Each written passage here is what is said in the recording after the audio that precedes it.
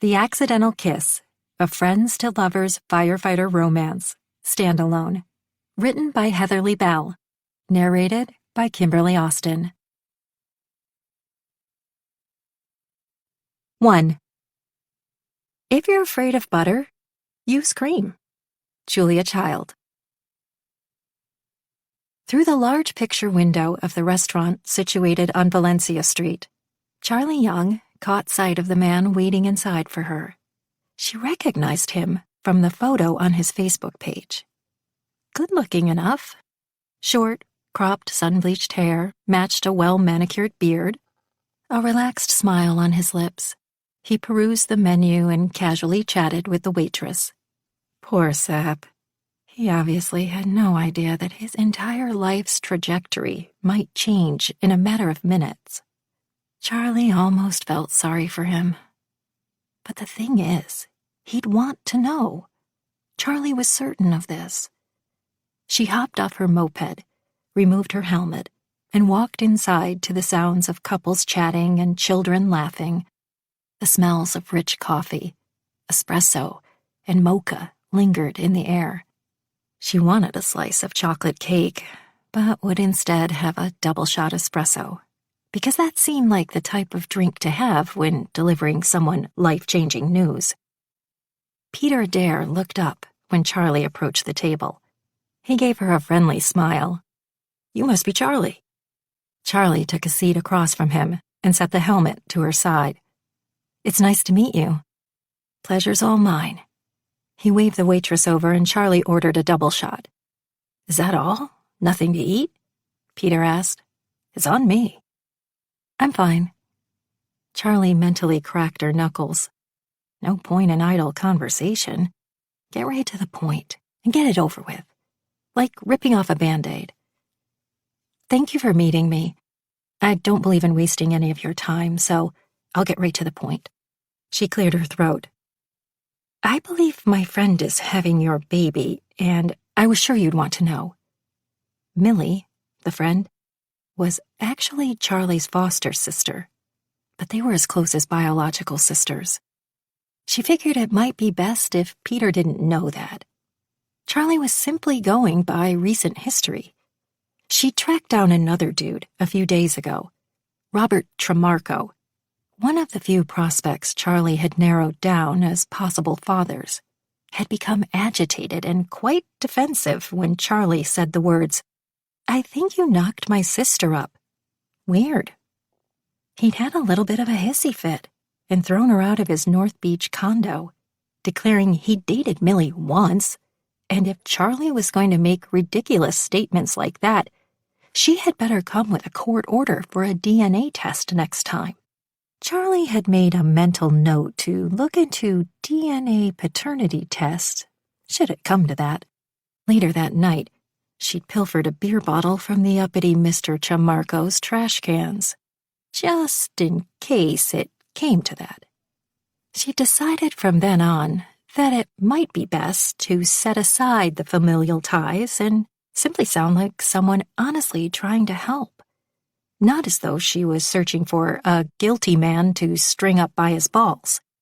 No, because Charlie was definitely not trying to do that. Probably not, anyway. She was aware it took two to tango. Oh, yes, sir. All she wanted was for the father to know that he'd planted his seed. And where? That his seed was growing. And where? Millie would thank Charlie later, when her baby had a daddy and Millie had regular child support checks. Right now, her hormones were holding her brain hostage, and there could be no other explanation. For reasons Charlie still couldn't understand, Millie refused to reveal the name of the father. Millie claimed they'd broken up. He wasn't daddy material. And that was the end of the story.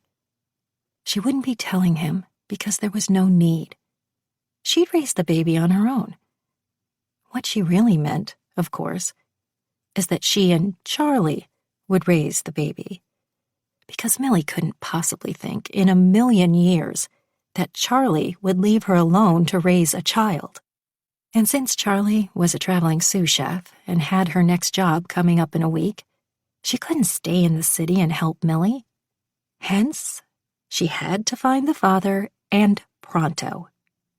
The mission for the next 2 weeks, as Charlie was caring for Millie while she was on bed rest, was to find the right man. That pursuit had led to her making a list of all the likely, culprits. Frankly, there weren't all that many suspects. But Peter's name was near the top of the very short list. Millie didn't date much, and hooked up even less. It only took once, but definitely at least once. Uh-oh. Peter's eyes had now gone as big as 2 full moons. He tugged at his shirt collar and coughed. Sputtered, actually. "Excuse me?" Here's the thing. She'd decided to take this shock and awe approach to avoid men readily lying and skating on fatherly duties. If she asked, that gave him an opportunity to lie. If he couldn't be the father, they'd find out soon enough, as Tremarco had maintained by so helpfully playing the DNA card. Truthfully, she didn't mind scaring a few men here and there anyway. It was kind of fun. "She's due this August. I thought you'd want to know." Peter rubbed his chest but didn't speak. So Charlie continued. "I know you'll do the right thing by her and the baby." "Why didn't she tell me herself?" Bingo. He wasn't even going to bother to deny it. This could very well be Millie's baby daddy. All the signs were there. She was a little worried at how you'd react, considering, everything. Charlie was reaching here and hoped he'd fill in the blanks. Peter's hand shook as he picked up his coffee cup. "That makes sense. Our breakup was so difficult. But I've always wanted to be a father." While that was noble and inspiring, Charlie couldn't help notice that his forehead had broken out in a sweat. Although it was early summer, no one in San Francisco sweated without at least running first. The weather just wasn't sweating weather. Ever.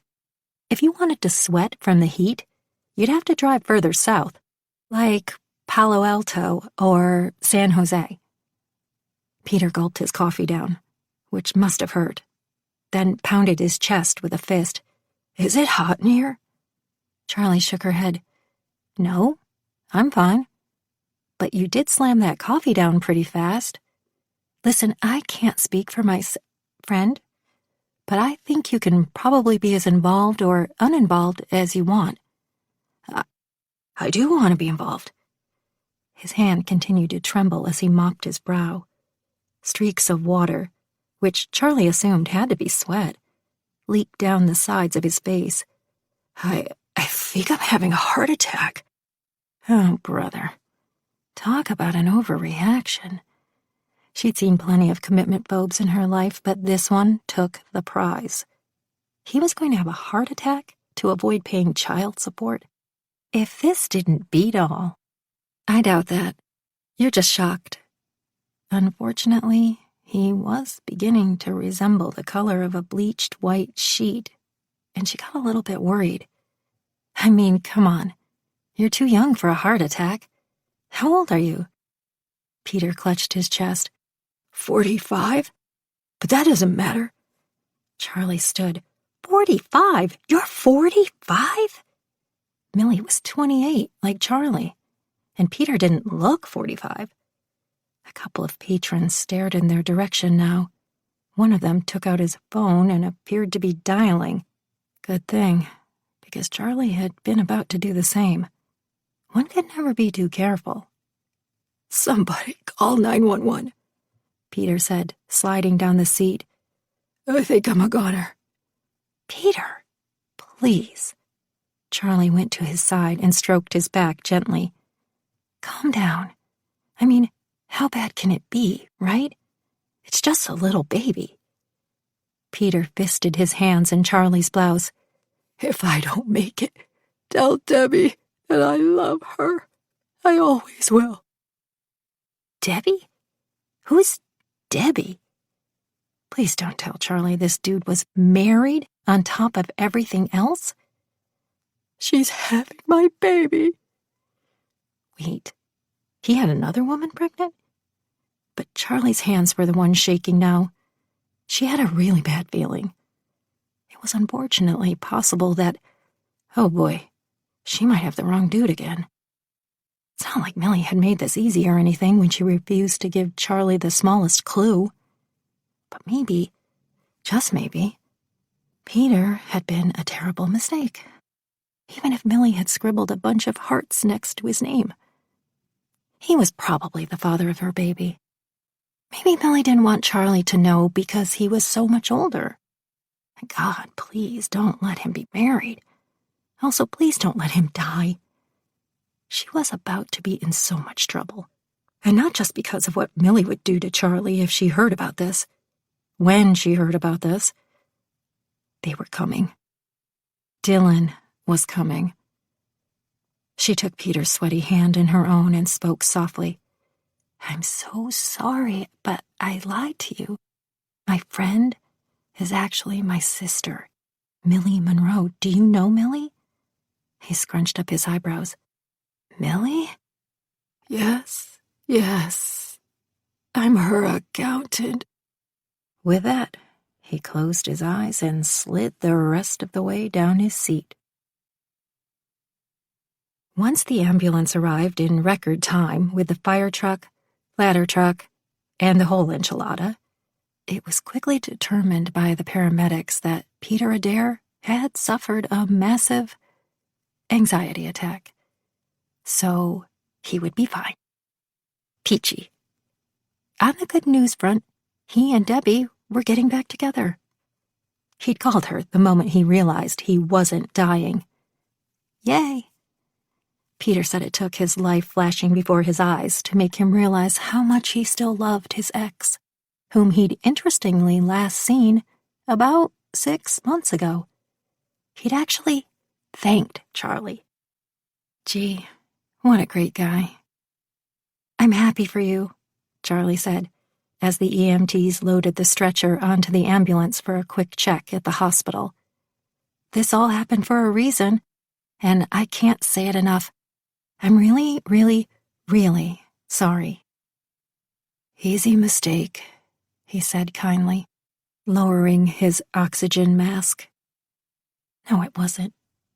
As the EMTs drove the ambulance away, Dylan Reyes, the Firehouse 50 lieutenant, turned to Charlie, his square jaw tight.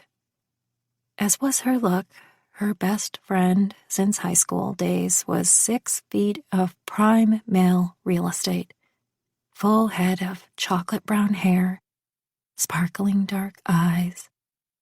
When he smiled, one side of his mouth tipped up in a boyish half grin displaying a single dimple. Ridiculously handsome. He even had a cleft in his chin. The turnout gear he wore did nothing to diminish his appeal. Life was so unfair. He faced Charlie, arms crossed, and tipped his chin in the direction of the moving ambulance. Why should you be sorry? I mean, he's a guy, right? He could be the father of Millie's baby. Isn't that your only qualification? No, but I have so little to work with. His name is on my list. Is her dentist also on that list? She refused to answer that question on the grounds that it might incriminate her. The dentist wasn't on the list. She had already eliminated both the dentist and the veterinarian, even though it wouldn't have been impossible. The vet was super cute, and single, too. It's a very short list.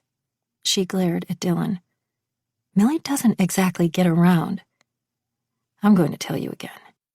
Let her decide if she wants to tell the father. I can't do that. You don't understand. I know Millie. She wants me to fix this. She wants you to fix it. Isn't that more like you want to fix this? Wait and see. She'll thank me someday. And today is not that day. Well, no. Apparently not. Strike two. Reyes, let's go, the engine truck driver said. You two can catch up later. Stay out of trouble, Chuck, or you know I'll hear about it. Dylan strode away to the lieutenant's truck, climbed in, and drove away. She sighed. While she would love to promise him that she would stay out of trouble, that wasn't likely. And they both knew it. 2. Life is too short for fake butter, cheese, or people. Meme. If not for the coffee, Charlie would have to kill Millie. But then again, if not for the coffee, a whole hell of a lot wouldn't be happening this morning. Charlie wouldn't be up before dawn, or at least not with her eyes wide open. She certainly wouldn't have had enough presence of mind to work at the industrial-sized mixer in her family's bakery. And definitely not the patience to listen to Millie squawk out her instructions, step by step, over a baby intercom from her upstairs apartment, as if Charlie couldn't be trusted to follow a simple recipe. Okay, so maybe she liked to wing it, but she understood baking was different. Cooking was all about creation, and she didn't get to do enough of it as a sous chef. She loved traveling all over the United States, working in different kitchens, and it was what she'd been doing for the last several years. But the dream was to one day be a chef, open her bistro, and call the shots. Right now, Millie called the shots. And lately, in some ways, she was no different than all the temperamental chefs Charlie had worked with over the years. At this point in her career, Charlie had hoped to have already visited Paris, to work, study, and see all the sights where her idol, Julia Child, had lived and worked. Yet she was no closer this year than the last, or the one before.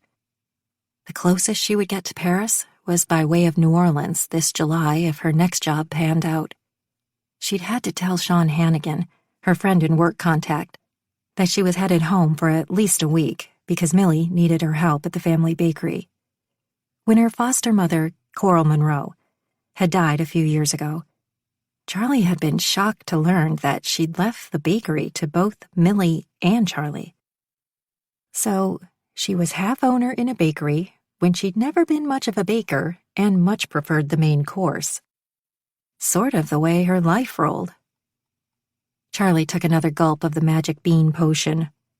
Not only was it early, but on top of all that, it was Monday. Her least favorite M word. It had been far too many years since Charlie had worked weekends at the bakery along with Millie. But she remembered two things. Coffee was a necessity, and baking an exact science. Did you scald the milk? That's super important because milk has an enzyme in it that won't allow the yeast to rise otherwise. Over, Millie said. For the love of God, I know this. She was going to pretend Millie's lack of faith in her wasn't insulting. And you don't have to say over every single time you're on a two-way baby monitor. Millie hadn't heard about the Peter crisis. Reason number 1, she was still speaking to Charlie. Numbers 2 and 3 were that she had no choice. Millie was 8 months pregnant and on bed rest. Still, it wasn't as if Charlie didn't know what she was doing in the bakery. She hadn't worked at Sunrise Bakery in a few years, but it was all coming back to her. If it made Millie feel better, Charlie would let her give directions. As Millie instructed, Charlie continued step by step, measuring precisely because in baking there was no room for error. It was basic chemistry. Off by so much as a tablespoon of flour to butter ratio, and you'll have flat cookies. Cakes that don't rise to the occasion. Been there, done that. Many times. Are you adding the ingredients with love? Millie said. I'm getting from Bean that you're not feeling the love today. Millie, still unable to choose a name for the child she was certain was a girl, had taken to calling her baby Bean, because the first ultrasound had looked like a little lima bean. Stop it. You are not psychic, and neither is the bean.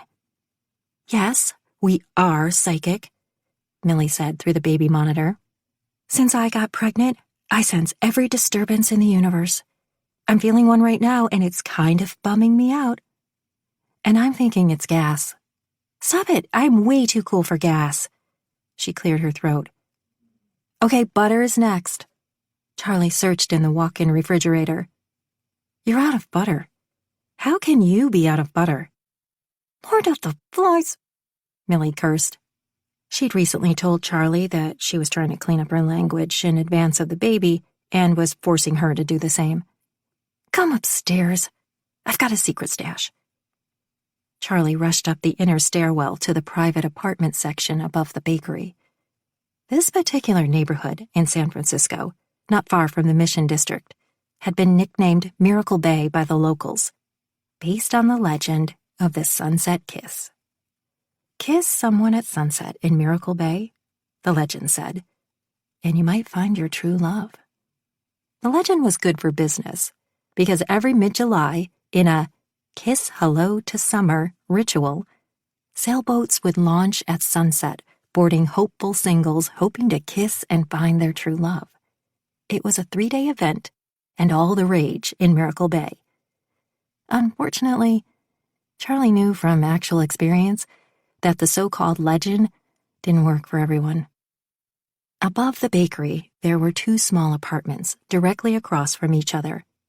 One of them was where Millie now lived, and the other one had once belonged to Millie's mother, Coral. She'd been gone a few years now, but Coral had been Charlie's mother too, or at least the last foster mother she'd had before she aged out of the system. The best one, and Charlie's 28-year-old self could admit that now. She threw open the unlocked door to Millie's apartment. She was still exactly where Charlie had left her. Straight jet-black hair piled high on her head. On the plush purple couch in the main room were several hot pink, yellow, and bright orange pillows stuffed around her. Rufus, the Siamese cat, at her feet. He didn't even bother to lift his head and acknowledge Charlie's presence. He was stuck up that way. Who keeps a secret stash of butter? Charlie asked. Wise bakers. I buy it in bulk, but I won't put all of it in the walk-in. Why do I do that? Because sooner or later something like this always happens. Someone who is not me forgets to make a note that we're low on butter. Charlie found butter in the vegetable crisper. Several pounds of it. No vegetables, but plenty of sticks of butter. Charlie waved a stick at Millie. I'm not going to call you weird or anything because you hoard butter. Millie made a face. Really? What is going on here? I'm getting that bummed-out feeling again. Could that bummed-out feeling have anything to do with the bed rest? Why? I'm going to Netflix binge for a week. This is like the best thing ever. As if she realized what she'd just said, Millie corrected herself. I mean, though, I'm sorry about New Orleans. Sean said he'll talk to Chef Tati and see what he could do about stalling. Either way, Charlie's entire life had been one seismic change after another. By now, she rolled with it. Millie needed her, and as the only family Charlie had, there was no way she would let her down. Millie pointed to her front door. Now go back down there and bake with love. Is there any other way? Charlie mumbled. No sooner had Charlie reached the bakery than the monitor squawked again. One of the men from House 50 is coming by before we open, and I told them I'd have 24 assorted donuts ready and waiting. Millie knew that Charlie and Dylan had argued. She just didn't know why. Dylan was still stewing over the fact that Charlie wasn't listening to him and backing off. Lately, they'd had no late-night phone calls or text messages. This was weird because they talked or texted every night when she was away from the city. Long talks in which she'd carefully tell him every detail about her long day in whatever kitchen she'd been working in whatever city. He'd tell her about the crazy calls he'd run that day, the guy who'd taken too much Viagra and his girlfriend had to call 911, the 3-alarm fire at a warehouse someone had been using to illegally rent out apartments. Finally, A few hours later, the Sunrise Bakery was filled with the smells of fresh baked bread, cinnamon, chocolate, and butter. Nothing quite hit home more than the smells of a bakery. And even if she'd chosen the main course over baking, she'd first found her place in the world here. Her purpose. There was a sharp knock on the glass-paned door. Millie spoke through the baby monitor. "You better go let them in. Take me with you." Charlie sighed and picked up the monitor handset. "Really? I don't know. Reception in that part of the store? Not good."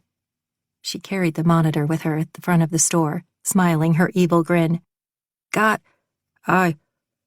Door? Can't. "You're cutting out," Millie said. "I didn't get that. Over." This micromanaging was getting out of control. Charlie set the monitor on the counter and with a flick of her wrist shut it off. Enough. She pulled up the blinds that covered the bakery doors and found the figure of Dylan Reyes, hand shoved in the pockets of his blue SFFD jacket. As dawn broke outside, he stood framed by the fading gleam of a streetlight and a random ray of sunlight, like a beautifully dark fallen angel. Good Lord. He was perfect. She hadn't realized quite how much she'd missed seeing him. Despite the fact that he was proof incarnate, the sunset legend seemed to work so well for other people and not her, which made her special in a backward way she didn't want to be. What's more, being around him always caused all manner of physical reactions, from unexplainable tingles to more explainable deep affection. The affection she understood. The tingles, not so much. Though they weren't entirely unwelcome. The moment his shimmering mocha eyes fixated on her, he quirked a brow. She pointed to the close sign, then to him, shook her head, mouthed, "You're early." He mimed her opening the door. She shook her head, pressed her lips together, and crossed her arms. He scowled and held up his wristwatch, acted out hanging himself, ending with his tongue hanging out. And in spite of herself and her rolled-up tight resentment for a man who'd never see her as more than his buddy, he'd pulled a laugh out of her without saying a word. Charlie removed the keys from her pink and yellow gingham Sunrise Bakery apron that was a size too large. She unlocked the door and stepped back. If he wanted to come in, he'd have to do the rest of the work himself. She gave him her back, and the doorbell chimed as it opened. Heavy work boots thudded behind her. "Since when do they send the LT to pick up donuts?" Charlie said. She stole a quick glance in his direction. A mistake. He had an amused look on his face, lips tilted into his classic one-tip smile. Edgy dark eyes not quite there. Typical. It was hard to get Dylan to smile on the best of days, but when a smile reached all the way to his eyes, you'd practically won the lottery. He met her gaze. "Mad at me?" "I'm not mad." Yep, she was mad. "You haven't texted me." "You haven't texted me either." "How's Millie doing today?" "She's good." She broke eye contact first, as always. Millie had given Charlie a full report after the fact. Dylan and his crew had responded to the 911 call an anxious teenage Naomi, their part-time employee, had made when Millie collapsed at work. Charlie had received a call later the same day and been en route the next morning to be with her sister. According to Millie, Naomi had raved about how fast the response time had been when she dialed 911, gone on and on about the hotter-than-hell firefighters. Dylan, the hottest of them all, of course, with a swoony bedside manner. He'd spoken so sweetly to Millie and reassured her, even held her hand. Naomi hadn't stopped going on about Dylan until Millie had given her the evil eye and told her that the bakery floor needed mopping. No one needed to remind Charlie that Dylan was swoony. She'd known that for what felt like forever, but was in fact only 13 years. Even now, she'd swear her entire body lit up and reacted to the heated awareness that he was only feet away from her. He, unfortunately, did not reciprocate said tingly feelings. This was a sad but true fact Charlie had learned to live with. Mostly. How's the sleuthing going, Mrs. Marple? We're so not talking about this. Charlie wished she had her butcher's knife in her hand right now, to stab it into her cutting board and make a point. Like all good chefs, she was learning to be temperamental. Instead, all she had was a little pink cardboard box to fold together. As she tucked edges in, she did so with a vengeance, with a lot of wrist action involved. Chuck, I don't want you chasing this guy. You don't understand. She thinks she can do it all. Maybe she can. Let her decide how she wants to handle this situation. Nope. Sorry, no can do. Millie needs my help. You know how she is. I know you. You're going to wind up in an uncomfortable position with someone on that ridiculous list you have. If I do, I can handle him. Whatever you say, Nancy Drew. He slid her his exaggerated look of patience and glanced at his watch. Smitty called in a dozen donuts. I need to get going. Long shift ahead. Box made up, Charlie quickly grabbed the tongs. What would you like? Anything. Just fill it up. I can't just fill it up. I need your input. Or don't you care? It's for the guys, and they'll eat anything. Wow, what a compliment. Because we have scones, too, and cream puffs. Fill it up. All right, bossy. Then don't complain if you don't have what you like in it. She sighed and threw in an old-fashioned raised, a raspberry cream-filled Danish, several sugar-raised, and chocolate glazed donuts. Charlie boxed up the donuts and taped the lid, while Dylan quietly waited on the other side of the register, having obviously given up on arguing. She rang him up and stole glances at him when he wasn't looking. His larger-than-life presence took up the space between them, stealing all the oxygen from the room, filling up all the empty spaces, calming her even while he managed to stir up every named and unnamed emotion. She hated when they argued, and it was true he had a lot of good points, but she couldn't budge on this one. When he handed over his cash, their fingers bumped into each other, eliciting a far too familiar tug of longing. The tug went straight from her fingers up her arm, where it gained speed and electricity, and found the quickest pathway to her heart. She knew from past experience that the ache would settle there. His back already to her, he raised his arm in a half-hearted wave. Text me later. And they both knew she would. She'd text, and they'd fall back into old and familiar patterns. Best friends to the end. They were tomato and basil, bread and butter, chocolate and milk, butter and cream. But apparently, he wasn't her true love. 3. I took the road less traveled, and now I don't know where I am. Meme. Dylan managed to hand over the box of donuts to his crew before he had to field his first question about Charlie being back in the city. For how long was anyone's guess. No doubt she'd make herself scarce when Millie was officially on the mend. But he was used to her flitting in and out of his life, leaving a trail of smoke in her wake. What was happening now felt different somehow. You still pissed at her? Come on. It was almost funny. Smitty devoured a chocolate-glazed donut in 2 bites. Look at it this way. The guy's okay, and now he's probably engaged. How is that a good thing? Marco, Dylan's younger brother, grimaced. Smitty shrugged. He seemed happy about it. There was no excuse for the way Charlie was making her way through the city, scaring men and putting herself in possible danger. He and Charlie had a long history, so it was only natural that he worried. She had his back, and he had hers. Always. An argument here and there was to be expected between people who'd been friends for over a decade. Marco liked to joke that they were like an old married couple who'd forgotten to get married. And also, the sex. They'd forgotten that part, too. They'd started a friendship at Mission High School. Her, the tiny but feisty girl who worked weekends in her foster mother's bakery. The girl he'd nicknamed Chuck, because it fit. She had an extensive collection of Chuck Taylors, and thought all designers of sexy women's shoes were closet misogynists. "How long she staying this time?" This was from Tony, one of the old-timers at the station who'd worked with Dylan's dad.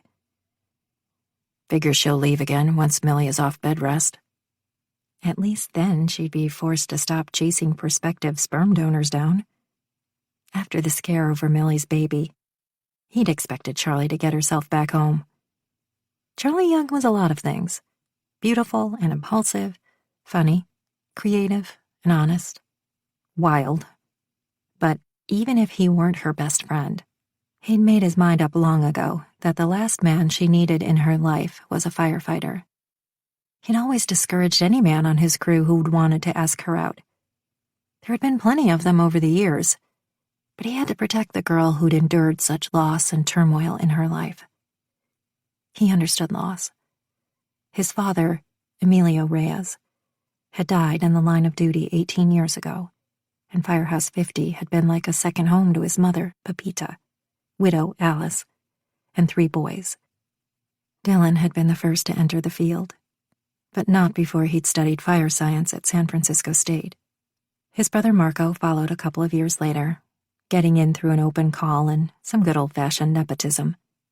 But his youngest brother, Joe, was still the wild card. He had no interest in joining the family tradition of service to community, and spent most of his time either on a surfboard or a skateboard.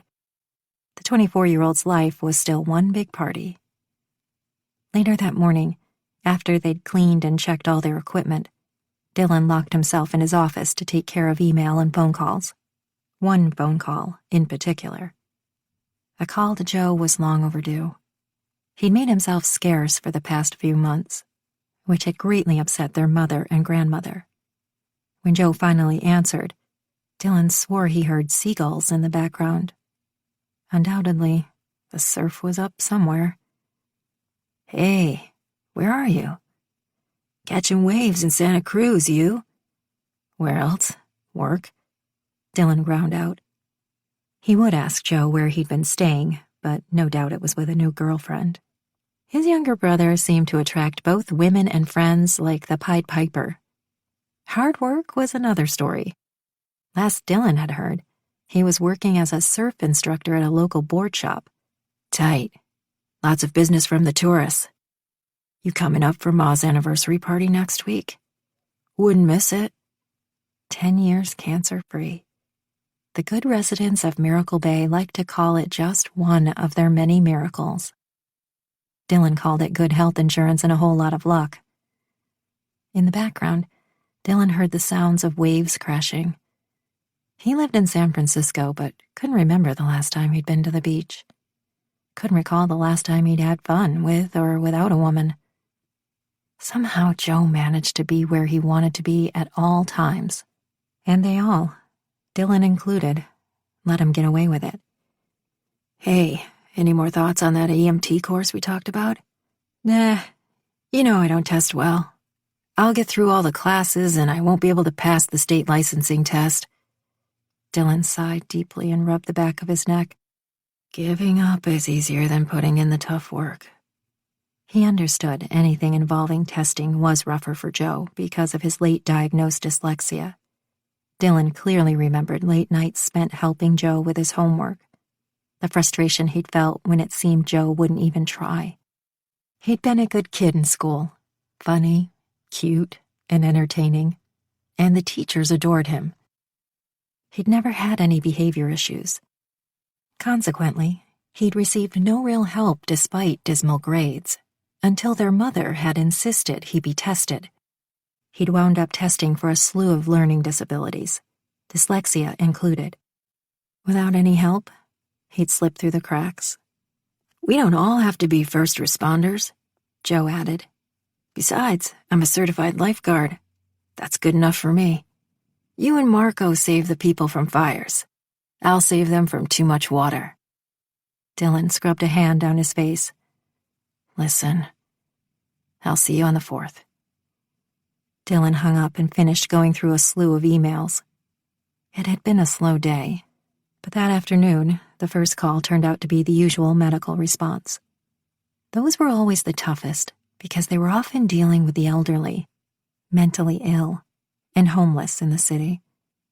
Today, a homeless man had been spotted collapsed on the sidewalk in front of a law firm, but when they got to him, he reared up, ready to fight. He'd simply been sleeping. "This is my spot." The man came up swinging. "Fight you for it." "Take it easy, man." Dylan ducked a punch, and another. Growing up with 2 younger brothers, he had good reflexes he still employed to this day.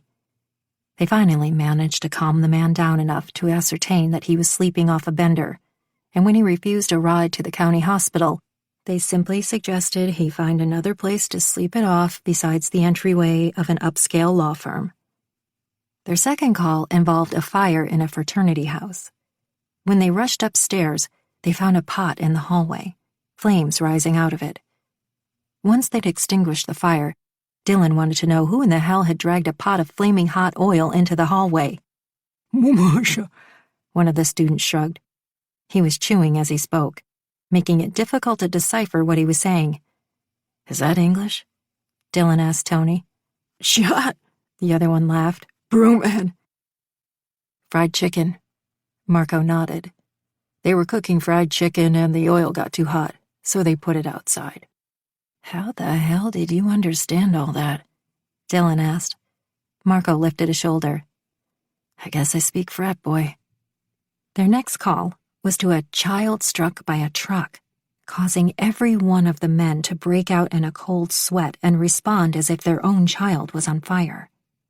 But when they arrived at the fourplex residential area with lights and sirens, ambulance right behind them, an older woman sat on the sidewalk holding a rag to the head of a toddler. "His brother hit him with a truck," she said with a heavy Spanish accent. Dylan looked at the yellow metal Tonka toy truck she held, and a slightly older boy hiding behind a bush. He was so relieved he had to bite back a laugh. No one else on the crew was successful at holding back the laughter. Dylan examined the boy, whom he quickly determined didn't even need stitches. Cleaning the bloody area, he used what amounted to a Band-Aid on the kid. "We can offer a ride to the hospital, but I don't think he needs one. That's all we can do, ma'am." She wisely declined. Dylan was in the rotation from hell. Either that, or God had a great sense of humor. The next call had involved a large and exotic bird stuck in a tree. Reluctantly, Dylan ordered Johnny up a ladder to get the $1,000 clipped wing bird out of the tree. Part of him wanted to tell the owner that sure, he'd get the bird out of the tree. He'd dispatch his sniper immediately. But that would be wrong. On the way back to the station, Dylan caught sight of something strange in the middle of the road that looked an awful lot like a dildo. "Did you see that?" he asked Smitty. "I was just going to say something," Smitty said. "Was that what I think it is?" Dylan and Smitty exchanged a look, and in that swift moment a decision was made. They were going to have a little bit of fun with their probie, Johnny Fuller. Though he worked for the SFFD, Johnny lived further south in Millbrae and didn't know much of Miracle Bay traditions, one of which, as with many fire departments, included a good hazing. "We better check this out." Smitty turned the truck around. "Could be important," Dylan said. Indeed, there was a dildo in the middle of the road. "What the hell is that?" Johnny asked, grimacing. "What does it look like?" "It's a dildo." Dylan barely suppressed a laugh. "Shame, someone's gonna be very unhappy." This came from Smitty. "And it could be a road hazard." Dylan turned to Johnny. "We need to remove it. You got this, right?" "Me?" An utter look of horror crossed Johnny's face. Why don't we just leave the thing there? Maybe they'll be back for it. It could cause an accident. Everyone's stopping to look. We've got you covered. Smitty'll block the road with the truck, and we've got a minute or two. Dylan had to give it to the guy. His jaw set and dialed to granite. Johnny carefully put on gloves, a mask, then bent on one knee to pick up the dildo, and as though the thing were nuclear waste, bagged it carefully. Dylan couldn't remember the last time he'd laughed so hard. It wasn't until then that Johnny realized he'd been had. Back at the station, after every dildo joke had been beaten into submission, they finished household chores. It was Marco's turn to cook, and he fed the crew ground turkey chili with black beans. The crew made their usual complaints about the noxious gas fumes they'd all have to endure. Marco reminded them beans were healthy, turkey was low-fat, and also that he'd brought along plenty of air freshener. Dylan retired to his bunk that night exhausted. The men all shared a large room, 4 twin beds to a room. He usually bunked with Smitty and Tony and sometimes Marco. Best part of being with the old-timers was the fact that they rarely wanted to chat about their day. Earbuds in place, he turned up the volume and folded his hands behind his neck. Rage Against the Machine blasted in his eardrums until he heard an incoming text. Holding his phone up, he read, "Chuck. Sorry if I was mean today. I'm in a bad mood. I guess I've been in a bad mood for a while. Are we okay?" She added a sad emoticon. Dylan smiled for the first time that day. His reply was short and sweet. Always. 4. I think my soulmate might be carbs. Meme. Charlie sat behind the wheel of Coral's old sedan, dressed in black pants, black sweats, and a black knit cap.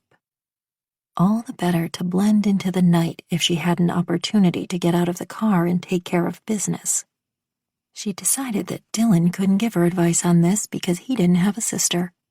Therefore, he couldn't give advice on the sanctity of the sisterhood. Enough said. She'd brought along the cheap binoculars she'd purchased online and squinted through them to get a better view of what was going on inside the Victorian on Missouri Street. Through the window, she spotted her target, one Jim Mulvaney. An innocent-sounding enough name, but if Charlie was to believe Naomi, and she did, he had been a regular at the bakery.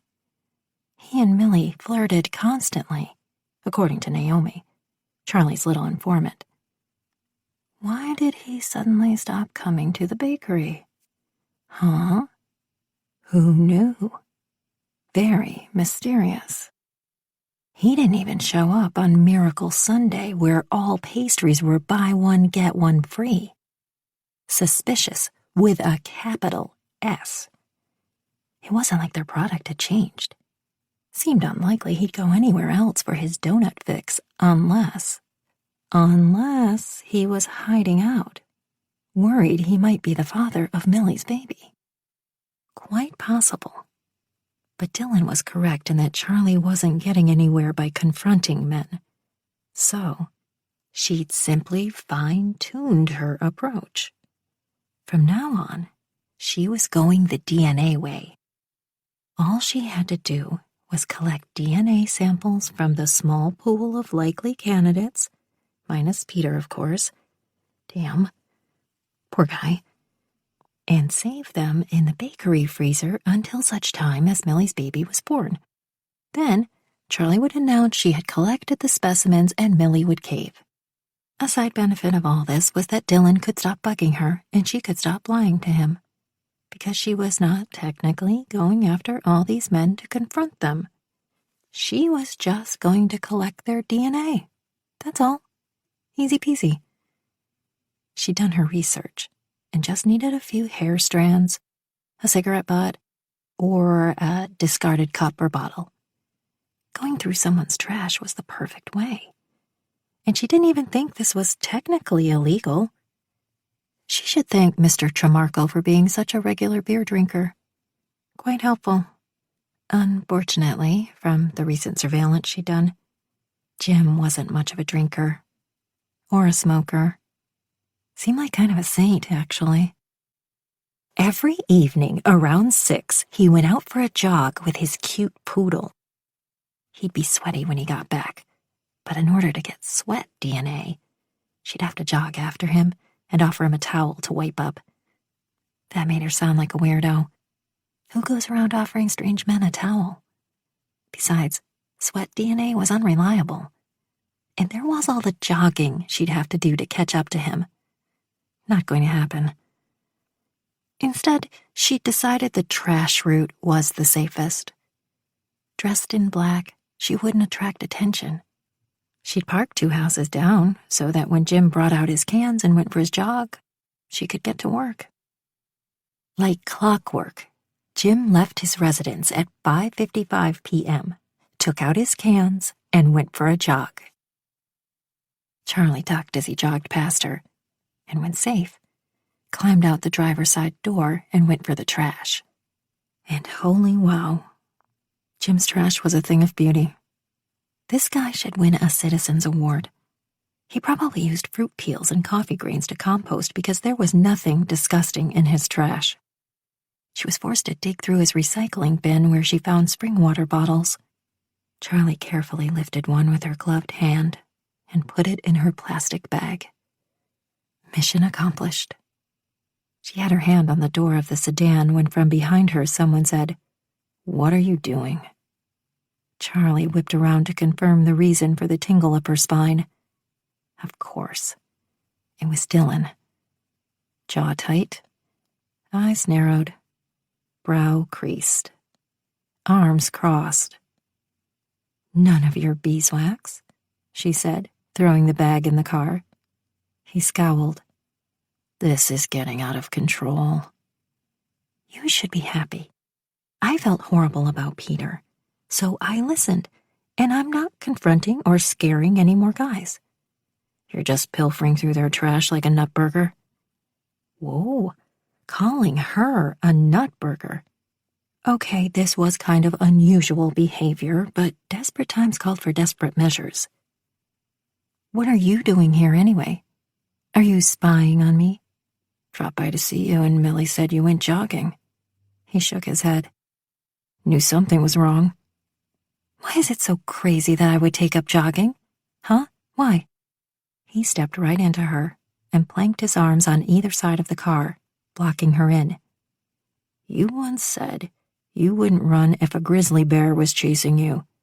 Said you'd curl up in the fetal position and cry like a baby." Charlie's breath caught in her throat because he was so close that she could breathe in his wonderful scent of leather and whatever divine soap he used.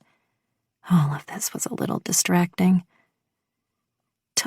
"That's what you're supposed to do. Besides, I couldn't possibly outrun a bear. Why should I even try?" Hands coming down to her waist, he easily picked her up, moved her aside, and opened the driver's side door.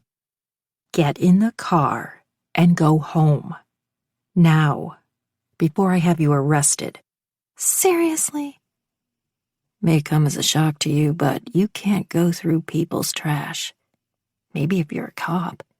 But with all the identity theft going around, you could be looking for sensitive information. And a man's DNA is about as sensitive as it gets." Difficult to argue that point. She chewed on her lower lip and hung her head. "But I don't know what else to do."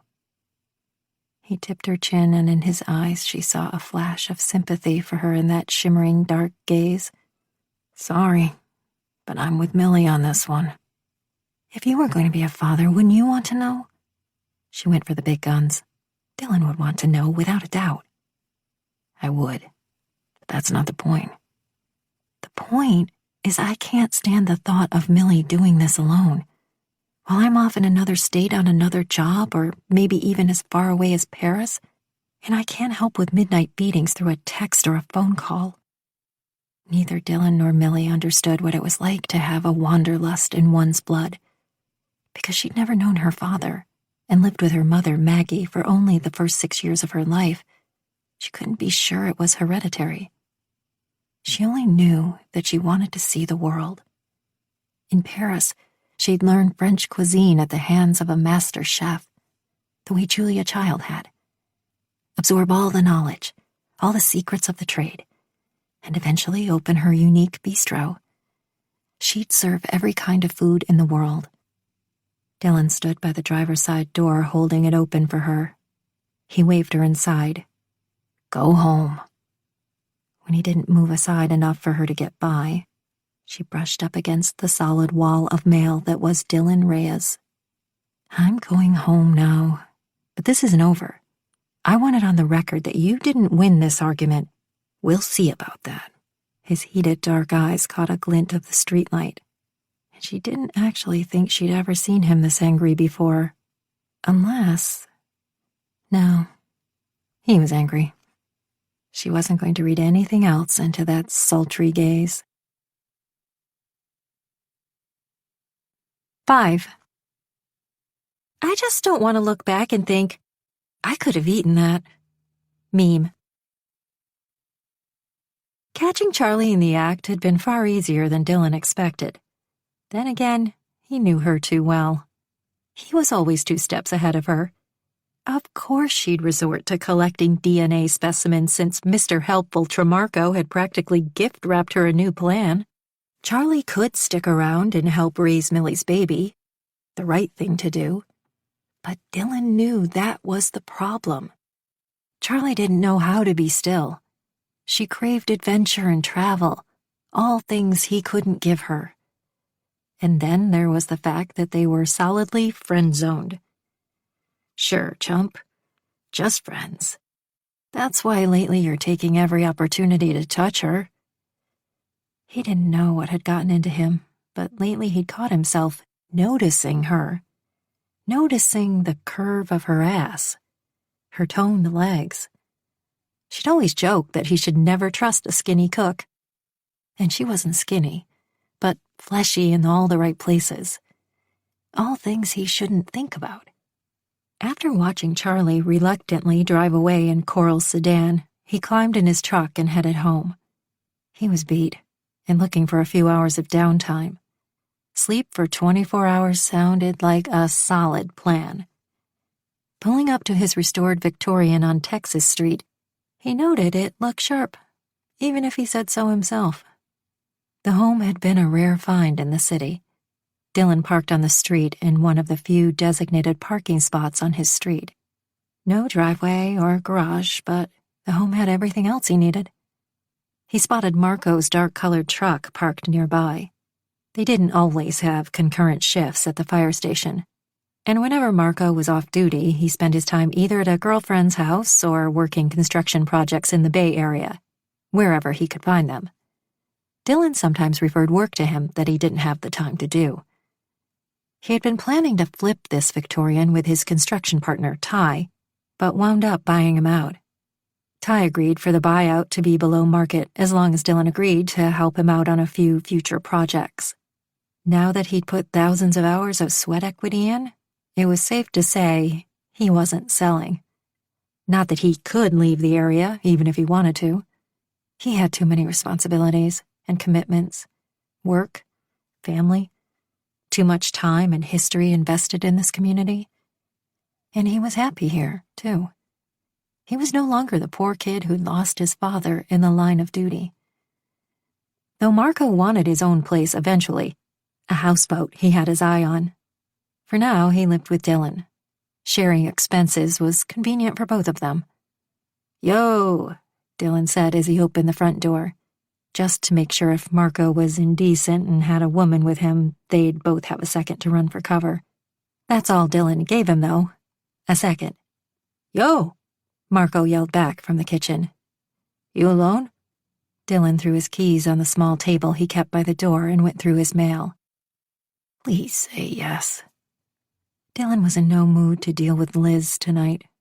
She was always so peppy and perky. Dylan could only take her in small doses. Yep. Bought a gourmet pizza, too tired to cook. Seriously? Dylan strode into the kitchen following the smells of tomato sauce, garlic, and pepperoni. This was most excellent. Marco was usually too concerned with his health to eat the dreaded carbohydrates. Dylan had no such concern. Like Charlie, he believed he also might have been a carb in another life. And beer? Marco opened a bottle of beer and slid it across the counter. Holy shit. What a great night this had worked out to be. He'd caught Charlie red-handed, redirected, and now he was going to enjoy a good meal before sleeping like the dead. I'm celebrating, Marco said, holding up his beer. Donna finally said she'd go out with me. Dylan squinted. Donna? What happened to Liz? You gotta keep up. I haven't seen Liz for a week. A whole week? Yeah. She dropped me hard when I told her the truth. Dylan took a slice right out of the pizza box. What truth? That I'd rather have my balls roasted over an open flame than go on a sailboat with her on Sunset Kiss. You're such a poet. Dylan took a swig of his beer and gave Marco the side eye. You can't honestly believe in that legend. Nah, but why the hell take any chances? That's just bad juju. It's a silly fantasy, nothing to it. A way to get laid. Marco wiped his mouth on his shirt like a 10-year-old. But what about Dom? Remember, he kissed Lisa Marie at Sunset? Next thing you know, he's getting freaking married. I'm telling you, there's something to this thing. She was pregnant? Dylan quirked a brow. Yeah, but still. I mean, what kind of bad luck is that, you know? The failed contraceptive kind? There was the sound of a knock at the front door, and Dylan whipped around, then back to Marco. You expecting anyone? He shook his head. Not seeing Donna until Friday. Dylan went to the front door and opened it to find the prodigal brother.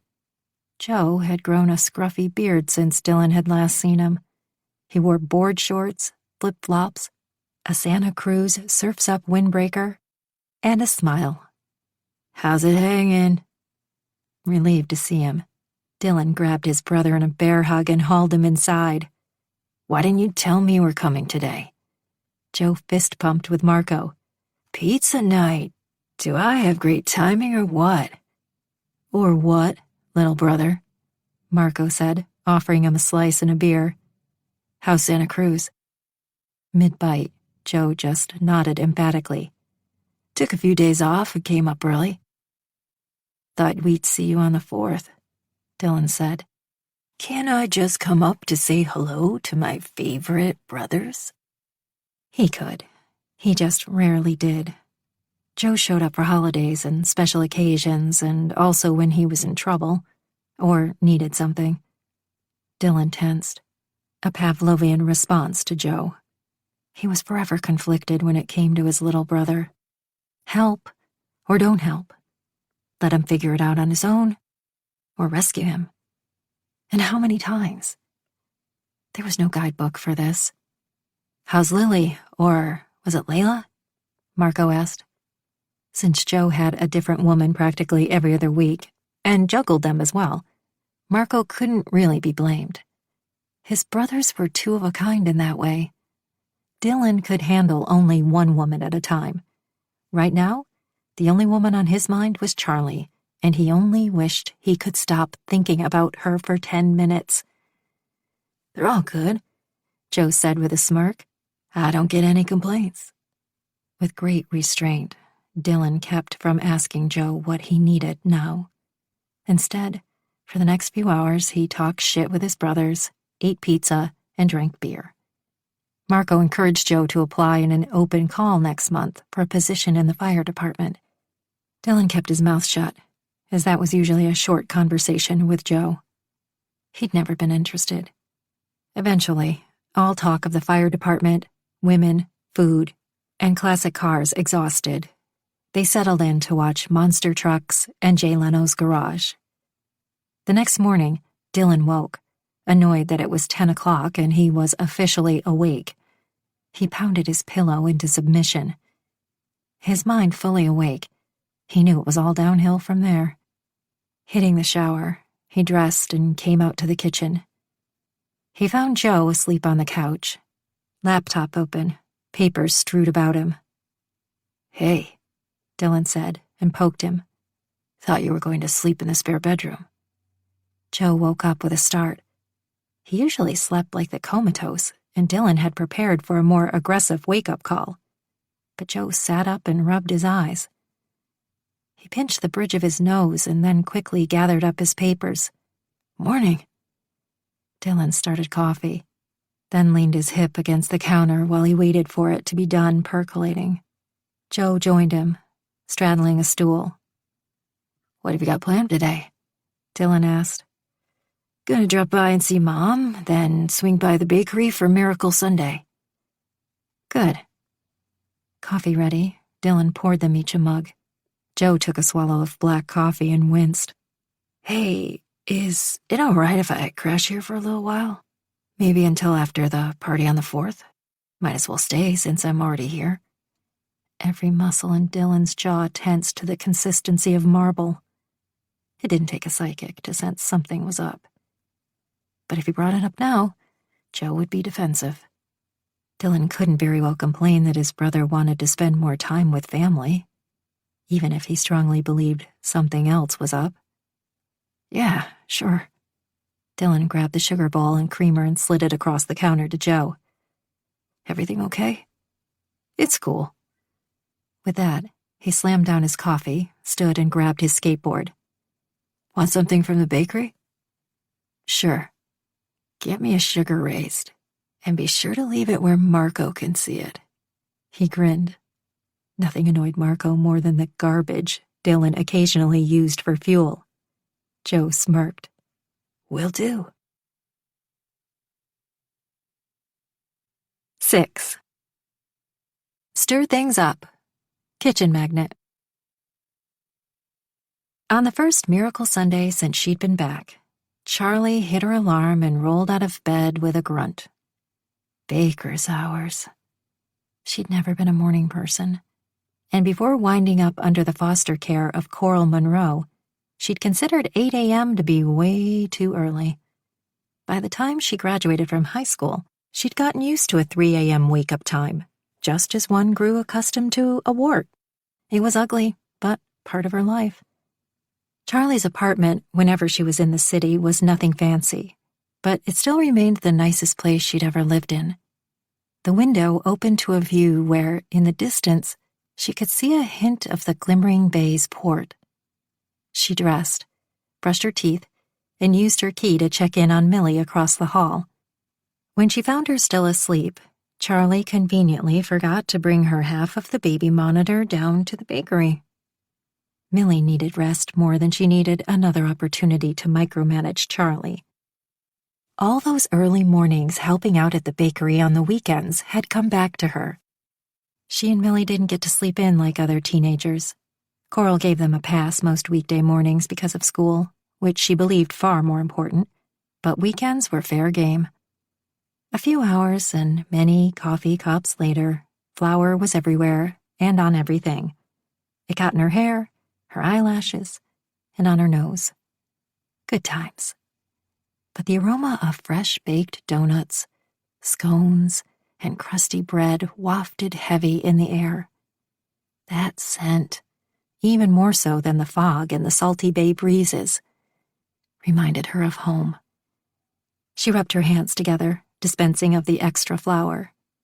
Another morning handled. The DNA situation, however, wasn't completely handled. If she listened to Dylan, she was done. She could find other ways. Maybe appeal to Millie's sense of duty. Or use threats and intimidation. That was one approach she hadn't yet tried. The phone rang, and Charlie picked it up. Good morning, Sunrise Bakery. Why didn't you wake me up? Millie said. You need your sleep. You and Bean both. Don't worry, I've got this. You do? Really? Look, I'm going to pretend this isn't hurting my feelings. You need anything? No, I'm good. Though you should know last night I had another psychic impression.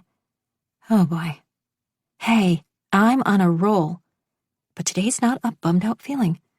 I'm feeling the love in the pastries. You're putting it there. Charlie sighed. You are welcome. She hung up and went to flip the close sign to open. Maybe later, when Naomi came by to relieve her, Charlie would take a box of pastries to Dylan and his crew, just like she used to do even before Dylan was ever part of Firehouse 50. She hated when they argued. It wasn't his fault that she had a ridiculous crush on him. The other night she'd have sworn there was a spark between them when he touched her, when he leaned in close. She'd hoped that the heat in his eyes wasn't anger, but desire. But she was likely imagining it all again. The first customer of the day was Padre Suarez. He was from the Mission Catholic Church several blocks away and still regularly came in and blessed the donuts for the week. It was an arrangement he'd long ago made with Coral and was practically another Miracle Bay tradition. He walked to the glass display case, his hands clasped. Buenos dias, mija. I'm here to bless the donuts. And they're ready for you. Her hands swept over the case like the Vanna White of Miracle Bay. Charlie followed suit when Padre bent his head low and muttered a silent prayer, then made the sign of the cross. 2 raspberry-filled? Charlie reached for Padre's favorite. Aha, you remembered. Donuts in hand, he shuffled over to one of the red formica tables set against the one red brick wall of the shop. As the morning progressed, she served fresh-baked croissants to Mrs. Luna and lemon scones for Mrs. Stevens. Are you back for good? Mrs. Sorrento asked as she paid for her pink box filled with donut holes for the Senior Citizen Center. No, just until Millie's back on her feet. Can we do anything to talk you into staying? Mrs. Sorrento winked. Get Dylan to see me as more than his best friend? Or in other words, perform a real miracle. And despite what all the elders said about Miracle Bay being the place for it, the so-called sunset kiss hadn't taken for her and Dylan. No true love there. And all things considered, it was for the best that he never know about the kiss. Because if he ever found out what she'd done quite by accident, no doubt he wouldn't appreciate it. He might even think she'd been trying to trap him somehow. No, he couldn't ever know. I'm going to say a rosary, Padre Suarez offered. Thank you, Padre. Mrs. Sorrento paid and waved goodbye. If nothing else, it was nice to be appreciated and wanted by the senior set, and a man in constant communication with God. She filled orders and chatted with more friends she hadn't seen in some time. She wiped down tables, a lightness in her step. Tonight, she'd make Millie a pasta dish with her fabulous tomato cream sauce. They'd eat while watching the latest Netflix binge-worthy series. And then, when she had Millie fat and happy, she'd approach the subject of the baby daddy again. After the morning rush, who should show up wearing a Santa Cruz beanie and his laid-back surfer attitude than Joe Reyes. Little Joe Reyes, who wasn't so little anymore. At 6 feet or more of hunky male, he had his share of women after him, too. All the Reyes brothers did. Hey, he said, how's it hanging? Hi, you. In town long? She knew Joe to float in and out of the city almost as much as she did. Crashing with Dylan and Marco for a little while? He hovered over the glass counter, checking out her spread. Give me a couple of chocolate donuts with sprinkles, and I'll just sit right over there and chill. Coming right up. Charlie rang him up. Joe gave her a genuine smile and winked. Incurable flirt. But that was Joe. A good-looking guy every woman, and even some girls, considered a prize. If you could catch him. Of all the Reyes brothers, he was the one voted least likely to settle down. As a consequence, most wise women stayed away unless all they wanted was a good time. Joe was not the marrying kind. She wondered how long that luck would last him, and if he'd ever accidentally kiss someone at sunset, fall in love, or wind up knocking some girl, oh, No, it couldn't be. Right? Not Joe. Oh, Dylan would kill him. But it made sense. It had been staring her in the face the entire time. No wonder Millie wouldn't tell her. She, along with way over half of the female population in their neighborhood, thought Joe was sex on a stick. Joe no longer lived in the city, but he came by frequently, Charlie happened to know. Had they hooked up one night? And Millie wanted to spare Charlie and the Reyes family the embarrassment of knowing how careless they'd been? Or maybe she just wanted to save Joe from the responsibilities that he clearly wasn't prepared to face. Yes, that had to be it. Charlie did the math. Joe was always home in November for Thanksgiving dinner. And that was exactly the month when Millie would have had to get knocked up. Oh boy, this wasn't good. Joe wiped at his chin. Do I have chocolate on me? Great. She was staring at him, probably with a look of shock and disgust. No, you're good. She swallowed hard. Would you excuse me for a minute? It slowed down and I'm going to go upstairs real quick and check on Millie. Say hi for me. No reaction from Joe whatsoever to the mention of Millie. She ran up the steps to Millie's apartment and threw open the door to find Millie sitting on the futon, holding a mirror close to her face. Rufus curled up at her feet as usual. Everything people say about pregnancy is a bald-faced lie. She held up the mirror and shook it. I'm definitely not glowing. Are you having a feeling right now? Psychic impression? Her forehead crinkled, and she rubbed her belly. No. Why? Did something happen? Joe is here, Charlie said significantly. Joe Reyes? Rufus lifted his head up and hissed, as if the very sound of Joe's name made him mad. Oh, yeah? Say hi for me. Funny, that's just what he said. Say hi for me. Charlie held up finger quotes. He's downstairs, right now, having his donuts. Millie went from wrinkled brow to wrinkled nose. What else would he be doing on Miracle Sunday? Joe knows where to find a bargain. Is that all you're going to say about it? About what? Joe, he could easily come up here and eat his donuts with you. You two could talk. Maybe that would be the right thing to do. Charlie went hands on hips. Don't take this the wrong way, but you're being mega weird right now. Am I? Is it Joe? Is he the one? Millie threw the mirror to the side. Wow, just wow. You're going off the deep end. No, it's not Joe. It's just that I remember you used to have a little thing for Joe.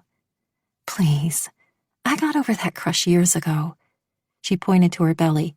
And I'm a little busy here? Charlie waved her hand dismissively. Of course. You've got a bean in there. Right. Even though Charlie couldn't read Joe, she certainly could read Millie. Her face, her eyes, everything about her choreographed, business as usual. She wasn't lying. Clearly he wasn't the father. She could easily collect his DNA sample just to be on the safe side, but thanks to Dylan, she felt guilty even thinking about it. I guess I better get back down there, Charlie pointed. Maybe talk to Joe a bit. We have a lot of catching up to do. Okay. Millie's tone said that she still believed Charlie to be acting like a fool. And she probably was. But come on. How else was she to find this magical woodland creature? Charlie rushed back down the steps to find Joe behind the counter, arms splayed along the glass case, flirting with one of the customers.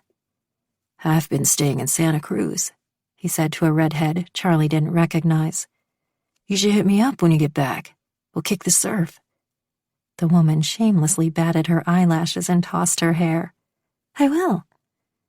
Excuse me? Charlie said, finding her place behind the counter and not so subtly shoving Joe out. "Can I help you?" "You don't work here?" the woman said to Joe as he joined her on the customer side. "Just filling in." He grinned, winked, and hands in the pockets of his board shorts, strode back to his table. "I heard this neighborhood is called Miracle Bay," the woman said to Charlie, "and that if you kiss a guy at sunset, you might find your one true love. Some people. But maybe sometimes your true love wasn't the one you actually wanted it to be. Life was funny that way." "That's right. And best of all, today is Miracle Sunday, so every second pastry is free." "Deal." Charlie helped the woman to a dozen Miracle Sunday donuts, and then several more customers. Coral always said that she made her money back and then some by offering the second donut free. She'd been a marketing genius, her foster mother, but also way too strict, especially with Millie. She hadn't been allowed to date much at all, other than boys pre-approved far enough in advance. Charlie had aged out of the system and left home at 18, tired of living by Coral's impossible rules. But Millie had stayed and gone to college locally rather than leave the city. The dutiful daughter, the good sister and friend. She'd always been there for Charlie, rarely asking for anything in return. Now Millie was in a jam. She would need the baby's father in the picture sooner rather than later, whether she wanted to admit it or not. She needed Charlie to fix this. She needed Charlie to make sure she wouldn't raise this child alone. The shop door chimed, and in walked Charlie's worst nightmare. Jenny Santana had been 2 years ahead of Charlie in school, but decades ahead in popularity. She'd been one of the mean girls in high school that taunted Charlie. Today she rocked a pair of jeans that looked painted on her long legs. They tapered down to sexy ankle boots with 4-inch heels. This made her look a bit like an Amazon, given the fact that she was already fashion model tall without the heels. The latest color of her hair, which seemed to change seasonally, was platinum blonde a la Marilyn Monroe. But the worst thing about Jenny, hands down, was how she relentlessly went after Dylan.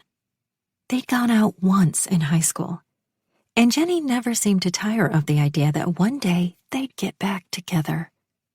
One day, she'd kiss him at sunset and find out they were each other's true love. Jenny wholeheartedly believed in the legend. They'd get married, together forever, and make many Reyes babies. Charlie only knew this because Jenny told everyone who would listen.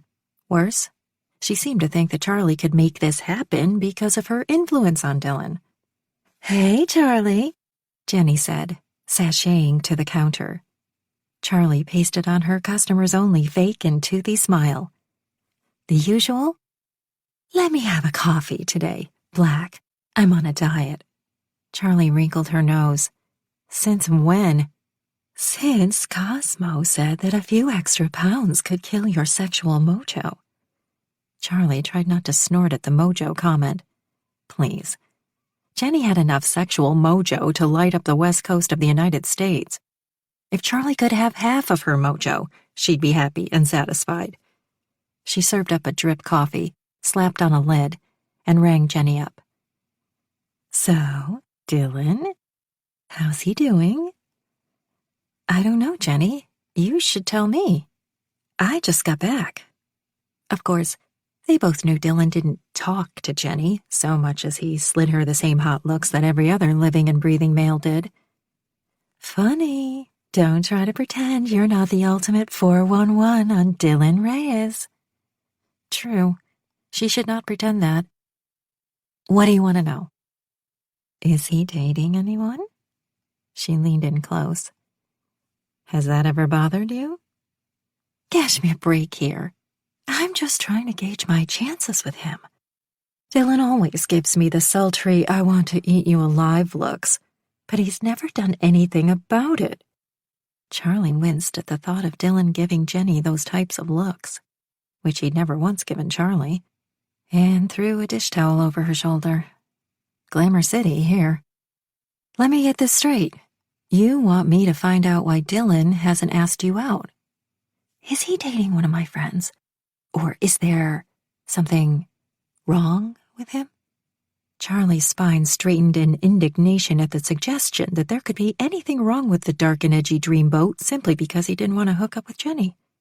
Maybe he just wanted to be different. Because Padre Suarez still sat nearby reading a book, infusing the bakery with a saintly aroma, Charlie held back from cursing. Instead, she had a random thought so out of the blue that its deviousness scared her a little bit. But just for once, maybe if all the beauty contestants and model types would lay off Dylan, Charlie might have a chance. A chance for what, she didn't even know. Sunset kiss veil be damned. Maybe they wouldn't have true love. But how about a chance to find out whether there was even the slightest possibility they could ever be more than friends? That could be the only reason, she told herself, that she said the next words percolating in her mind. He's getting married, she said in a hushed tone, less Padre Suarez over here. And oh God, she'd said it. She'd pranked Dylan many times before, once walking up to him in the middle of talking to a beautiful girl, only to ask him whether he'd taken the paternity test yet. All in good fun. He'd always get her back with a vengeance. Once he'd pilfered a set of handcuffs from his buddy in the SFPD and pretended to make a citizen's arrest in the middle of her dinner date. Her date had stared at her in horror and disgust. She wasn't going to lie. That one had been embarrassing. Married? Dylan? Yep. He finally kissed a girl at sunset, and apparently it's true love. So it's kind of a done deal. Charlie wiped the countertop. He doesn't want anyone to know yet. You'll keep your mouth shut, won't you? Of course. Damn. Shows you how true the legend is. Someone finally caught him, Jenny whispered. Who is she? No one you would know. She's not from here and like 45 or 50 or something. Once Charlie got going, it was hard to stop. A cougar, Jenny snapped her fingers. Well, I've seen pictures, and she used to be really ugly, but she's had a lot of plastic surgery now, so she's much prettier. Jesus, Mary and Joseph! Jenny grabbed her coffee and took off at a near run. Padre Suarez stood, and his wise gaze followed Jenny out of the shop. Where is she going in such a hurry? Charlie bit back a laugh. I don't know, Padre. How late is the confessional open? He blinked. Aren't you a Baptist, dear? Nah, sort of a half-hearted Methodist. Mostly Coral's influence. But just in case, I might need a miracle. When Dylan found out, he was going to get her back and get her good. She would need all the help she could get. Padre smiled. You have come to the right place. 7. Don't you wish people would mind their own business? Asking for a friend. Meme.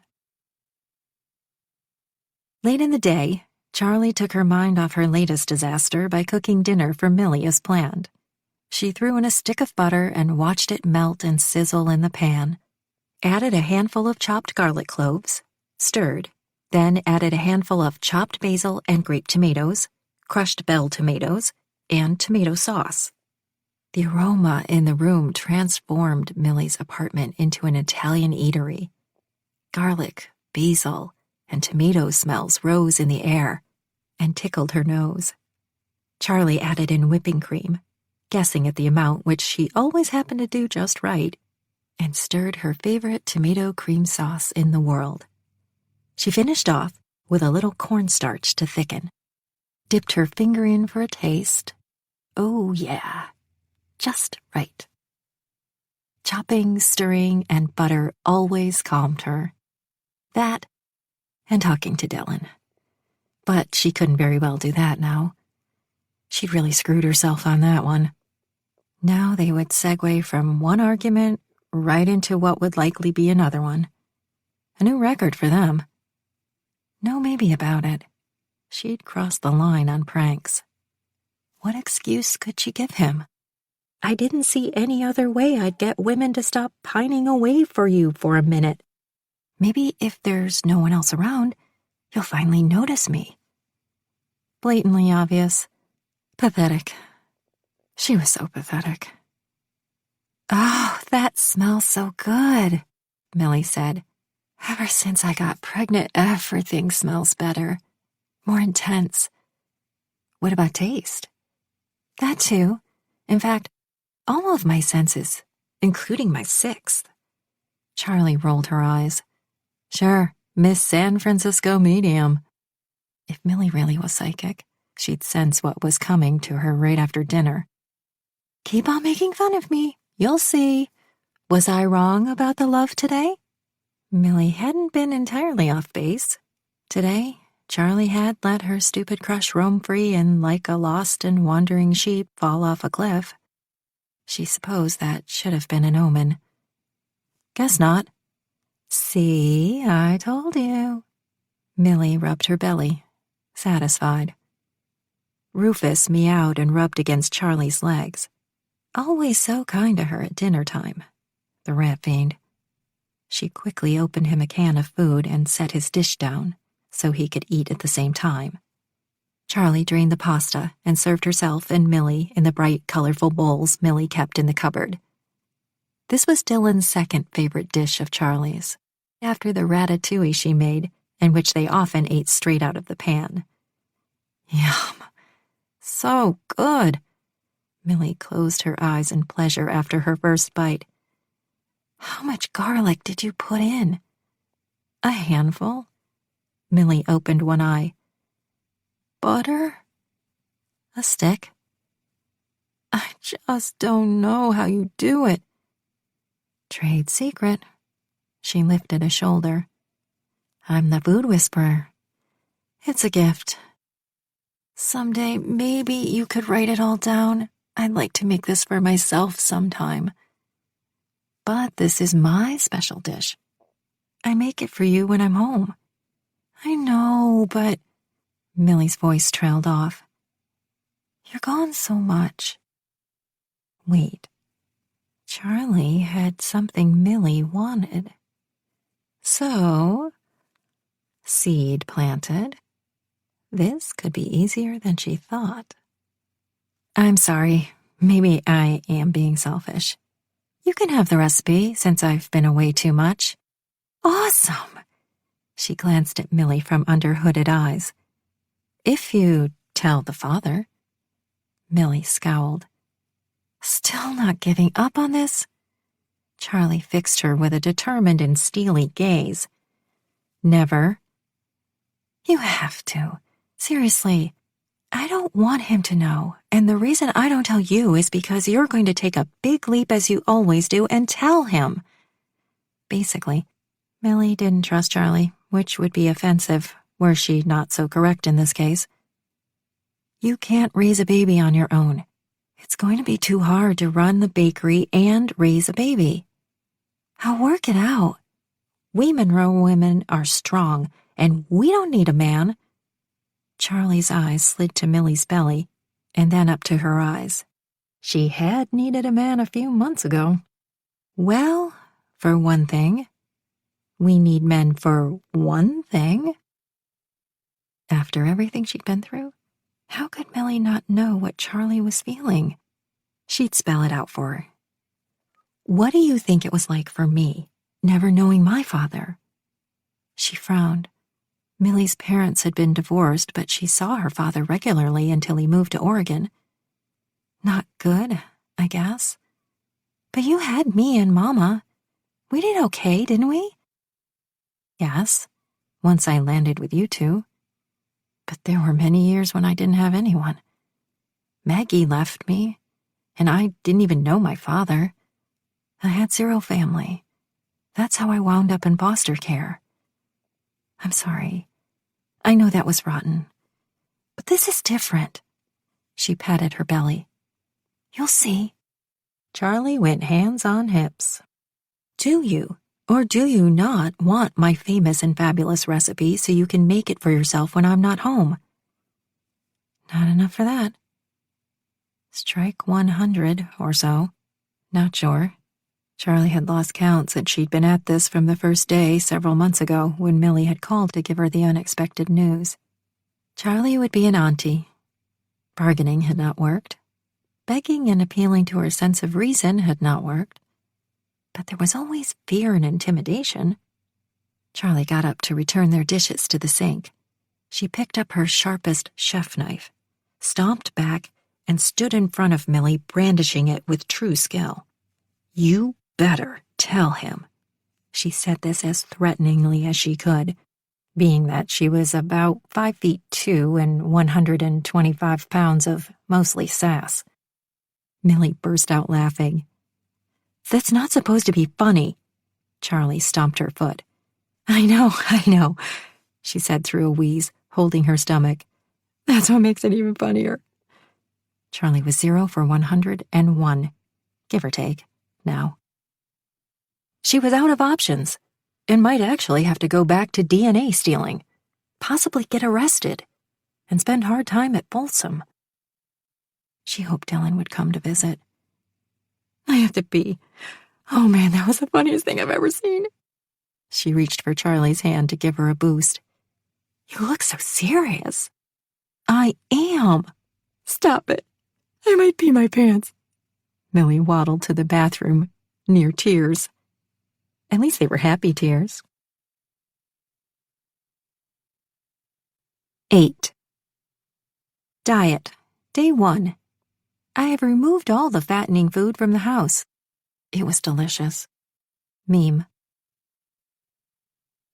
The whole incident was an innocent enough mistake. No, really. Last summer, it had been just another simple evening in Miracle Bay. That particular Saturday in June had been a rare day off for Dylan, and Charlie had met him at the home he'd renovated and decided to keep. She'd fed him filet mignon in a reduction sauce with grilled asparagus shoots on the side. And afterward, they'd watched the 50-something showing of Scarface. While Charlie watched the bloody end through her splayed fingers, she dared to peek at Dylan, sacked out on the floor in front of her, head on a sofa pillow. He'd fallen asleep, his breathing slow and measured. She didn't know how long she'd been enduring this torture needlessly, so she shut off the movie. Dylan didn't move a single muscle. He worked so hard, picking up extra work at the docks, occasionally doing odd handyman jobs at his mother's boarding house, and now renovating this Victorian to flip. No wonder he'd fallen asleep during his favorite movie. It was all too much. Taking a folded blanket from the sofa, Charlie draped it over his figure stretched out on the floor, one arm over his forehead, the other stretched out to the side. As long as she'd known Dylan, she couldn't say that she'd ever seen him sleep. This was actual proof he wasn't superhuman, and the knowledge settled into her, wrapping around her heart, warm and cozy. He wasn't perfect. Not entirely. He didn't move as she tucked the blanket around him, not even when she dared to rake a fingernail across his jawline, and the tough, dark bristle there. If he woke up, she'd claim he had something stuck to his jaw. As his best friend, it was her duty to remove it. Here were a few new things to know about Dylan. He was a heavy sleeper, if this was any indication. And there were many other things she didn't know about him, such as whether or not his full lips were soft. These were things she'd probably never know about him. She studied his handsome face, relaxed and oddly vulnerable now in rest. For years, she'd used any excuse she could to touch him, slapping his back if he ever coughed in front of her, removing a little something he had on his face. There never was anything. Fist bumps, but she'd had to imagine threading her fingers through his thick, dark hair. She did that now, surprised it was softer than it looked. Being this close to him, she felt an unexplainable heat and awareness of him. He'd always been attractive to her, but this moment felt different, special. The air between them was charged and thick, and she was tempted. A thought ran through her so wild and crazy that she pulled her hand back as if stung. Because she could kiss him now. It wasn't cheating. He wasn't dating anyone, and neither was she. Plus, he'd never know. It wouldn't change anything. She wouldn't have to worry that he'd break her heart, that she'd somehow break his. Just a kiss. It wasn't going to be a great kiss, seeing as he wouldn't be a participant. This kiss would be chaste, tender, and likely her only chance to kiss him. Ever. She bent lightly and carefully over him, so as not to make any sudden moves and wake him. Her lips brushed lightly over his full ones, pleasantly surprised at how soft they were. A tingle swept through her, and she'd swear the room shimmered in a soft, radiant glow. "I love you," she whispered, because it seemed that had always been true. She stayed longer than she'd planned, lips feathering against his so lightly it was almost as if it hadn't happened.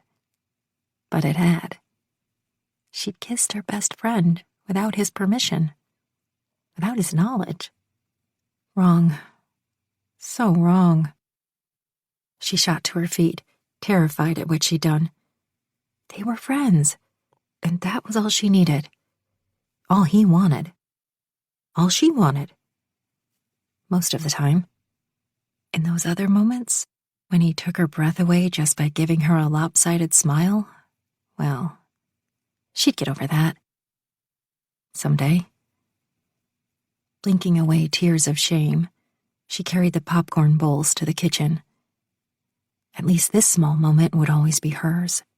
One private moment in time she could keep locked in her heart as she traveled the country dealing with impersonal co-workers who never seemed to give a whit about her. Dates that never went anywhere. Someday she'd laugh about this. Someday she'd tell her husband about this and he'd say, "Baby, I'm so glad he didn't wake up during that kiss because if he had, you and I might not be together." Someday she wouldn't feel this aching emptiness, the sinking sense that as much as she had in life, she had nothing if she didn't have him. There was something wrong with her. She was selfish. That was the problem. When she set the bowls on the counter of the kitchen, the sun was slipping down, a beautiful burst of orange, yellow, and red. It was like a gift, a reward and acknowledgement that this pain and longing would pass someday. She'd be able to move on. But like an unexpected slap or a sting, she hissed in a sharp breath at the realization that she'd accidentally kissed Dylan during the sunset. Fingers traced her mouth, remembering what she'd done, what she'd taken without permission. If one believed in the legend of the sunset kiss, and she did, it meant he could be the one. True love. If this was real, Dylan would feel it too when he woke up. He'd look at her differently. He'd sense the same electricity between them that she had. But 1 year later, not a thing between them was any different. Dylan had the next 48 off from the station and used part of one day to finish the job he'd started on a yacht docked at the marina. He'd been hired to install some wood cabinets in the galley kitchen. He'd probably indulge in a couple of basketball games at the rec center, sleep, spend some time with Charlie before she took off again. If he monopolized more of her time while she was here, she'd have less of it to try and intervene in Millie's life, because he couldn't let her continue. And if that meant putting a tail on her, well, he had friends at the SFPD. But if she ever found out who the father was, no doubt Charlie would try to arrange a sunset kiss for Millie and the man. Wouldn't surprise him. Charlie was as much of a believer in the ridiculous legend as every other woman her age. He wasn't a believer, and neither were half of the men he knew. Dylan knew a gimmick when he saw one. Sure, some men went along with it when they were seriously interested in a woman. kiss them at sunset to up their game. True love. Ha! He could come up with the names of 2 relationships where the couples kissed at sunset, and though they were still together, they were also miserable. That wasn't true love. You couldn't build a life on a myth, a fantasy. The legend of true love could be put to rest forever in his mind. He was generally suspicious of any woman who believed, except for Charlie, because her belief in the legend came from a deeper place than most. For Charlie, it wasn't so much about a sunset kiss as it was about being the chosen one. Special. But since he'd appointed himself as the one who'd approve her forevers, whether she liked it or not, he wasn't worried she'd wind up with the wrong man. A few months ago on a visit home, she'd briefly dated a dude from North Beach. Some loser type, destined to break her heart. It was written all over the guy. Man-whore, player. And even if it might get her to stay in the city permanently for a change, he couldn't sit by and allow her to get hurt on his watch. As usual, he'd taken it upon himself to break the news to her. He checked the guy out, and sure enough, he'd been juggling 3 other women at the same time. But when he confronted Charlie with the news, she hadn't been as grateful as he had expected. "Did I ask you to do that?" she'd yelled. "You didn't have to. Knew you'd want to know." "Maybe I didn't, Dylan. Did you ever think of that?" "Why wouldn't you want to know? Do you want to live in denial? In a fantasy? Like all the other blind believers?" He'd almost said out loud. True love and forever wasn't possible from what he'd witnessed. But if it was, it would start with reality.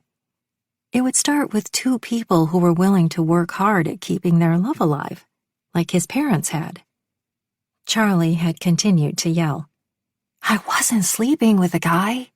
What if he'd gradually stopped dating all the others and wound up with me?" "Are you serious? Guys like that never settle down." "What you mean is, he never settled down with me." She'd shoved him. "You just don't get it. I want to be happy, but you won't let me." "How am I stopping you?" She just stared at him for several long minutes and opened and closed her mouth several times, never saying a single word. There was something she wouldn't tell him. And that's when he got to call himself a hypocrite, because he also kept plenty from her.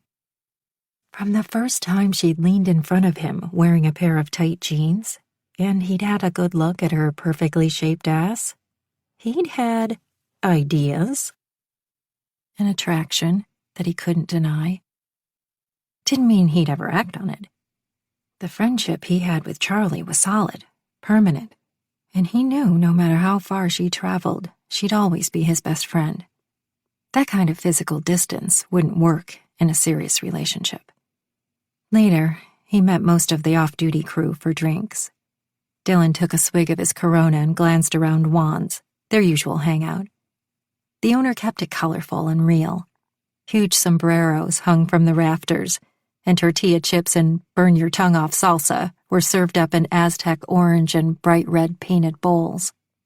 His eye caught a few of the usual suspects in attendance tonight. Women like Jenny Santana, who were always up for a good time, no strings attached.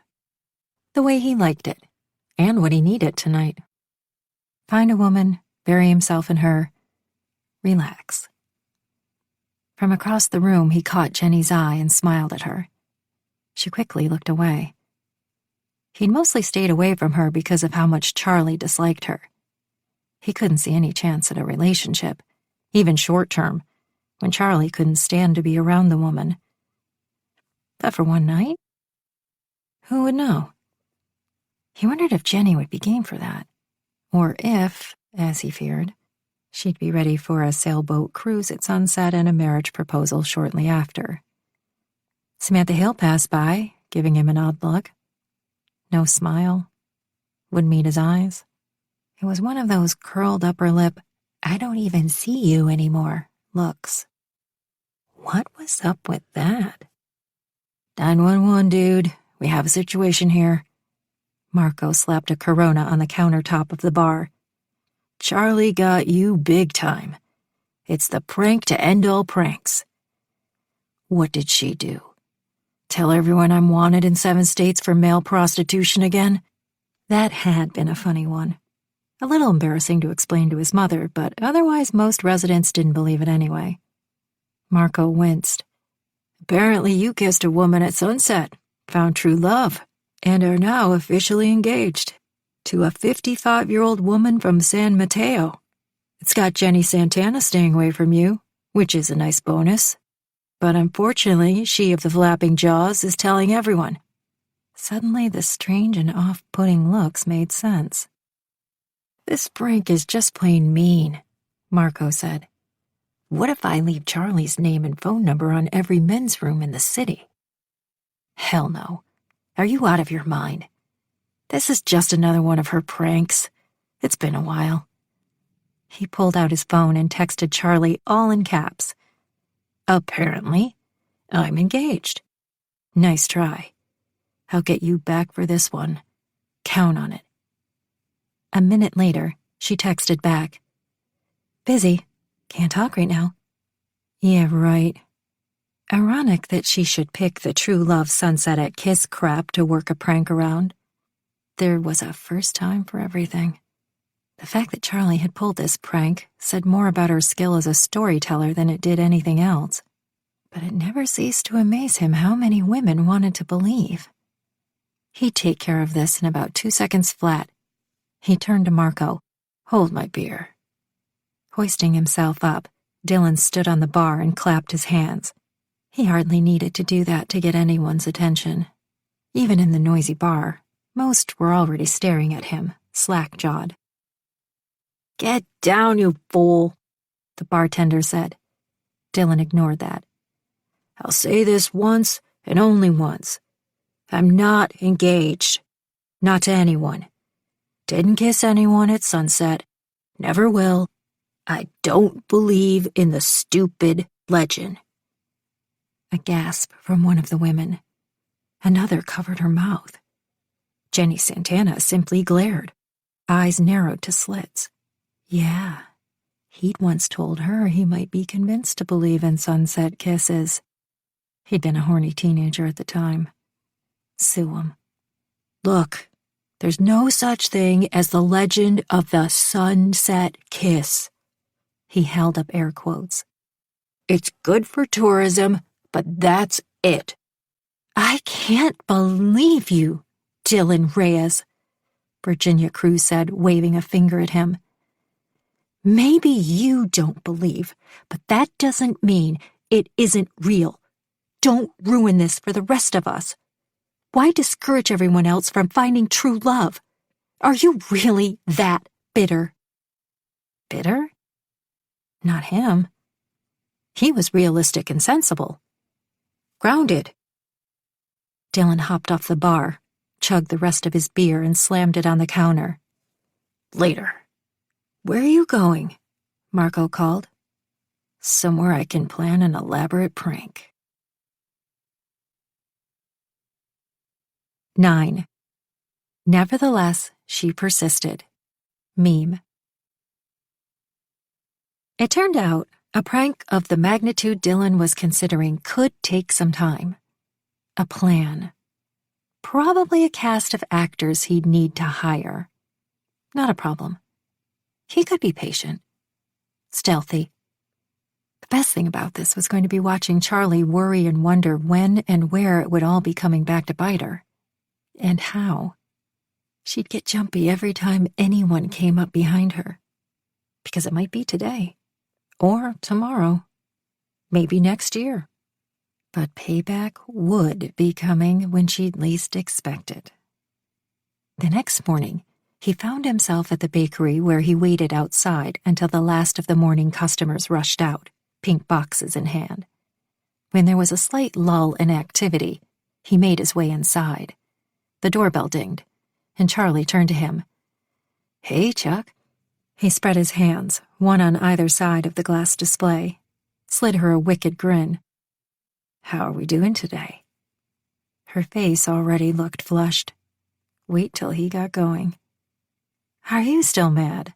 Jenny was asking about you again, and I thought, yeah? I thought maybe I could get her to finally leave you alone. He felt a smile tugging at his lips, and the fact that Charlie's nose was dusted with flour might have had something to do with that. And everyone else, too? Well, she fisted her apron and swiped at her nose. Know what? Let's forget it, he said, meaning no such thing. What? Really? Yeah, I'm sure no one's going to believe it anyway.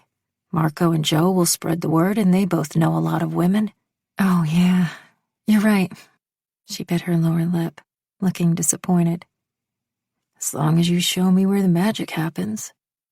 He nudged his chin toward the back of the counter. He'd never been allowed in the back, nor was anyone else. One of Coral's many rules. Why?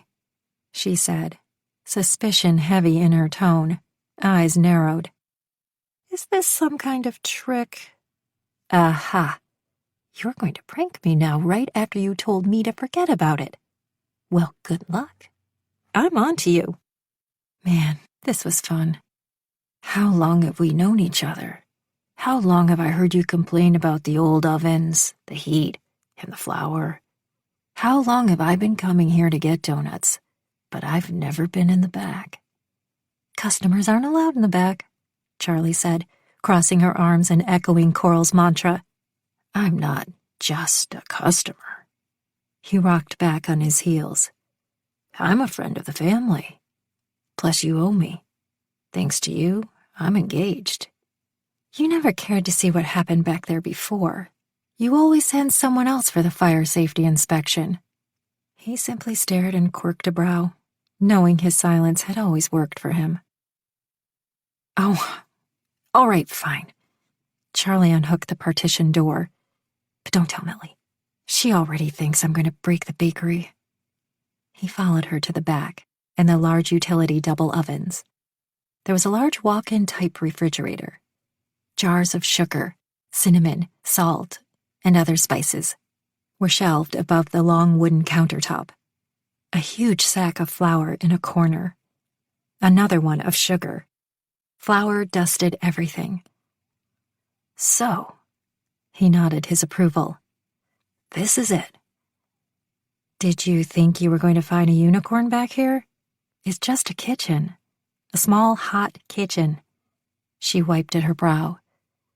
For reasons he could not explain, his gaze slid to her lips, plump and pink. Then, force of habit made him correct himself, and instead he tucked a loose hair behind her ear. A few stragglers had fallen from the ponytail she always worked in. He was just helping. No other reason. She stared at him for a moment, opened her mouth, then shut it. The air seemed electric between them, the tension and heat thick. Dylan hadn't planned on flirting when he made his way back here. This was Charlie. He'd simply wanted her jittery, wondering if the prank return was coming, and he'd succeeded. It was time to go now. Mission accomplished. Instead, he kept staring like he'd never seen her before. Her eyes were a deep hazel with flecks of gold. Had he never been close enough to notice that before? He took in her dark blonde hair, wavy and unmanageable most of the time. It was the type of thick hair a man loved to fist during a wild kiss. Whoa, where had that come from? The phone rang, and the moment was lost. She blinked. Be right back. This was his exit opportunity. He could leave right now and catch up with her later. They could both pretend nothing had happened here. No moment in which they'd both locked gazes in a way they never had before. He didn't want to ask himself why his boots stayed rooted to the floor. Didn't want to question why he was wondering what color of panties Charlie wore and if she matched them to her shirt the way she matched her ever-present Chuck Taylors. She had them in black and white checkers. Black, white, blue, neon pink, purple, and green. I'm handling this, Charlie was saying from the phone behind the counter. Would you relax already? You're giving me a complex. A few more moments of talk, and then the entrance door chimed. Another customer. Charlie was back several minutes later. He was still here. Why am I still here? The simple answer? No freaking idea. Charlie eyed him suspiciously again. Her gaze went to his hands. What did you do back here while I was gone? Did you switch the sugar for the salt? No fair. The pranks can't risk our careers, we agreed. Please. Sugar for salt? That's amateur shit. Good, because I was going to check anyway. She tugged on the back tie of her oversized apron. I know you're going to get back at me sooner or later. In due time. All in due time. Okay, she sighed. Just don't be too mean. Make it a funny one. Dylan stepped into her, one booted foot on either side of hers. His rough and calloused hands slid down her unbelievably silky, soft arms and settled on her hips. Why? Because my getting engaged was so funny? She had the decency to find her shoes completely fascinating for a moment. Yes? Hilarious. He tipped her chin to meet his eyes, testing his boundaries. His thumb brushed across her nose and removed the smudge there. Flour. It gets everywhere. She stared past his fingers to his lips, and he'd swear there was an invitation in her eyes. They were no longer arguing, no longer disagreeing. In that moment, Dylan understood he'd just crossed a self-imposed line with Charlie. He had no idea why or how this had happened. But there it was. She'd burrowed deeply under his skin. Since the moment she'd come back, he'd known something was off. Different. He stopped thinking about when or how or why, and it seemed like the single most natural thing in the world to pull her to him and dip his head to meet her lips. The heat between them almost suffocated him with its power. It seemed to float between them and surround him like the city's fog. But unlike the fog, it wasn't showing any sign of dissipating. If he'd intended to kiss her at all, face it, he should have made the kiss sweet and chaste. To his credit, and he would take all the credit he could get right now, that noble intention lasted about 10 whole seconds. Then he lost his head when electricity pulsed through him. The kiss was a long, wet, deep kiss that demanded entry. She parted her lips and let him inside, clutching at his shirt with both fists. He kept kissing, angling her head so he could go deeper, clearly losing his mind. No chaste and tender kiss, this one. Nothing sweet and tender. She reciprocated, and before long, it wasn't just the ovens that were hot back here. He hadn't seen that coming. An attraction had obviously bubbled beneath the surface for years, right? Good. Made sense. It was logic. This was the reason for the smoldering heat of this first kiss. Great. He felt better already. Dylan pulled back and bent to press his forehead to hers, his breaths coming a bit ragged. Sorry about that. Charlie gripped his shirt, fisting it tight. No, you don't get to be sorry. I won't let you. Let's not argue, Chuck. Not now. I think we better take 5. I know what this is. You think you can control what just happened between us two. But sometimes things just happen. He shook his head. No, nothing just happens. We all make choices. Like you choosing to kiss me? He rolled his shoulders. Yeah, like that. Was it just me, or was that kiss really amazing? She studied him with luminous eyes. He stared at the pink, sensual tip of her lips, the mouth he'd nearly devoured not long ago. And he was a little out of his element here. It was. You felt something. I am obviously attracted to you. I just didn't know this before that kiss. He cleared his throat. Here's the thing. I'm going to suggest that we forget about what just happened here and move on. Wow, Charlie said. Wow. What? You're that afraid of me, are you? The hell I am. No, you're right. You're not afraid. She shook her head. You're terrified. Excuse me? Big bad Dylan Reyes, firefighter and rescuer, hero to all, afraid of a girl. Stop. He narrowed his eyes. I'm not a hero, and I'm sure not afraid of you. I can see that. She smirked, then crossed her arms. Because you want to forget all about this. That doesn't mean I'm afraid. I've just had better conversations. No doubt. Maybe ones where you get to win the argument, for instance. We're not arguing. He was starting to get annoyed. No one here is winning or losing. Uh-huh. Spoken like someone who's losing. And anyway, what's wrong with kissing me? For the life of him, he couldn't think of a thing. It was so damn unexpected. Unplanned. For someone who planned everything, it was unnerving. Nothing. Her gaze softened. Nothing at all. Except for the fact that you're working. This kitchen is hot and stuffy.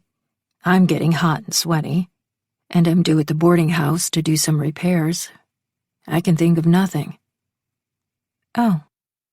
Her hands skimmed down the front of his shirt, resting on his abs. So it's not me then. You don't want to take 5 because it's me you kissed. No, he said, not happy to see that old flash of insecurity in Charlie's gaze. And don't do that. When she'd left the city on her first culinary adventure, he thought she was running toward her future, confident in herself. But maybe Charlie wasn't running to something so much as she was running away. She kept coming back, but never to stay. Why was it so hard for her to stay? Okay, I'm sorry. The hell you are. I won't let you, he said, repeating her words. She smiled a little. But if you don't want me, it's okay. I understand. I want you. His temper almost got the better of him and he tugged her by the elbows. Listen, that kiss was hot. You're fucking beautiful. A knockout. No, you don't have to say that. I'm not. To me, you are. Neither one of them spoke for one long moment. Charlie broke the silence with the question that had been wrapping itself around his brain for the past several minutes. What are we going to do? He had no freaking clue. Talking himself out of this explosive attraction before he wound up hurting her was his only idea, and he already hated it. Like I said, take 5. She sighed. Okay, Dylan. We'll do it your way. 10. Always be nice to the chef. Apron. Dylan headed over to the boarding house his mother and grandmother ran to take care of a few last-minute jobs before the celebration on the 4th. He'd looked for Joe to get his help this morning, but his youngest brother wasn't anywhere to be found. He and his brothers had grown up in the 3-story Victorian that had been in the family for generations and that initially housed only their extended family until his father died. After that, his mother and grandmother had been forced to take in boarders, and he and his brothers learned to live with strangers, learned to understand that everything and everyone other than family was transient, temporary. Mom greeted him at the door. Well, well, if it isn't my eldest come to pay his mother a visit. Been busy, but I'm here now. He stepped inside and followed Mom into the kitchen. Oh, busy. I'm not familiar with the term, but I can only imagine how busy you must be when you didn't have time to tell me you were engaged. Dylan winced. He shouldn't have been surprised, considering how many boarders came and went through here every day. It gave new meaning to the old telephone game. He was surprised this time they'd gotten the rumor right. And just who am I engaged to? A 65-year-old widow from Walnut Creek? Dylan, really? Are you out of your mind? You didn't think this was important enough to come right over and tell me? Nope. The old telephone game again. We need to meet this woman of yours, mijo. Abuelita stood at the kitchen stove and stirred a pot of what had to be arroz con pollo. Given the welcome smells of tomato sauce, ham hock, and onions wafting through the kitchen, he kissed her cheek. There's no woman. No woman? How else you going to marry and give us more Reyes boys? She waved her spoon. Certainly not with a 65-year-old woman. He face-palmed again, something members of his family had him doing too often. Meaning that I'm not engaged. Oh, no. Not another one of Charlie's, his mother said. Pranks, Dylan interrupted. And yes. I'll never understand the two of you and your little games, Mom said. Is nothing sacred anymore? No surprise, his mother also believed in the sunset kiss. True love and all that crap. Don't worry, I'm getting her back. For the love of God, just take the high road and forget about these silly pranks. It's like you're in 3rd grade pulling on her pigtail. Nope, sorry. Can't forget it. Especially when she expects it. Fair's fair. He headed toward the patio to fix the screen, and Mom followed him. Actually, the screen is fixed, she said, a glint in her eyes. I had Tootie do it. Come and see what we've done to the patio since you were here last. The flamboyant local Elvis impersonator, Tootie Blazes, was the longest-running boarder at 2 years and counting. That meant he'd stayed twice as long as the previous long-timer. It would be sad to see him go, but he'd been working to get to play Las Vegas where an act like his would shine. Dylan followed his mother toward the patio he'd repaved a year ago. Since the home sat at an angle near the end of a hill and was built in 1910, it had endured some seismological changes over the years. As with so many homes in their neighborhood, the yard was narrow but deep, with a garden and sitting area for their guests. Dylan opened the patio door for his mother, and in the next second, he noticed Ashley Banning sitting at an umbrella table. They'd dated for a short time over a year ago, but Mom had been excited because Ashley told everyone who would listen that she was ready to get married and start a family, which was part of the problem for him. A second facepalm would have followed, but Ashley sat smiling expectantly at him. What's going on? He shouldn't be surprised at this because his mother was a matchmaker through and through, and every summer she tried to match Dylan up before his sunset kiss weekend. Coincidence? He thought not. I had a feeling you weren't engaged to a 65-year-old. And anyway, I just thought I'd throw out another option for you if you were. Ashley is around your age and everything. Mom reached up to tap his shoulder. Now don't you dare be rude. That's not the Reyes way. She asked after you and wanted to know how you were doing. I invited her over so you two could reconnect. Ashley stared at them, the smile gone, a furrow creasing in her brow. It's about time you settled down. You're going to be 30 this year. Mom, for the love of... She held up her hand. You and I will talk later. You're being rude. Go say hello to Ashley. Don't go far, Dylan said, gently touching her elbow. We need to talk. His mother turned and went back inside, waving him away. He strode toward Ashley. Hey, he said, as he sat across from her. Dylan, I'm sorry, Ashley said. She invited me, and I just couldn't say no to your mother. I adore her. She's tried to fix me up every summer before Sunset Kiss. Sorry she got you involved. I had a feeling you weren't actually engaged. Another one of Charlie's pranks. Ashley laughed. Doesn't your mother realize you're not a believer? She conveniently ignores that pesky fact. It gets in the way. I'm sure she just wants you to be happy. I'd be happy if she gave up on me. I'm never going to indulge in that ridiculous fantasy. We're both people of science, so it makes sense that neither one of us believes. It's a nice idea, you have to admit. Great for tourism. Guess it doesn't hurt people to believe that something special happens in their own little part of the city. Residents of Miracle Bay lived in a small pocket of San Francisco, away from downtown crowds and city life. Even the fog wasn't as thick here. It made it easier to believe in legends and to feel set apart somehow. Ashley cleared her throat. What about Charlie? I heard she's back in town for a while. Does she have a date for Sunset Kiss? I don't think so. You would know. She said this with such an air of confidence that it annoyed him. I am her best friend. Sure, that's what you've always said. Ashley almost managed to make him feel guilty. She'd been, at least he'd thought at the time, unreasonably jealous of Charlie. He'd explained over and over again that she was his only close female friend, and yes, it was possible to have a platonic relationship with a woman. True at the time.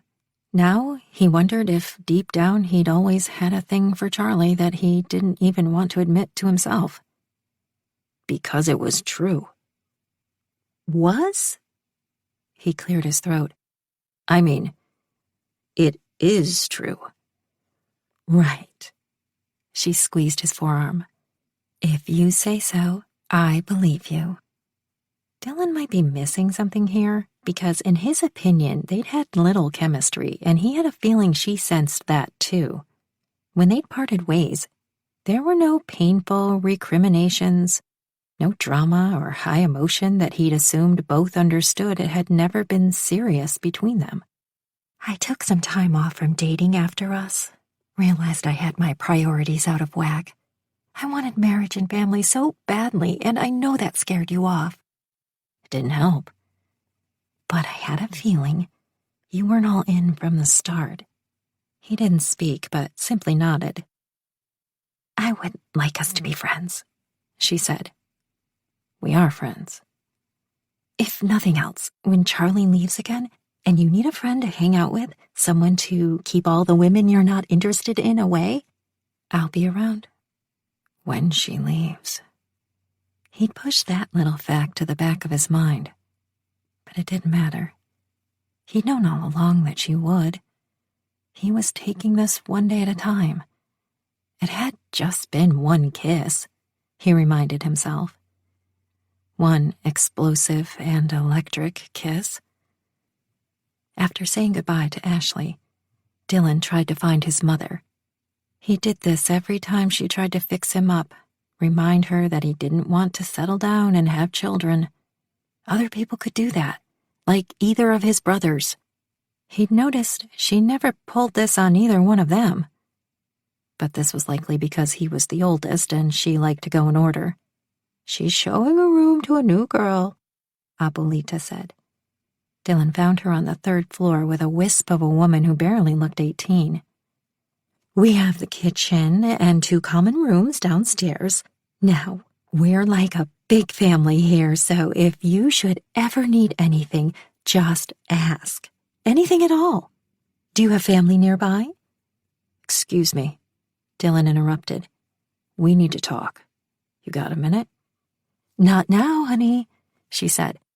I'm showing a room, and if she's interested, we'll have to sign a lease and then a background check, Dylan gently reminded his overly kind mother. I'll take it, the woman said. Oh, that's wonderful. You'll fit right in. I'll get the lease agreement, and we'll go over it together. 2 hours from now, his mother might be available for a talk, but more than likely she'd be trying to fix up this tenant with one of her single male tenants. Sunset Kiss was only a couple of weeks away, after all. Much to be done for the happiest little matchmaker in Miracle Bay, his mother. Okay, Ma, we need to talk later. But she was already telling her new tenant about Miracle Bay and the legend of the Sunset Kiss, while the tenant nodded and smiled politely. 11. Kiss the cook, if your name is Dylan Reyes. Charlie Young. Charlie took Millie to her doctor's appointment and waited roughly a millennium to be seen.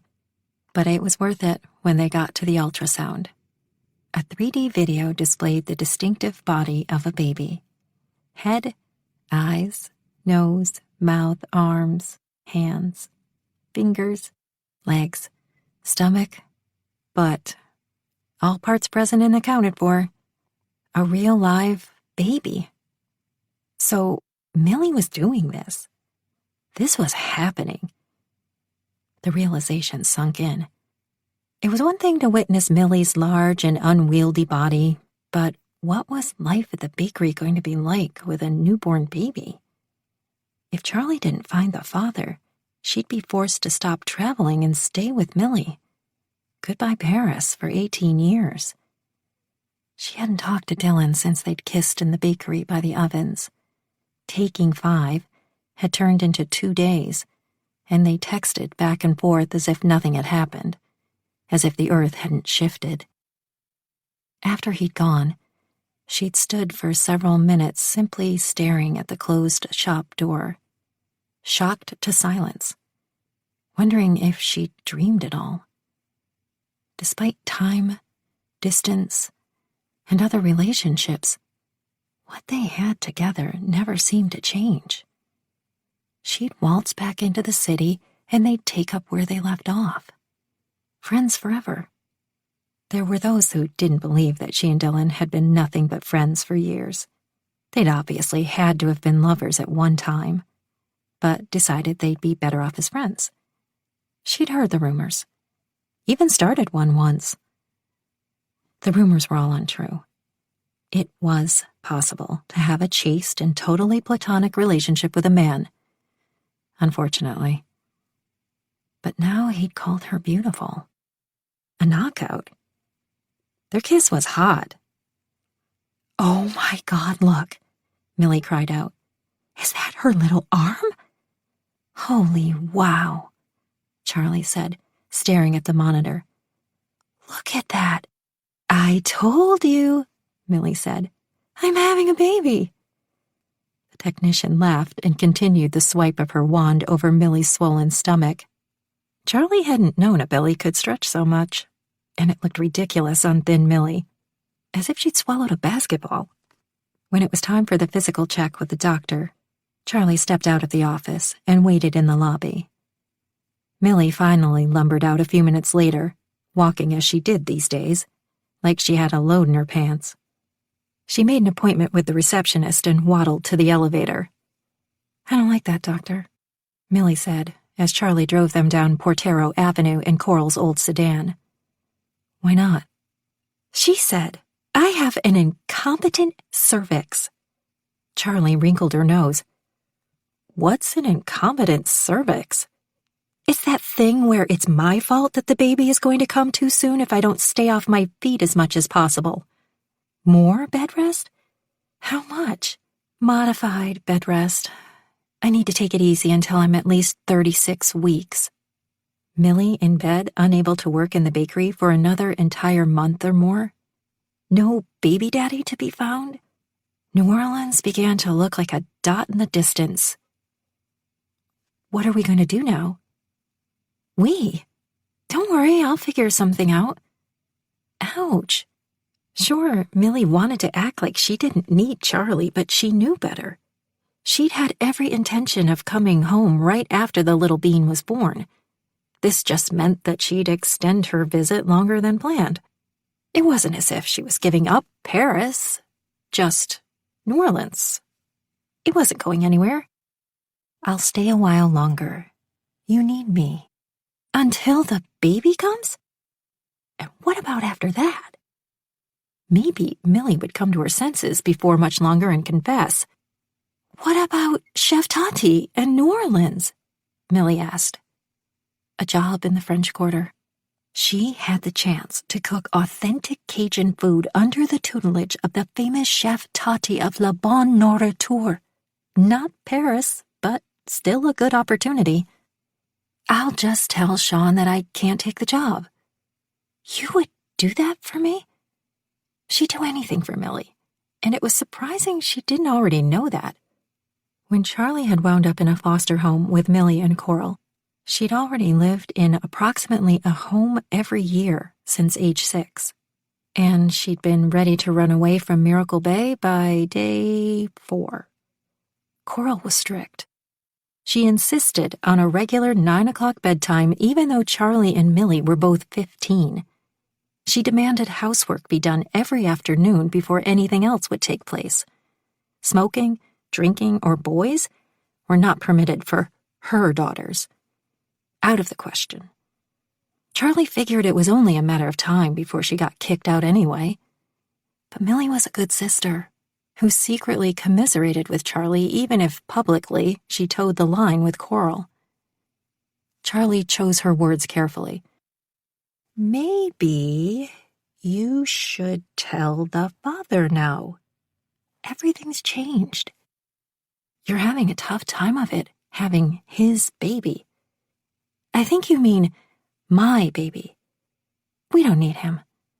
Millie rubbed her belly. We don't need him. The words caused a slight ringing in Charlie's ears, and a little twitch formed in her eye. Maybe Millie didn't need him, but someday her unborn baby just might. Isn't that short-sighted? You might want some help. It's just going to be you and the baby. And our entire neighborhood. All of our friends. Okay, yeah, but who's going to take turns walking her in the middle of the night when she's got colic? Do you think the Padre or Mrs. Luna are up to 2 a.m. feedings? You don't think I know what I'm getting into? I've read all the books. As they rolled to a stoplight, Millie slid Charlie a significant look. I can handle it. Stubborn woman. It was as if obstinate was in the air, drifting through like fog. The real miracle would be if her sister stopped behaving like a brick wall. Charlie dropped off Millie in front of the bakery, and she lifted her body out of the car as if she was a crane. Go lie down, and I'll be up after I park. She watched Millie waddle into the bakery, carefully maneuvered to the one-car garage situated right next to the bakery, then pulled out her cell phone to call Sean Hannigan. Hey, baby, he said smoothly. How you doing, girl? It never failed to surprise her how she'd at first missed the blatant fact that Sean was a player. Call it lack of experience. Hey, Sean, I'm sorry, but I can't take the job with Chef Toddy. But thanks for the opportunity. Whoa, now that's kind of sudden, you sure? It's not sudden. You knew my sister was in trouble. Now she's on bed rest for the rest of the pregnancy, and she needs me here to run the bakery. Sorry to hear that. But I'm grateful you thought of me, and look, baby, working with Chef Toddy is a once-in-a-lifetime opportunity. I've already put myself on the line for you. It's not a good time to make any quick decisions. She heard the implication loud and clear. Maybe she owed Sean for this chance, but it didn't mean she had to follow through when circumstances had changed. Yet she hated the idea of being thought of as unreliable in her career, because being a chef was the only place where she excelled. The one place where she shined, and where her colleagues thought highly of her abilities. Her career, no matter where she traveled to, was the one place where no one knew that Charlie had once been a foster kid. No one knew that she'd been kicked out of homes for being mouthy, for running away. No one knew that for a long time, no one had wanted her. Just the thought that Sean would be talking about her behind her back sent a cold shiver to wrap around her spine. She wanted and needed to be respected as a sous chef. Sean was a work contact she couldn't afford to alienate. Turn your life around, Charlie, or you'll wind up just like her. That girl is going to wind up just like her mother. Wait and see. Might not even be her fault. I hear addiction can be genetic. More than one caseworker or teacher had declared their lack of faith, either to her or behind her back. She'd done her best not to live up to their expectations. She didn't touch alcohol, just in case they were right about that hereditary stuff. Never smoked. She refused to be anything like Maggie. I wish it could be different. It goes without saying that I appreciate everything you've done for me. Sean had been a sous chef longer than Charlie, and he had an entire network of connections. He also had an uncanny ability to bring out the worst in Charlie. All the fears, suspicions, and worries she'd ever had that she'd never be good enough rose to the surface. "Maybe next time, then," Sean finally said, after a long pause in which she swore she could hear him breathing. "I know of something coming up in September, and I thought of you immediately. Paris." Charlie's breaths came in short pants. Surely by then, Millie and Bean would be settled, and maybe even with the father. Paris? As in, the Paris? Not Paris, Texas? "No," he chuckled. "Paris, France, baby. We could see the city together like we always planned. You interested?" The chance to work at the side of a master Parisian chef would be a dream come true. To walk the same streets that Julia had. Eat in the same bistros. Breathe the same air. No way could she ever turn Paris down. "Of course, I'm interested. Thank you. Millie will have her baby by then, and I'm sure this will all be resolved." Charlie hung up, crossing her fingers she'd hear from Sean even when she'd flaked on New Orleans. But she had something far more important to do at home first. When she had first come to Mission High School, she'd been teased relentlessly by the mean girls who made fun of her clothes and shoes. Millie had wanted to go to the principal about it, or at least tell Coral, but Charlie hadn't wanted the extra attention. She'd begged Millie not to tell anyone. Mostly, Charlie had been worried that, as with previous experiences, telling those in authority only made a bad situation worse.